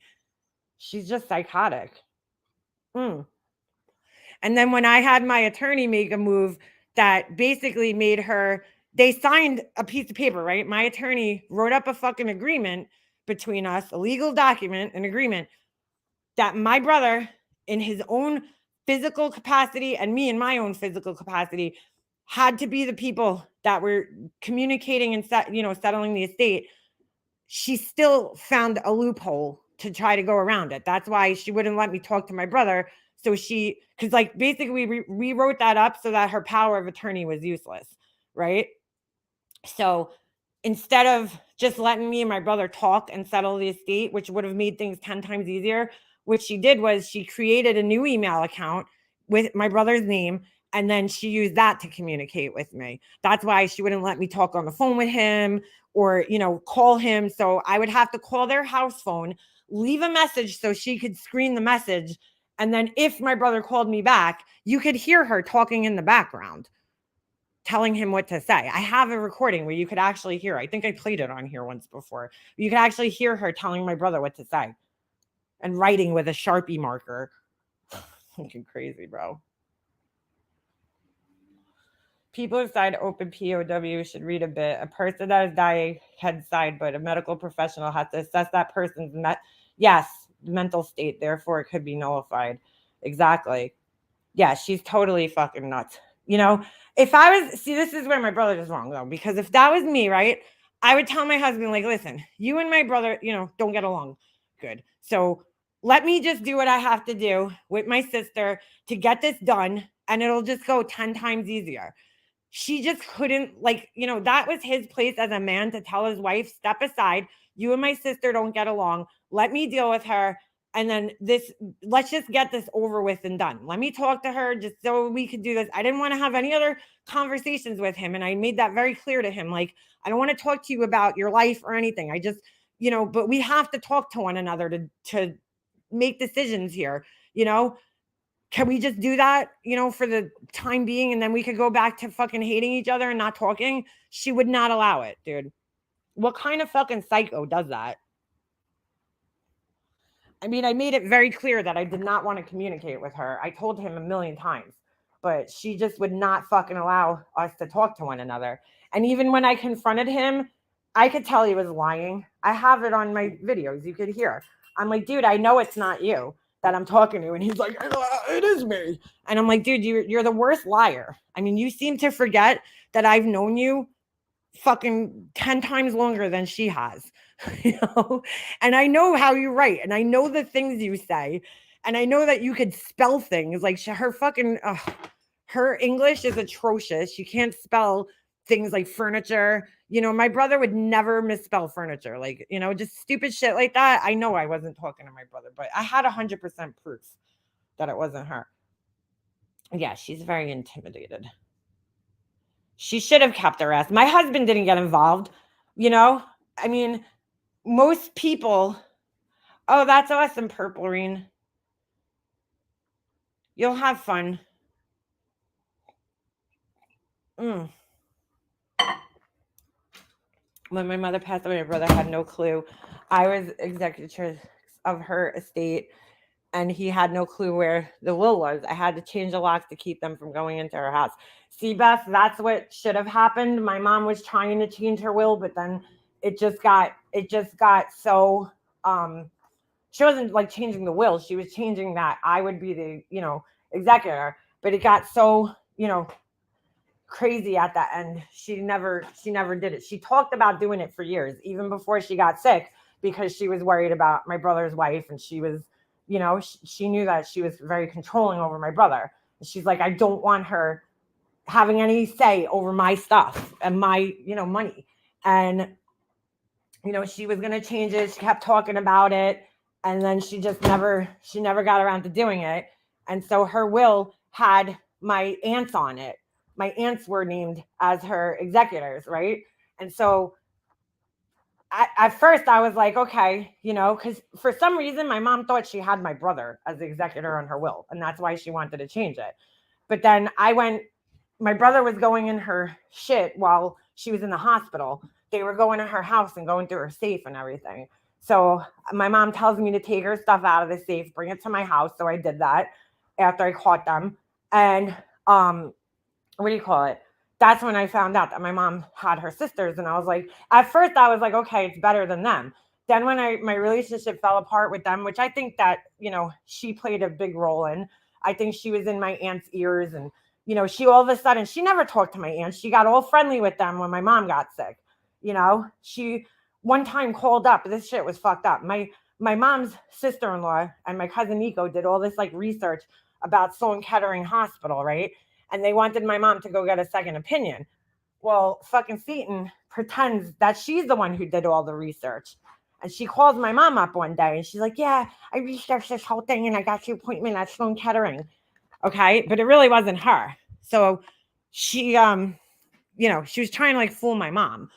Fucking psycho bitch, dude. So I think at that point in time, she got, she tried to get friendly with my aunts, probably because that's probably around the time that she found out maybe that my aunts were the executors on her will. So she made sure to get in, with them. And, I definitely think that affected things because I don't know what lies she told my aunts. I don't know. I don't know what she told my aunts to this day. I'm sure she told lots of lies about me to them. So, anyway, yeah, I think she definitely played a fucking role.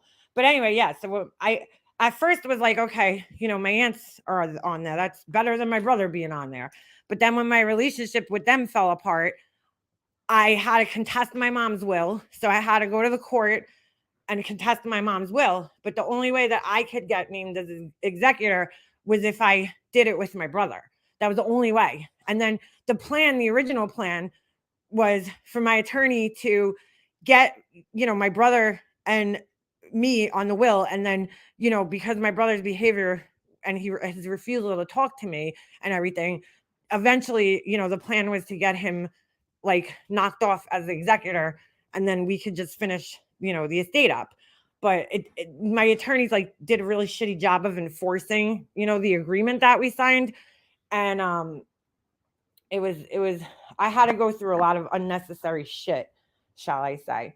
I mean, and my neighbor that I lived across the street from my whole life, she worked for my attorney.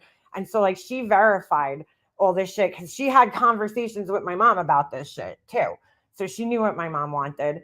But, it wasn't until the very end that my attorneys were finally like, okay, we need to put, sanctions in and make a motion to have your brother removed because his behavior has just gotten so fucking out of control. They were like going behind our backs and switching addresses and shit, just all this crazy shit. So we put this motion in, right? But by the time they served my brother with the paperwork to get him removed, because he was like avoiding being served, they finally caught him at work one day. I had to sit outside his job to see what time he got out of work so I could tell my attorneys, And that's how they ended up getting him eventually. They ended up serving him because they wouldn't answer the door when the process server would come. So they ended up serving him at his job. And by the time he got it and he responded, we had closed on my mom's house and the estate was pretty much tied up at that point in time. The only thing we had to do was like this final accounting, which really wasn't like that big of a deal, although my attorneys tried to make it like it was. And so I eventually just had like, I just wanted to be done dealing with them. And so I just fucking dropped it. And I was like, let's just finish this shit. Like, so I kind of got taken for like $3,000, but whatever. That's probably less than my brother paid for his fucking attorney. So I definitely got to deal with my attorney, you know, seeing that my mom's neighbor worked for him. Like he didn't charge me the way he could have charged me because this bitch was forcing me. Their attorney charged them for everything, dude. They made a phone call. They got charged for it. They got charged for everything, right? They paid a huge fucking retainer for this guy, like ridiculous amount of money. I didn't pay that much for my attorney. So I guess I got what I paid for in a sense. But, well, listen, he got what I needed done, you know, at the end of the day. I shouldn't have even been able to, you know, be an executor on my mom's estate. And they figured out a way to get me there. And, you know, even though it was horrible and I had to go through tons of shit I shouldn't have had to go through, I got what I wanted. You know, at the end of the day, I won. I got to go through my mom's house. I got to do everything I wanted to do. I have all my family photos. You know what I'm saying? All the things that I wanted that were important to me happened. So you know, they did do their job. But I just shouldn't have had to go through all the torture that I went through to get it and the fighting over, you know, stupid shit. But anyway, you know, they paid a lot of money. But what she would do is I would email to ask like a very simple question. And instead of just giving me the answer, she would tell me to contact my attorney because she thought that every time I called my attorney, he would charge me for it, but he didn't. So, because most of the time I didn't even have to talk to him. I would just like call the secretary up, who was my mom's neighbor, and I'd ask her, she'd relay a question to him, and then she'd call me back. So like, I wasn't really talking to him. You know, he didn't charge me when I used to like come up there. I didn't really pay that much. They paid well over fucking, I would have to say they probably paid their attorney almost 20 grand when all was said and done. They paid a lot of money. I didn't even pay half of that. So I think it cost me my relationship with my brother. Most of the estate went to my sister because she did not have a spouse and had medical issues. My brother is just a greedy ass. You know what killed me though, Beth? My mom's estate was so cut and dry. You know, like money was split in half. There was nothing either one of us could do to like take more money. Well, there was one thing, and that's what my brother tried doing. Like in the very beginning, he tried to pretend that my mom didn't have a will or that he couldn't find it, right? But he perjured himself in court and said that my mom didn't have a will. But I had proof, you know, of him stating, right? Because he called me up and tried to like strong arm me into giving him my mom's will, which I didn't have the original copy of it. I had a copy of it from her safe that she told me to take. So my brother tried to pretend that there was no will. So he went to court and he signed a document that specifically stated that there's no will in existence, right? So, you know, that was a big help for me that he did that because it showed, you know, he was being dishonest. Had he been able to go through with that and I never found the original copy of my mom's will and entered it into court, he would have been able to maybe collect like an extra 10%, because if you're an executor, you can collect a fee. You don't have to, but you can, you know? So they were trying to do that. I think to get more money, you know, but it didn't work. He wrote me this fucking, it was really funny, right? Because they were so fucking sure that this shit was going to work. They called my husband up, not even me, one day. And they were like, yeah, we're just going to skip the will. It'll be easier, you know? Like he's trying to convince my husband. He's like, yeah, you know, we're going to skip the will and we're just going to go file for administrator. And you know, it'll be easy. That's like a 10 times longer process. So they were clearly misinformed about that. But anyway, because what happens is if somebody just goes and files, say that somebody dies and they don't have a will, and one of the siblings or somebody goes and files to be an executive of an estate, what they have to do is then I mean, they do this anyway, even when a will is entered, but it just takes a little longer when there's no will, because the court has to verify that you would have been a person who is in a place of trust for the person who died, you know? So what they do is they send out all these letters to like the next of kin, and it's kind of almost like a vote. You kind of like almost have to, you know, okay it. And if anybody contests it, it's like a whole big process. So he was trying to convince my husband that this was like the easier route, you know, just let him take care of everything. So like I found my mom's will. I contacted the attorney. They had it in a safety deposit box and the guy overnighted it to me. But my brother had already filed his paperwork like 2 days after my mom died. So I didn't tell him. I found the will. And you know, as soon as the will's in place, it cancels out anything else that's going on. So I didn't tell him. So he's like writing me this email, like, you know, all fucking, well, he didn't write. I think his wife did, you know, all like big and bad, like, yeah, I'm taking care of everything. And, you know, this and that. And I'm like, yeah, that's what you fucking think, you know? And then boom, he got the paperwork that the will was entered into court, which stopped everything he was trying to do dead in its tracks, you know? So fucking crazy, dude. Insane. Like my brother, I know my brother, and he's not like a schemer. You know what I'm saying? Like all this shit that was going on is just so not his brain. I could tell. It's his wife. She's a fucking scheming, scamming, snaky fucking bitch. Fucking fraudulent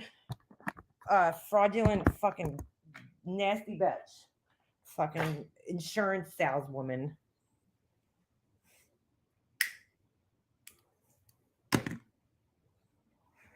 Really fucked up, you know. But the thing that killed me, right, the whole time is like he's driving a Mercedes. Okay, they had just bought a new house, right? That's like a $500,000 house, and like that's their business. Like they were not in a spot where they were hurting financially. The fact that they were in such a rush to get the money just blew my mind, because like me and my husband were struggling at the time. I'll straight up fucking admit that, you know, we were struggling financially. We were still trying to adjust to, you know, me not working. My son, you know, was now going to preschool. So we had like an added expense, like, and we were struggling a little bit, you know. I mean, we were getting by, but we were struggling. These motherfuckers, and we were like, dude, we don't care. I didn't even care if we didn't give a fuck about the money. These motherfuckers were like in such a rush for the money. And I'm like, dude, like, it's not like they were struggling or they needed it. It was just crazy. Fucking crazy shit, man. And like, no matter what, they were going to get their money. Well, I don't know. They were under the impression that my mom had all this valuable shit in her house, which she didn't. Yes, Nana. And that right there, you know, I've talked about that. That's a very, very important thing. You know, if you have more than one kid and you have anything, whether it's life insurance, your house, like, don't look at it like you don't have assets, right? If you have a house, that's an asset. If your kids are going to sell your house and split the money, then you need to put a clause in your will that if anybody contests the will, okay, then they get knocked out. My mom never would have put anything in there like that because she never would have thought me and my brother would have fought like that, ever. When my parents had their wills written up back in like the 90s, they didn't think that me and my fucking brother were going to fight like this. My mom never thought that her kids would not talk. I still think to this day, my mom died thinking that my brother and I would have fixed things after she passed away. I really do, you know, because like she couldn't even accept it in life that my brother and I weren't talking. She had a very hard time that we didn't talk for like 2 years prior to her passing away. She was like really struggling with it because, again, like we just weren't raised that way. My mom always taught us how to resolve things. We never fought to the point where, like, had we gone maybe like a week or two, maybe a month tops without talking to each other, I don't even think a month, you know, maybe like a week or two where we didn't talk, we got in a fight, we didn't talk, sure, but never years, months. No, that would never happen in my family. And I don't think my mom, I even thought down to the end, like, you know, God forbid if something happened to my mom, my brother would wake up, dude. You know, he would fucking wake up and pull this, you know, get his head out of his ass. And like, I'm even shocked that he didn't, you know? So I think my mom probably thought that her passing would maybe bring us back together, but it didn't. My parents both just went through this with me. I get everything because both of my brothers died. That's sad though, science girl. You know, so if I had another kid and I had written up our wills, I would probably put everything in like a trust or something because I would be, you know, scared. Listen, dude, my story made people change their fucking wills. My aunts, my in-laws, they all went and redid their shit because they don't want this. Because I'm telling you right now, my parents never fucking thought me and my brother would be like this ever in a million fucking years. And it's not, I can't say it's not him because he went along with it, but like if she wasn't in the picture, it wouldn't have gone like this, you know. But it's because, you know, who would have thought this person would have came along in our lives like this and fucking controlled everything. I never in a million years thought I would not talk to my brother for fucking 5 years, dude. Like I'm way past 5 years now. It's probably like 7 years. I mean, the last time I saw him was when we signed those final papers for my mom's estate. That was the last time I saw him. Was it that or the closing? I don't know. It was something. And I just remember we both walked out. He went one way, I went the other way. And it was just like, I was so sad. I cried. I got in my car and just fucking hysterically cried. And I was like, dude, my mom would be so sad. So sad to see this, dude. Like, you know, to see that we're just not even acknowledge each other. I mean, he didn't even say hi to me. You know, we sat in this room right across the table from each other and didn't say a fucking word to each other, signed the papers, and then just went our separate ways, dude. And that's the last time I seen him or talked to him. Not even. I didn't even talk to him. And everybody fucking thinks it can't happen to them. They're like, oh, me and my siblings will never fight. Well, that'll never happen. And I thought the same thing, dude. I really did. Even down to like the end, I thought my brothers would fucking, you know, there would be some way to knock some sense into him, but he just fucking, his wife has that much control over him. So, you know, if you have kids, I'm just telling you now, you don't want this happening to you, to your kids. It's hard enough to deal with the death, you know, that in and of itself is just traumatic and hard to deal with. But then to have to deal with, you know, fighting with somebody is a whole nother fucking story. Somebody who you don't even know. I don't even know my brother's wife. You know, he forgets that in the last, whatever, the years between the time that he met her, I stopped talking to my brother, okay, and his wife. What was it? 2014. Okay. My mom passed away in 2016. So that whole 2 years while he was married to her and living with her and getting to know her, I don't know her. I only met her and talked to her 8 to fucking 10 times. I don't remember exactly the number, but right. So like now 2 years later, I need to settle in a state with a stranger basically that I don't even fucking know, who's shown me nothing but ugly since I've met her. You know, she's been horrible towards my mom. She's been horrible towards me. Why would I want to talk to this person? You know, and talk about such personal shit while I'm grieving with her. Wow, Ronald, 21 years since me and my brother talked. That's a long time, dude. I can't even even just saying that I haven't talked to him in 5 years just blows my mind. 13 years since I spoke to my sister. Wow. I didn't realize how much people go through this, dude. Really. My dad's family fought hard. His stepsisters got his dad's land and money, and they had nothing to do with my grandpa. My grandpa passed 50 years ago, and he wrote up a will, but my grandmother threw it away. Oh my God, girl. That's sad. See? Fucking crazy. My other suggestion to anybody, if you write a will, file it with the court before you pass away, because you know, once it's in the court's hands, nobody could fight it. Nobody could say that there was no will or got thrown out or got, you know, you have to file it with the court. It costs like $40 to do so here. I'm sure it's probably, you know, close everywhere else. That was another mistake my mom made, you know, which she would not, again, I don't even want to say it was a mistake because, you know, no parents think these things, but here I am warning people. I had to buy him out of a piece of property in Oklahoma. It was just used for hunting and family get-togethers. Ugh, that's horrible. 21 years. See, man, I can't even like wrap my brain around that. Not talking to my brother for 20 years, but at this point in time, like I feel like it's been so long that I can't even imagine talking to him again. You know? And especially if he's still married. Like that's just I there's no way. It would never work, dude. I tried to be cordial with his wife and it just didn't go good. She's fucking evil. We had a brother-in-law who went into my mother-in-law's bank accounts and transferred big money. Wow, paid off his credit cards, broke into her safe, which had the passwords for all. Wow. Ufta, was there anything you could do about that?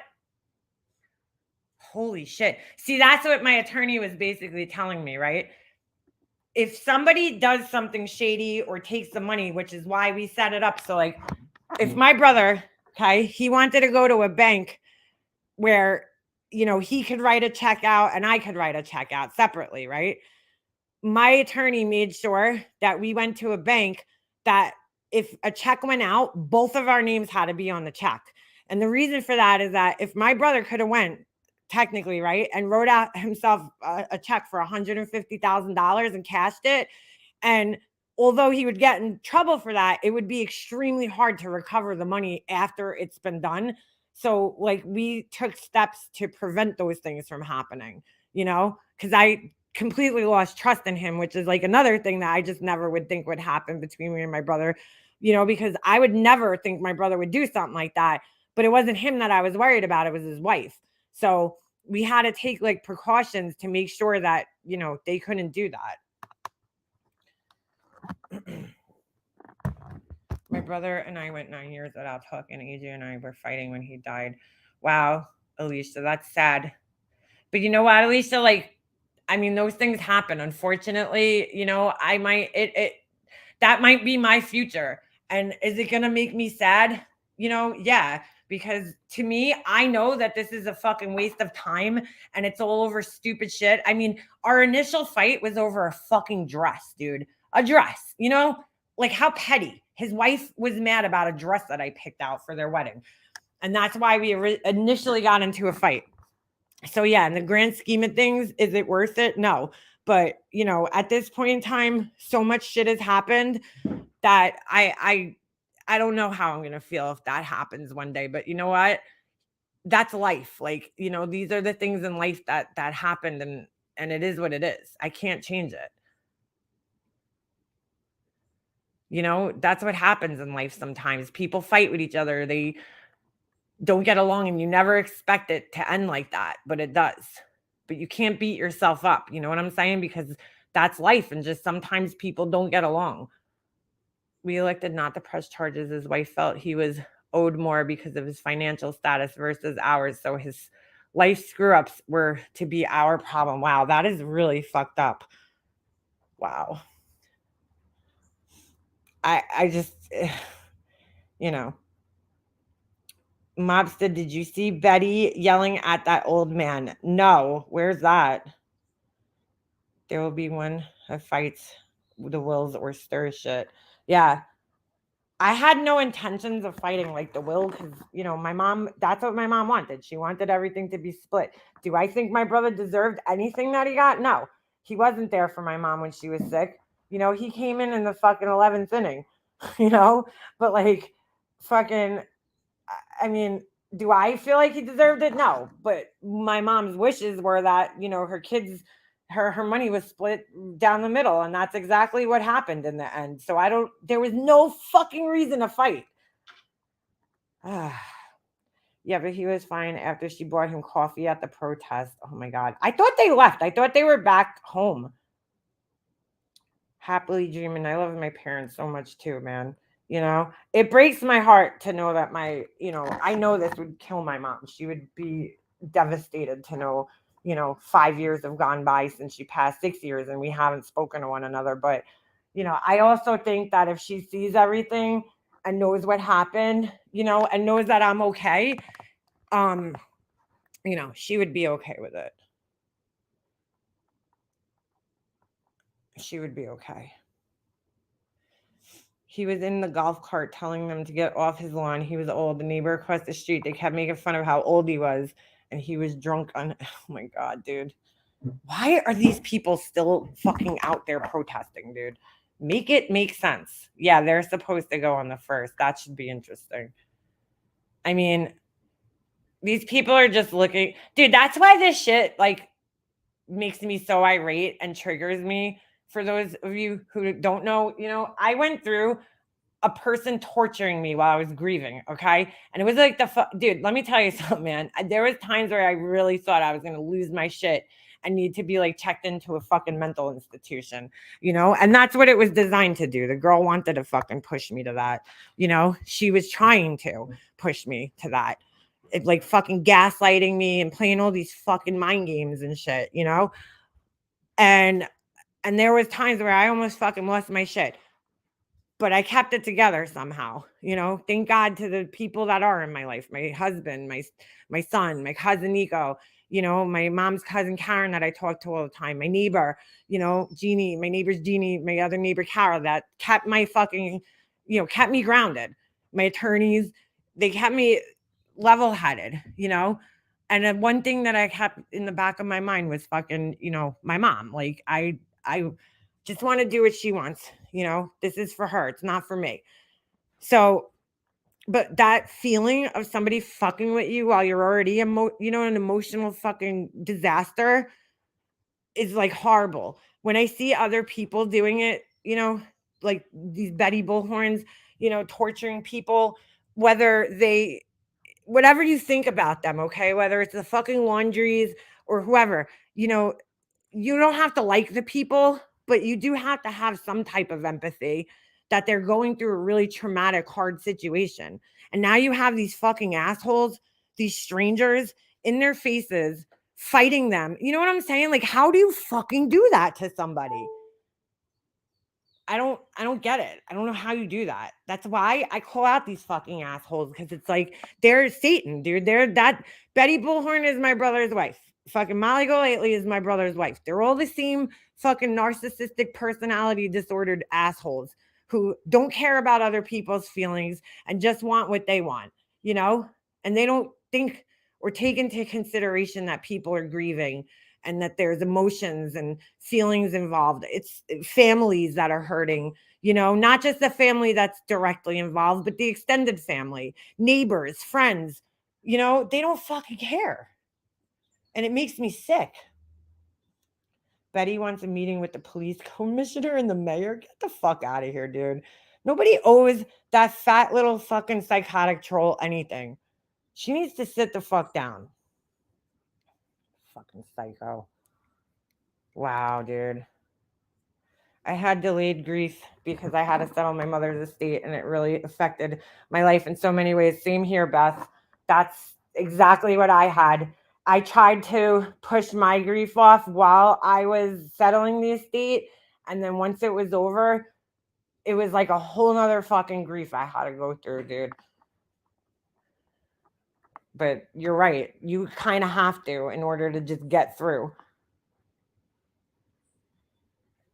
I mean, these people just have no empathy, man. They were born evil fucking humans. I could never torture somebody while they're already going through, something so hard that they didn't ask to be a part of. If the daughter did something just like Brian Lungy, right? His parents didn't ask to be put in that position. They sat out there torturing these fucking people. How do you have the heart to do that? Talking shit about them online is one thing, but parking your ass out in front of their fucking house with a bullhorn, there's something wrong with you, dude. There's something fucking wrong with you to be able to do that. I never fully grieved my dad, had to settle things, plan the funeral, take care of mom, while everyone else did nothing. We seem to have enough. Yeah. We seem to have that similarity. Yeah, Nana, that's kind of how it happened. You get so caught up in having to do everything else, and then there's that anger against everybody else because they're just fucking, dilly-dallying. I mean, my brother and his wife it's funny because they said I was looting the house when I was cleaning it. and taking things that I wanted, which I was fully fucking, I fully had the right to do. They didn't lift a finger or do anything to help out and clean the house. All they did, that's what they were doing. They took the things that they wanted and they left the rest for somebody else to clean up. It was sick. And it's like, it fucking distracts you. In a sense, maybe it was good in a one sense, because trust me, the pain of anything that they did to me could never hurt as much as losing my mom. You know what I'm saying? But it did distract me from like being able to like properly grieve my mom for an entire year, 2 years, I mean, I was grieving, but I was also so fucked up from what they were doing that like it took a back seat and then it hit me afterwards hard. My mom had separated her jewelry by birthstones. One of my siblings stole the real jewelry and left the fake. Wow. I took my mom's jewelry and I don't give a fuck because my mom always said I would get her jewelry. That's yours. You're the daughter, and I have it. And there was nothing even in there that was like, she didn't really have much, but why would I give that to my brother? Fuck him. And I have a box that I put together for his daughter, but I don't know, at this point if I'm even gonna fucking bother. She didn't even know my mom. Had a lot of guilt because I took time away from my family and ended up going to grief counseling. I had to do the same thing, Beth. I went to a grief counselor, which was very helpful, for me. I think I went for about like 6 months, maybe almost a year after. And then she moved and we were trying to do it on the phone and it just wasn't the same for me. And I felt like at that point, I felt like maybe I don't need this right now, I probably could have used it while I was settling my mom's estate, but yeah, I don't think I'm gonna give. I don't know. At this point in time, I don't know. I gave my cousin 2 things, and that was it out of my mom's jewelry because it was my mom's goddaughter, and it was stuff that I would never personally wear. I shouldn't have even bothered, but I did the right thing by my mom. Me personally, did I want to give her anything? No, but I think my mom would have liked her to have something, so I did the right thing. That's all I know, man. At the end of the day is that I did the right thing by my mom. Like I could lay my head down at night and know that I did what my mom wanted me to do, what we had discussed, and I could lay my head down at night and feel good about that. My brother, I don't know how he feels. He might just do like what he does with everything else and just pretend it never happened, and live in denial. That's why he fits in with my fucking family so well. But I know I did everything right. I have my mom's wedding ring. Like, this girl was so stupid. She was asking me for my mom's engagement ring. And I'm like, yeah, my mom doesn't have an engagement ring, right? Well, she has the setting. I don't even know where it is. But the stone, she lost it like fucking 10 years prior, probably more than that, like at work one day. And, she's like, oh, I want the engagement ring. Get the fuck out of here, girl. You're not getting anything. Hey, Love Blue, fucking getting my mom's engagement ring. They tried to make everything worth money. Like, they got my dad's jukebox, and I think for my mom's jewelry, that's a pretty even exchange because, my mom didn't have that much jewelry to begin with. And, my dad, that jukebox is definitely worth the money. So probably more, to be honest with you. But this girl was so salty that I might get more than her that she fucking fought me over my mom's iPad, Apple Watch, and her phone that were like 3 years outdated by time we started settling my mom's estate. And I'm like, are you serious? Like, the value of this shit added up. All the things that she was complaining about was like nothing.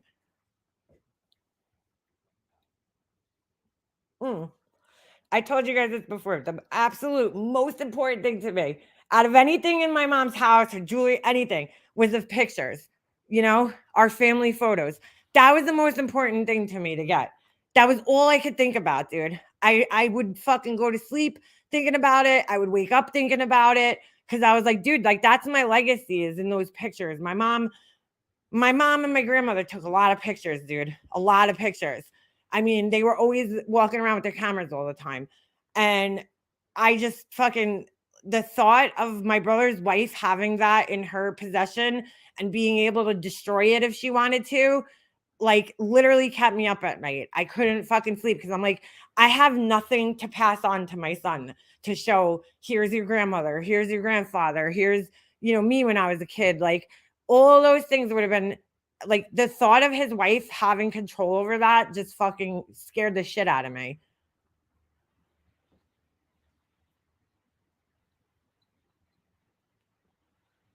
I don't know, lovely Steph. I don't. She's not family. That's what I'm saying. Like I would never thrust myself into the middle of my husband's mom and dad's, shit. Like that's their stuff, His sister, he has a sister. She lives next door to them. Like that's her job is to take care of their parents.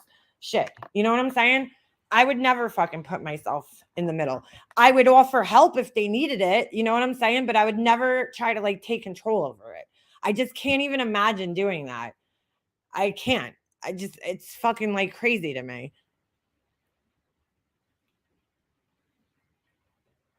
Why would you think as an in-law you were entitled to anything, especially personal? If you wanted to have her an item, you would feel honored. That's a normal reaction. Yeah. She really thought she was entitled because she had a daughter, right?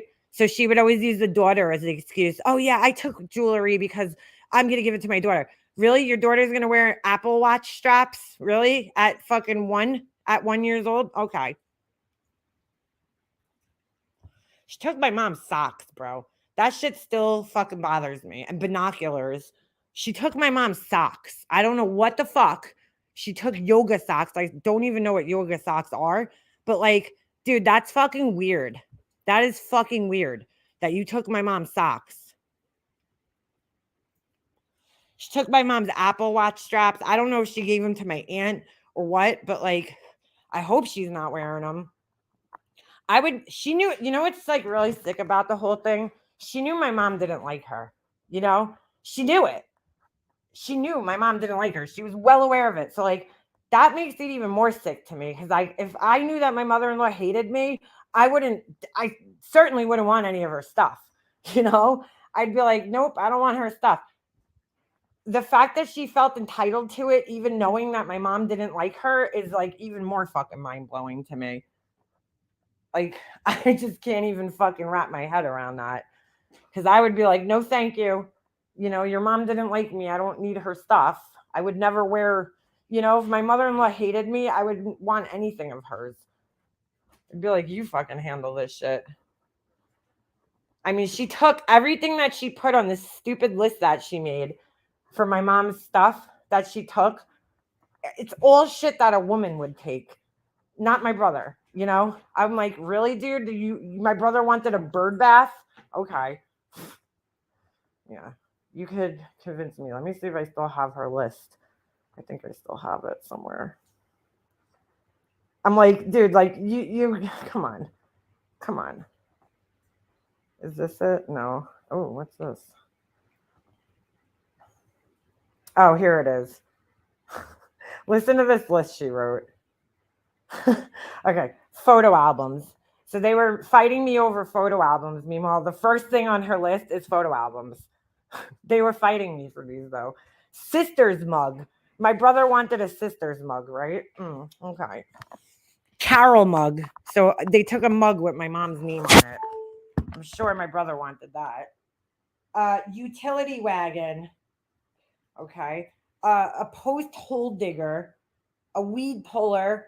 A branch trimmer, a leaf blower, a drill, 2 pairs of binoculars, this picture of my dog, okay, that I took, that my brother knows I took.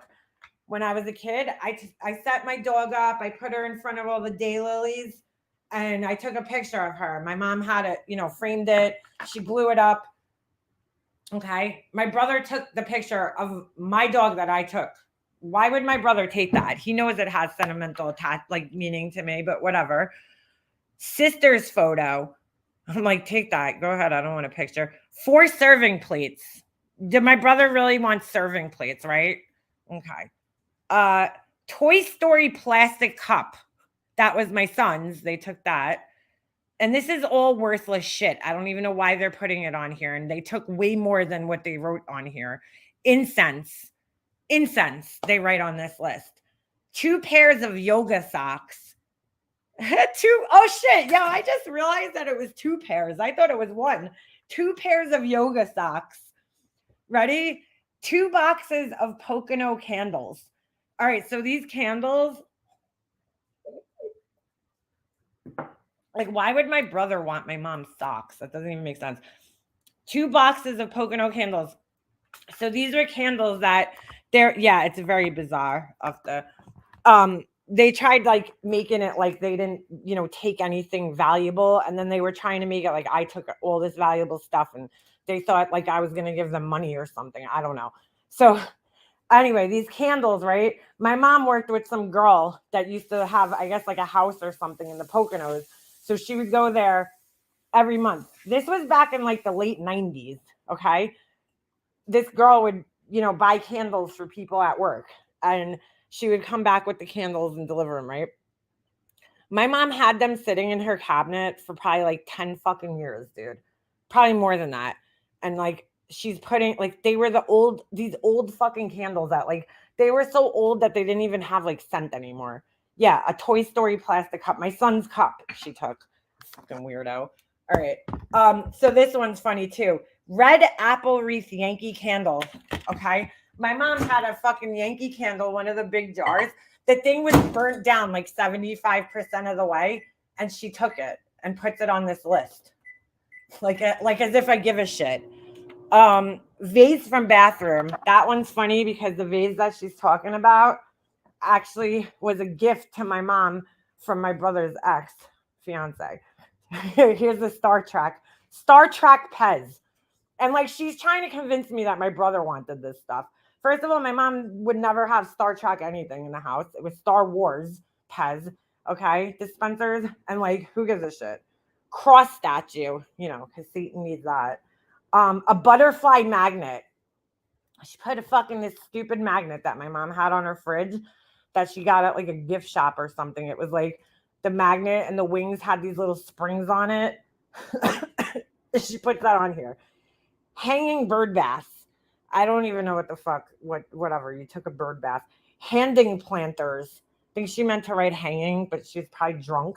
And like, again, my brother would never write handing planters because if you guys think I'm a fucking English Nazi, my brother's even worse than I am, dude. Like, he is really bad, dude. He will rip apart your fucking spelling, everything. So there's no way my brother wrote handing planters. Watering can fountain.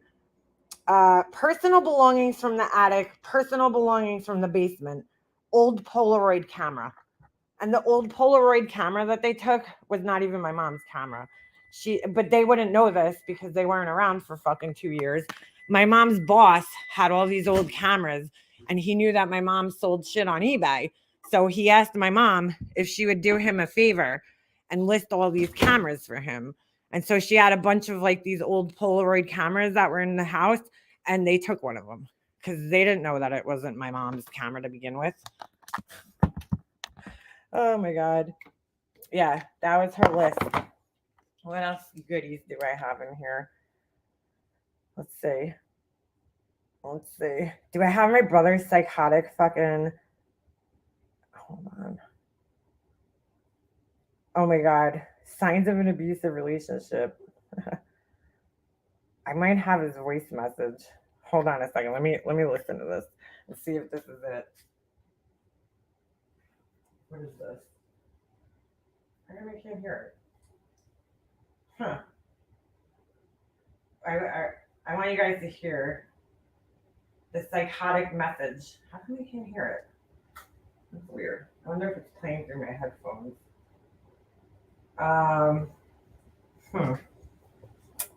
Voicemail. What's this? Oh shit. Is this like disappeared? Oh wait, this might be it. Yeah. Are you having people clean out mom's Oh wait, that's because apparently there are that's one of them. Hold on. calling to let you know that got your email. I responded to it. I'm not accusing you, dude. I'm not. Oh, this is about the estate. Hold on. About the fucking thing. He always like would say, Liana, this is, you know, his name. And I'm thinking like, I know who it is. Why do you have to tell me who it is? What happened to the psychotic fucking thing? Hold on. What's this? Oh, yeah. Where's that other fucking email, dude? It was psychotic, dude. This email that he sent, this voice message. Tell me I fucking erased it, dude. That's not it. It should say voicemail on it. Hold on a second. Let me see if I can find this. I just want to give you guys an example of what a fucking brainwashed person sounds like, because this shit was fucking psychotic. Voicemail. Is it this one? No, it can't be this one. Oh yeah, this is it. This is it. Listen to this. Hold on. Deanna, this is Vinny. Okay. Got the letter that you left at my house. Do not drop by my house unannounced again. Okay? I just want you to understand that. Do not drop by my house unannounced again. If you have to reach me, you can grow up and email me, or I tried to call you and you weren't available. But leaving letters at my house is unacceptable. That's an unacceptable form of communication. And I will contact my attorney. Bye. Bro, that sounds. So he's saying, I don't know if you guys can hear it that good, but he's saying, you know, do not drop by my house. He's like, I got the letter. I left a letter along, just letting him know, updating him on what I was doing, right? Because I told him I wasn't talking to his wife anymore through the email. So I typed the letter up. I left it in his mailbox, okay? And I know he has a camera, so I know that they could see me. When I drove up, opened their mailbox, put this thing in, and drove away, okay? Got right back in my car and drove away. And that's the message that I got from him, that do not drop by my house unannounced again, okay? If you want to contact me, you can grow up and email me. It sounds like he's reading this off like a script, because like it just doesn't even sound like it's coming naturally out of his like mouth, because this like saying some of the words that he's even using just don't even sound like him. Like, oh, it's unacceptable form of communication and I'm going to contact my attorney. That just doesn't even sound like something my brother would ever fucking say, right? And it's like, dude, I literally fucking left a letter and checks that he needed to sign so that we could settle the estate and pay, you know, the fucking money that was owed out, like on the bills and everything. That's all I did, was leave that in his mailbox. Like, you know, if you listen to the message, it sounds like I left a flaming bag of dog shit on his front step. But I mean, I knew he had a security camera at his house. So I went there, pulled up, literally opened his mailbox, which is in the street. So I didn't even go on his property. Okay. Threw the fucking thing in there. I didn't throw it. I placed an envelope in there and I fucking walked away. And like, I know he had a camera. So, you know, I'm not going to try anything stupid while I'm there. And I got right back in my car. And that's the fucking message that I got from him. And it sounds psychotic because, like, dude, like, are you kidding me? Do not drop by my house unannounced again. Like, and he sounds like he's brainwashed. Like, it doesn't even sound like him. And I can't tell you how, like, distressing it is. The only thing I can compare it to is, like, if you have a family member who's addicted to drugs and you see them all fucked up and high all the time, you know, and they're not acting like themselves, like, that's how I felt. Like, I felt like, who is this person who's leaving this fucking psychotic message on my voicemail? Because, like, I don't even know that person. That doesn't sound like my brother. Like, it's his voice, but it doesn't sound like him, if that makes sense. You know, do not drop by my house unannounced again. Like, he doesn't talk like that. It's fucking psychotic, dude. Fucking psychotic. Every message that he left me, it sounds like he's reading from something. You know what I'm saying? Like those words are not coming out of his mouth. Like he's reading off of something. Like his wife wrote down what he should say, and that's what he's reading. And it's fucking so weird, dude. That does not sound like him at all. Like he doesn't sound natural. I don't know. It just doesn't sound natural to me. It sounds very robotic and fucking rehearsed. It's weird. Do not stop by my house. Who doesn't want their sister dropping by? Sweet goodness. Like I didn't destroy their property. You know what I'm saying? I literally drove up to the house, pulled right next to the mailbox, which is in the street, and threw an envelope in there. Opened the mailbox, put the envelope in there, closed the mailbox, got right back in my car, and drove away. And that's the phone call I got.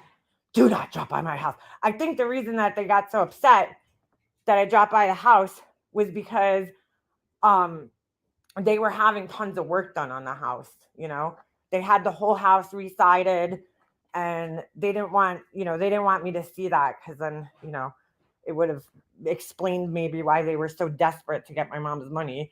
So they spent like over $60,000, you know, doing work on the outside of their fucking house, which they have every right to do. I don't know why they were trying to hide it. I mean, not for nothing, I could drive by their house anytime. Their house is literally right off of a main road that leads to this like touristy kind of area. So it's like, I could drive by your house any fucking time, you know, but like you got that upset, you're going to contact the attorney. You know what the attorney's going to do? He's going to fucking laugh at you, because what they would do, okay, my brother has to pass my house to get to my mom's house. So what his wife would make him do was, if I had to sign a check, if they wrote a check out and I had to sign it, she would make my brother, or she would probably do it too, drive all the way to my mom's house. So now they have to go. My house is like 5 minutes away. My mom's house is another 15 minutes past us. So they would drive all the way to my mom's house to leave checks for me at my mom's house, instead of just coming to my house and just dropping it in my mailbox or something. Like, it made no sense, dude. It was so psychotic. So instead of like driving to my house, which is like 5 minutes away, you drove somewhere that's like 20 minutes away from you, to just so you could avoid having to see me. Like, fucking crazy. Crazy. She probably thinks she owns the sidewalk by her house too. Yeah, she thinks she fucking owns everything. Yeah, just petty. She told me one time, because I'm like, it's a waste of time, right? They're rushing me to get everything done. They're telling me I'm not working fast enough, right? But then they wanted me to snail mail checks to them to sign.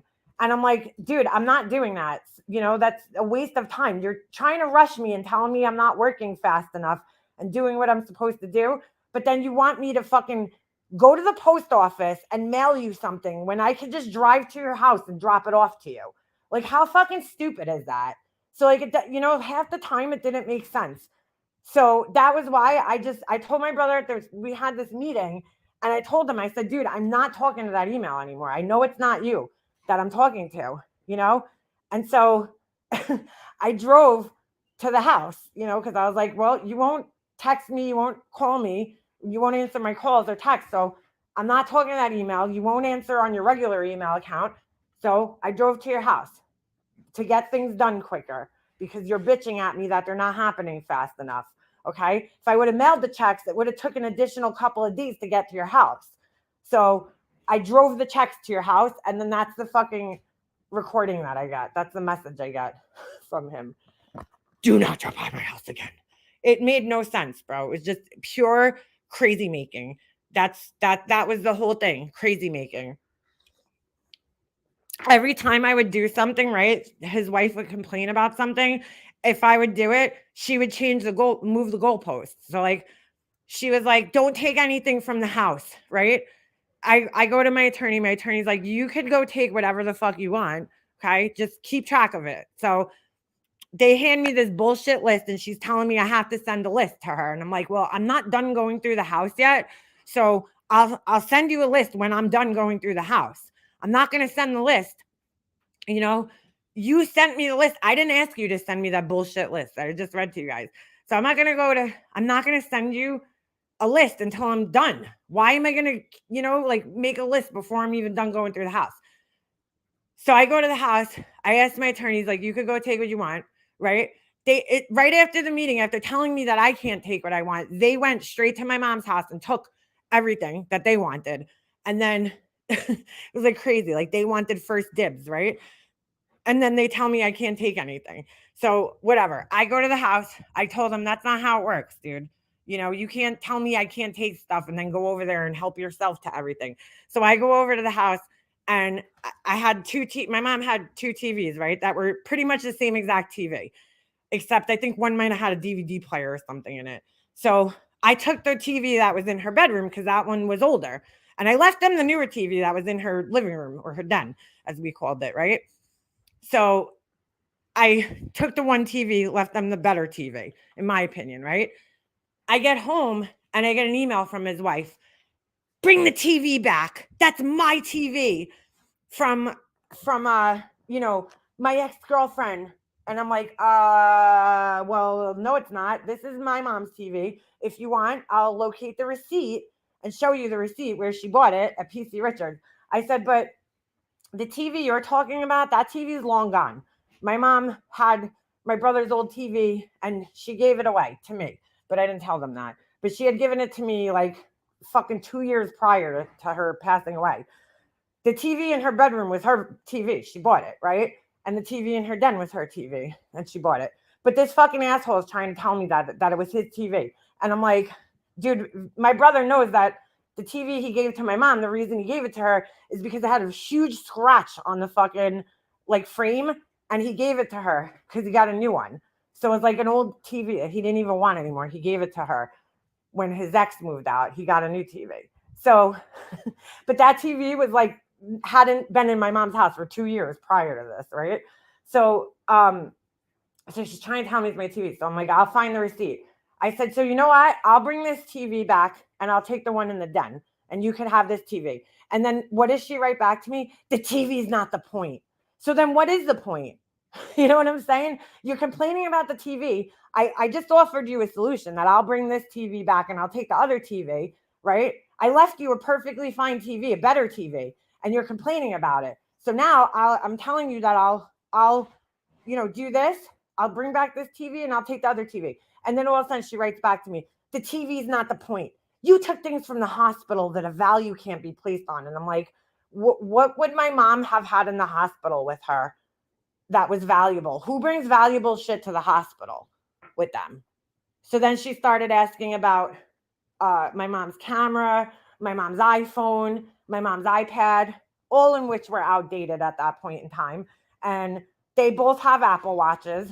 So they were asking about my mom's Apple Watch, and I'm like, well, you guys both have Apple Watches. So why do you need my mom's Apple Watch? I don't get it. And her phone, they both had newer iPhones. They both had iPads. What do you need all this shit for? I don't get it.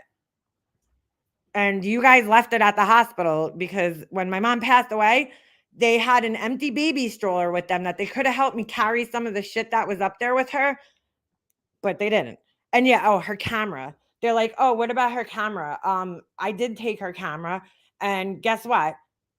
Why would she have her camera at the hospital? What are you talking about? Fucking weird as shit, dude. But it was just it was like crazy making. It was always trying to, move the goalposts. Like when I would offer a solution to a problem, she would either move the goalpost or she would bring up another problem, No, Hootersville. I had her iPad, her iPhone, and her Apple Watch were all at the hospital because I brought her iPad, obviously, so she could watch it. She had her phone, and I made her wear her Apple Watch in case she couldn't reach her phone, right?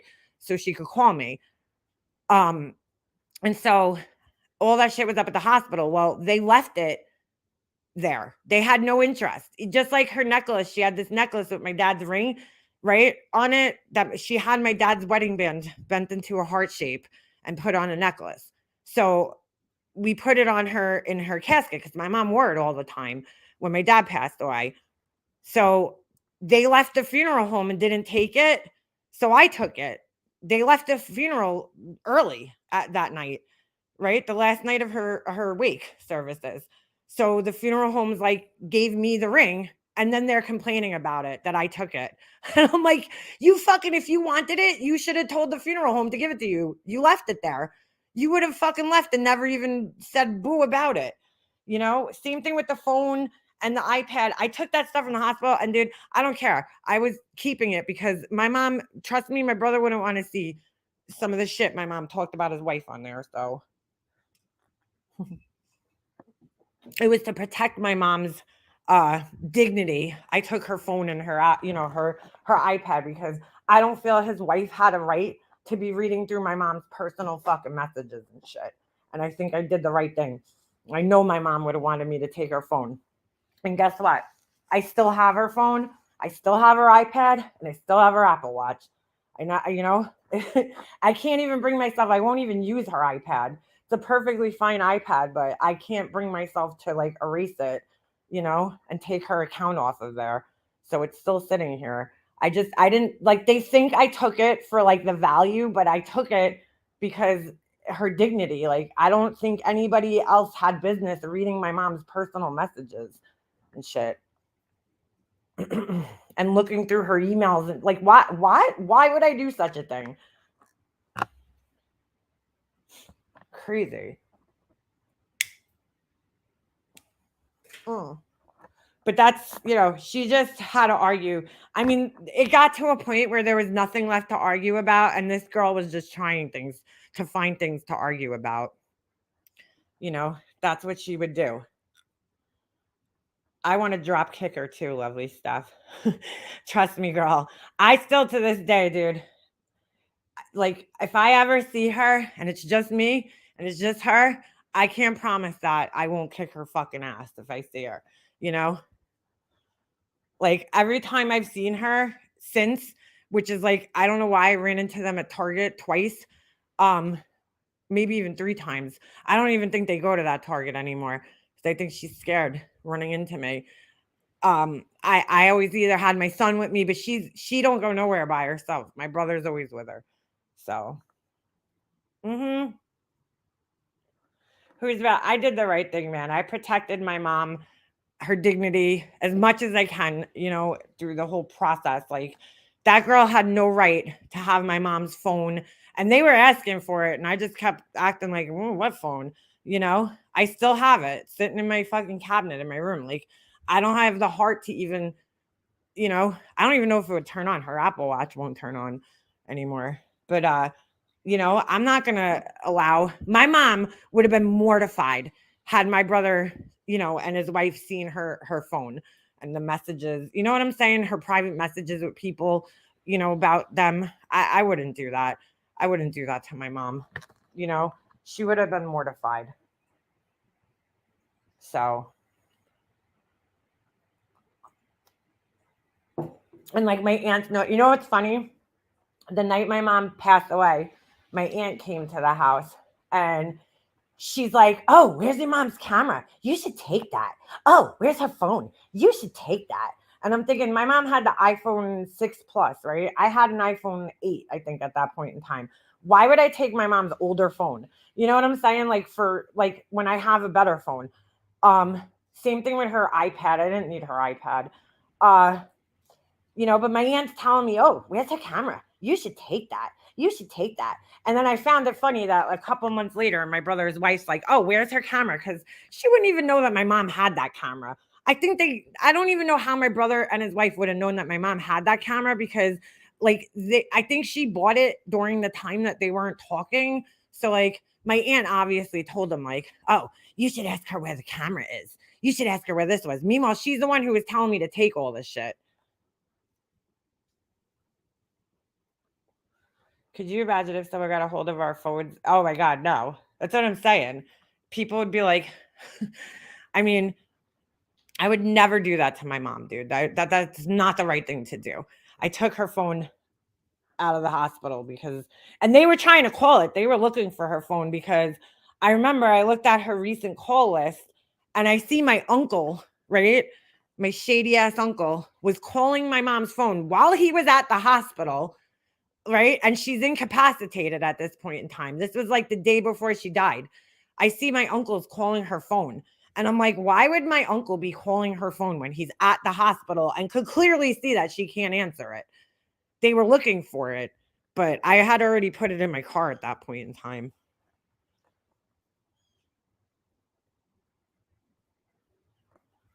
People are going to think we're freaking nuts. Yeah, they will. You know, like they were looking for her phone. I don't know if they wanted her passwords to accounts, because everything was on there, her banking, everything. And they would have found that, all her passwords and everything. I had her passwords. I knew her passwords for years, though.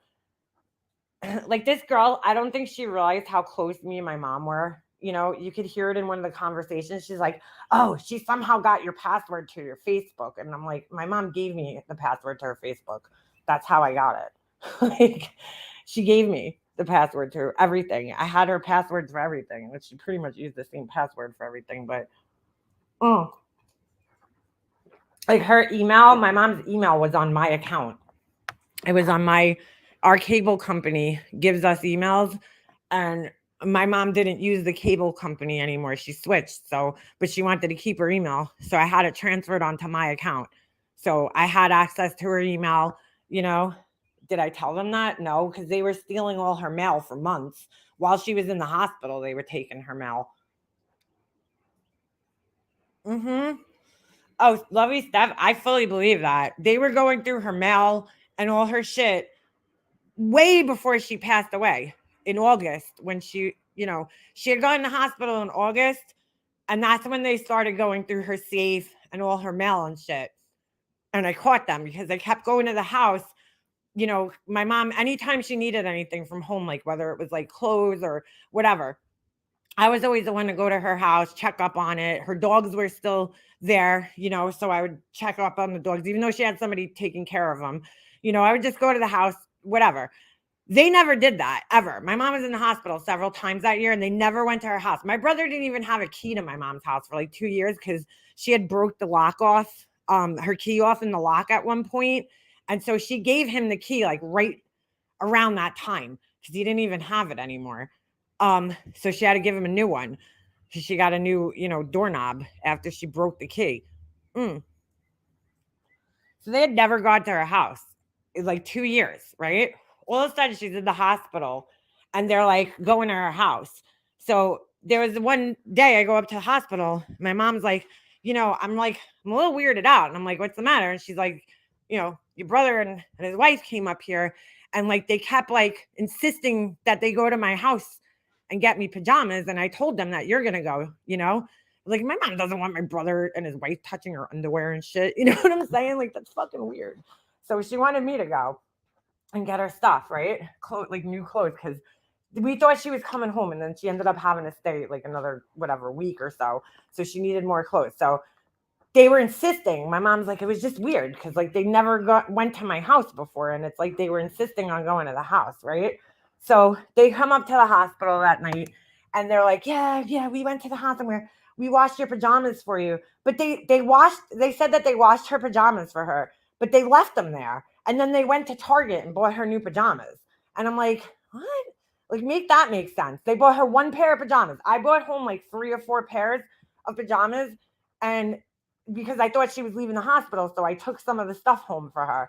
So I left it on her counter, on her kitchen, right? And then I was going to wash it for her like the next day because I had to go somewhere with my friend. I went and met my friend in the city who I hadn't seen in years. It was like the one time I went out. So they go to the house, they bring the pajamas. They knew I was not going to be around that day because I was in the city with my friend. And now all of a sudden they're insisting that they go to my mom's house. And my mom was really weirded out by it, So she told me. So anyway, I'm at the hospital that night and they come, they're like, yeah, we went to the house and we put the laundry in and, then they left the laundry there. They didn't even take it back. So it made no sense. Their story made no sense that they were going there to get pajamas, but then they ended up leaving the pajamas there and buying her new pajamas from Target. It was like the weirdest thing. So like right there, I was suspicious. Then all of a sudden I got a text from my mom's neighbor who was watching the dogs. And she's like, yo, somebody was at your mom's house. And they went through all the mail and, a lot of stuff is moved around. So I go to the house and I go in my mom had my old bedroom. She had all my son's toys in there. And I knew I had cleaned it up like a week prior because we were at the house. Me and my husband put a new air conditioner in because my mom's air conditioner broke. And my son was in that room playing. And I specifically remember cleaning it up because I was like, I don't want her to come home and see a mess, you know? So I know exactly what I did when I cleaned it up. So I go in there and the room's a fucking mess again. And I'm like, what the fuck? And there was this like little basket that was in front of my mom's safe and it was moved all the way across the room. So I put it back and then I went there another time and it was moved again, right? And I'm like, why does this basket keep moving? Like, how is it moving and why does it keep moving? And I'm like, it's just weird. It's sitting in front of the safe. And I'm like, dude, are they like going in my mom's safe or something? Because like we all knew where the combination was. My mom used to keep it in this little Bible, right? So like we all used to use the safe when we lived at home. So I opened up the safe and right away I could tell that somebody went through it because like my mom kept it the same way for like our whole lives. Everything was organized in there. There was like a box with like, I don't know, jewelry in it. And like, then there was 2 Ziploc bags that had documents folded up in front of them. And who's not bothered? Somebody talking shit. And not Angela. I just clicked on her. So anyway, I went in there and I'm like, somebody was definitely in here. And I look at her stuff and I found the receipt from the air conditioner that my husband and I put in that I left on the counter. It was in with her will and all the paperwork. And I was like, holy shit, how'd that get in there? You know, I thought I was having like deja vu when I found this thing. So I was like, what the fuck? How did this receipt get in here? Like I left this on the counter. So obviously they must have taken my mom's will out and brought it in her kitchen. And then they just accidentally picked the receipt up and put it back in her safe with the receipt. So I told my mom, you know, and she's like, what the fuck? She knew they were up to no good when they went to the house that day. So then I caught them again. They went in there a couple more times after that because now I knew. I set the number on the safe. I set it to 41, right? And every time I came back, it would be moved. So I was like, all right, now I know they're going in there. So they were fucking sneaky fucks, you know? And it's like, dude, like I get your curiosity, but just ask my mom. You know what I'm saying? Like, why are you being all sneaky and telling her that you're going there to wash her clothes and then you're leaving her clothes there and then you're going through her shit? And they went through all her mail and all her financial documents because she had money in like these money market accounts and they were all gone through. Everything was gone through on her kitchen counters. You know, the neighbor even noticed it, you know, that was taking care of her dogs because she was over there every day. And she's like, everything's moved around.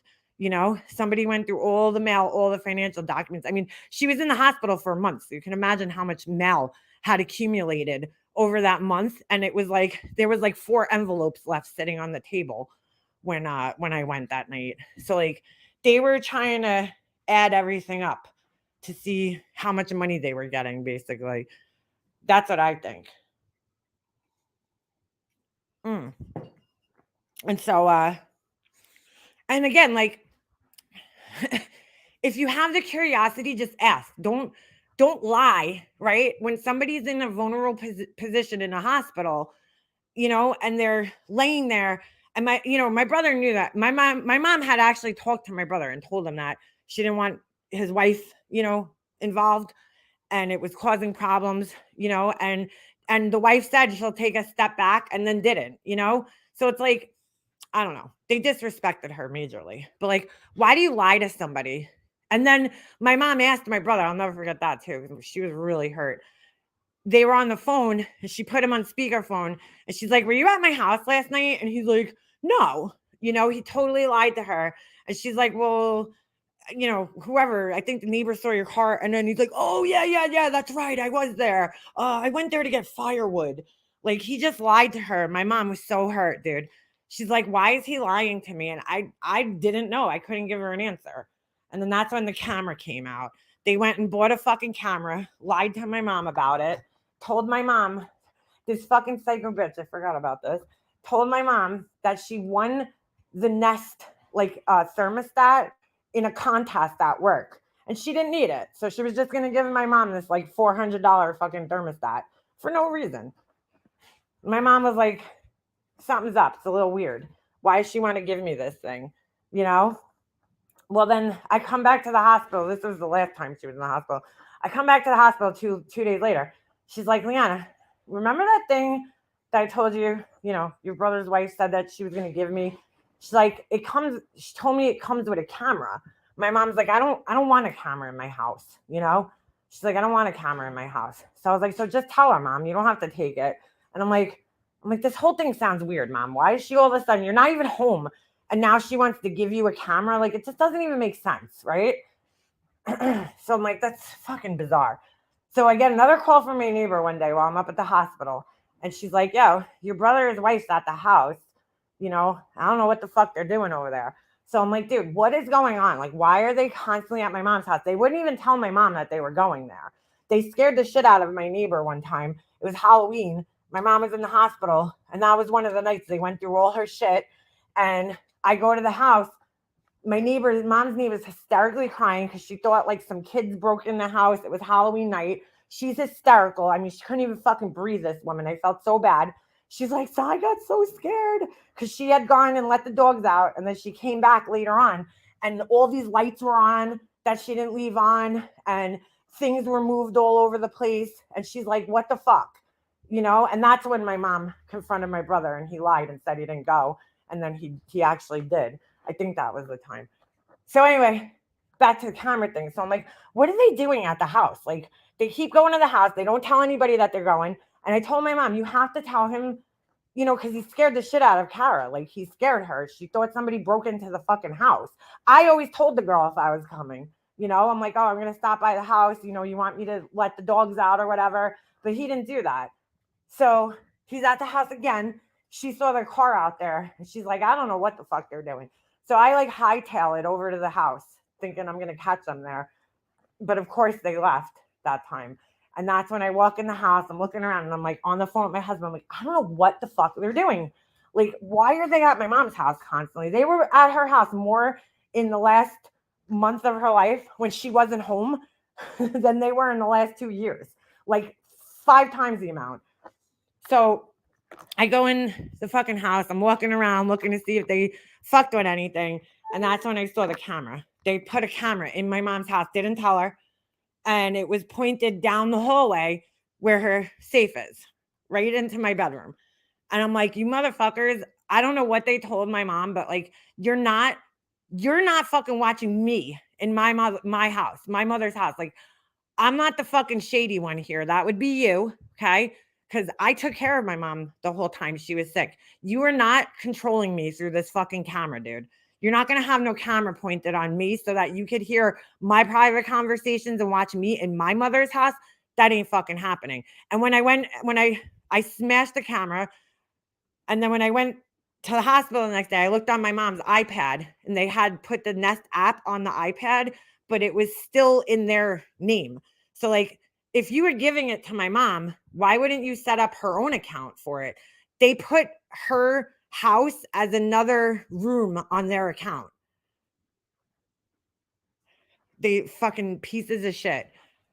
So they were going to watch me from their account? Fuck no. Fuck no. No.